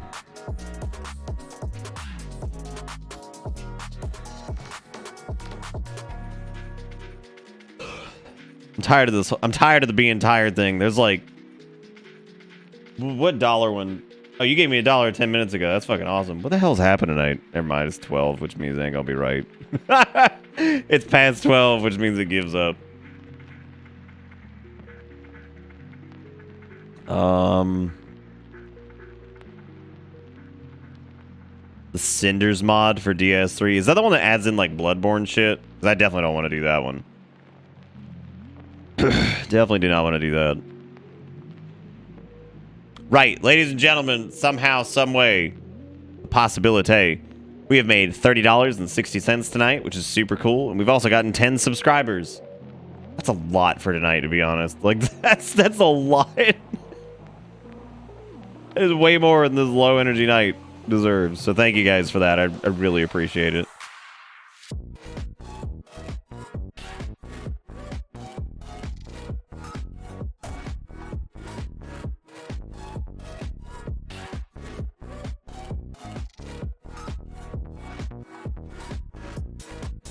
Dark Souls 3 Cinders. Yeah, man. Pretty much everybody seems like Neo too. I think I've seen a lot of people who hate it. How does an overhaul mod have one fucking image? Does it not show you like anything? You don't want to be soft banned, only use this mod while offline. You're doing both DLCs.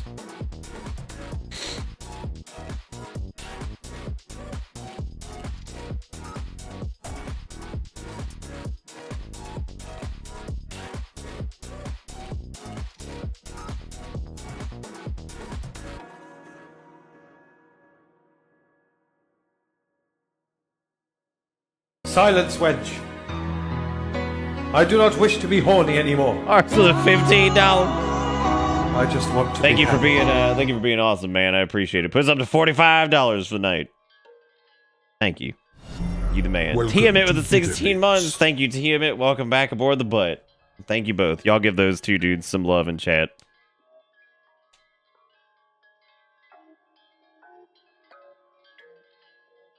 Anyway, y'all give old Zaris and Tiamat some love. Thank you guys. It was very kind of you. Hey, Corn Dog, what you doing over there?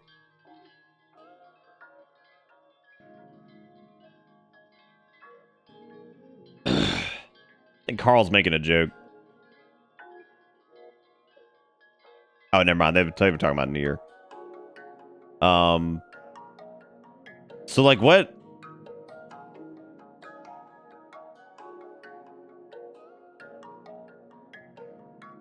Overview. Cinders aims to provide a fresh experience to Dark Souls 3. Progression is much less linear. There are now options to travel between different routes in map, linking up the world. Enemies and bosses have been changed in strength, abilities, and placement. New bosses have been added. New classes and gifts have been added. Mechanics have been altered, such as reinforcement, which has been removed. Numerous new features have been added, such as new options of bonfires, covenant offerings. Many weapons and armors have been added and placed in the world in a sensible fashion. Magic has been redesigned to operate in a more fluid way. FP naturally regenerates, and casting is designed around this. New movesets and weapon arts have been added to make several weapons more interesting. Poise is now passive and active 100% of the time, rather than specifically during weapon swings. New friendly merchants and hostile NPCs have been added. Companions can now be summoned and act as persistent summons for struggling players.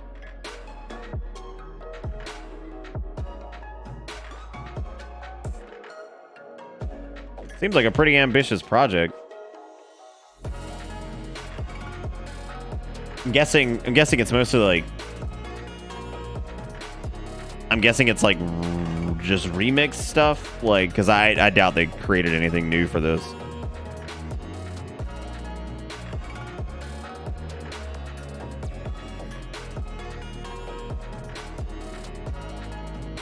I mean, I wouldn't be opposed to trying it.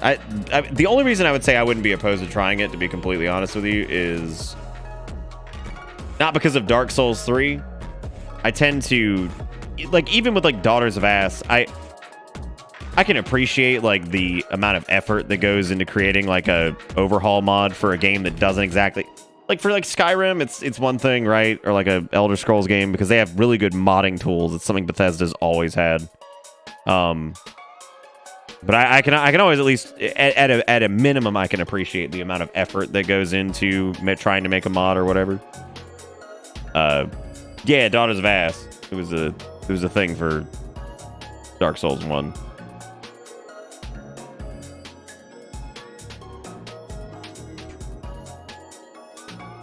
Daughters of Ass. Dude, I fell into the hole of like remix versions of like It Do Go Down though. And my god, some of them are so good.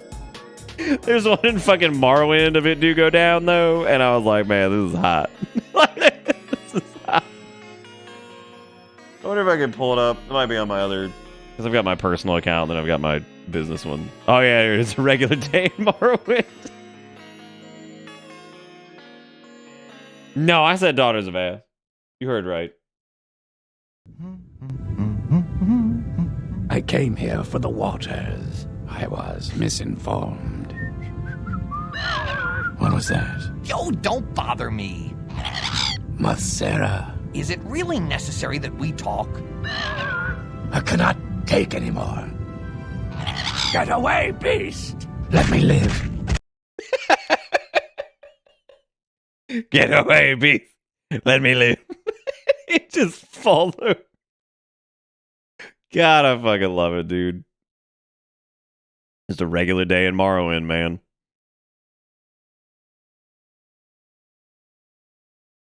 I don't know who this guy is. His name's like Mickey Donuts or something.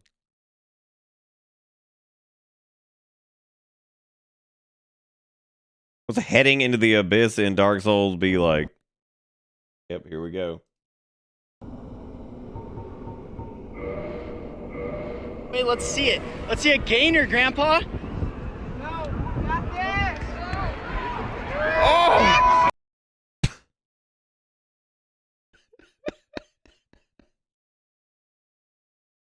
Oh, shit, man. Let's see a gainer, Grandpa. It just goes. Oh, yeah, because he had the fucking Vivek one, too. I saw this one the other day. This is fucking good. Let's see a gainer, Grandpa. Oh!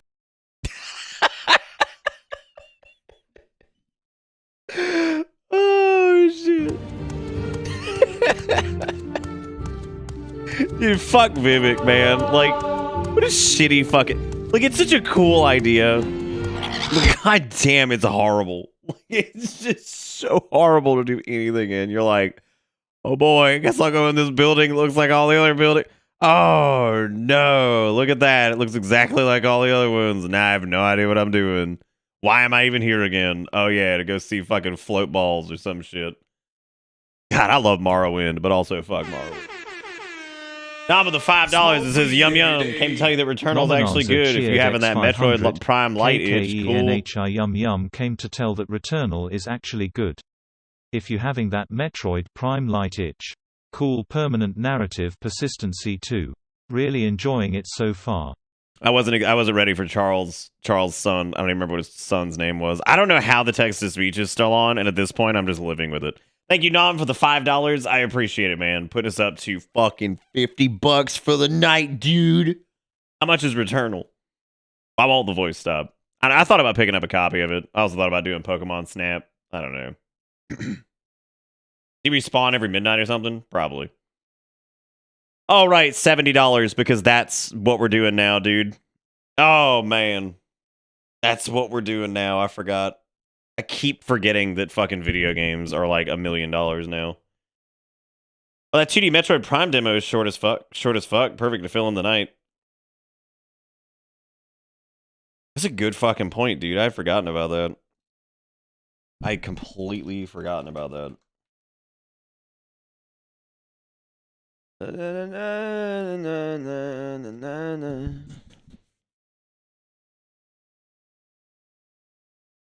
You need to play this Metroid Prime 2D remake before Nintendo takes it down. They have to stop fucking making articles like that. They have to stop doing it. All they do. I mean, whatever. Like, they all want those clicks, so I get it.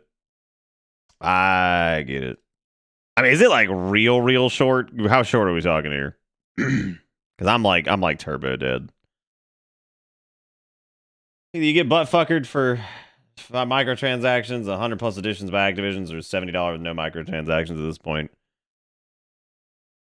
I don't know. I mean, a lot of those $70 games I feel like are probably gonna have microtrans too. I don't think. I mean, you got.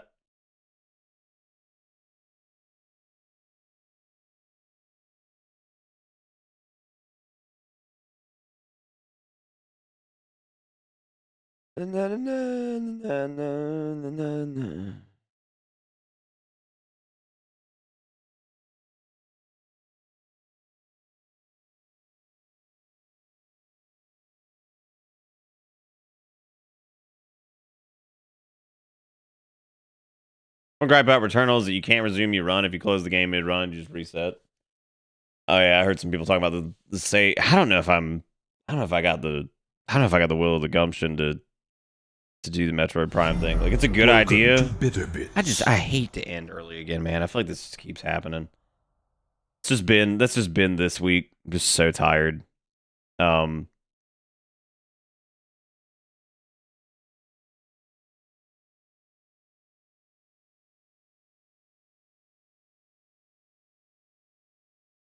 Shut up to finish it and I'll talk about it. Yeah. Welcome to Bitter Bits. It's okay. I'm pretty sure Nintendo doesn't even know. Tell you what, let's hold on to Metroid Prime 2D thing for like another night. Yeah, let's do that for another night. I don't know if I'm over the oof. Yeah, I think let's probably stop there. Thank you, OCD, by the way, for gifting out Ace and Zero Maru. Thank you for being great. Thank you again, Nom. That's from the self-subs earlier. Thank you, OCD. I appreciate it. Thank you all for watching tonight. I hope you guys enjoyed Clam Man 2. It actually filled a little bit more time than I thought it would. And I really appreciate you guys hanging out. I'm very sorry that all the streams have been shorter than usual. I've just been down and out from that stuff, man. And hopefully over the weekend I can get some rest and all that stuff, and just get back to normal on Monday. So, but thank you all again. More than welcome to go do Discord and all that stuff, or Twitter if you're for some reason not aware of that exists. But that's gonna be it for me. Thank you guys so much for watching. I'll be back again Monday, and if I feel better over the weekend, I would like to do maybe a weekend stream. Maybe that'd be a good time to poke around and do some stuff, whatever. Thank you guys. Have it easy. Take it easy. Dude, just see you.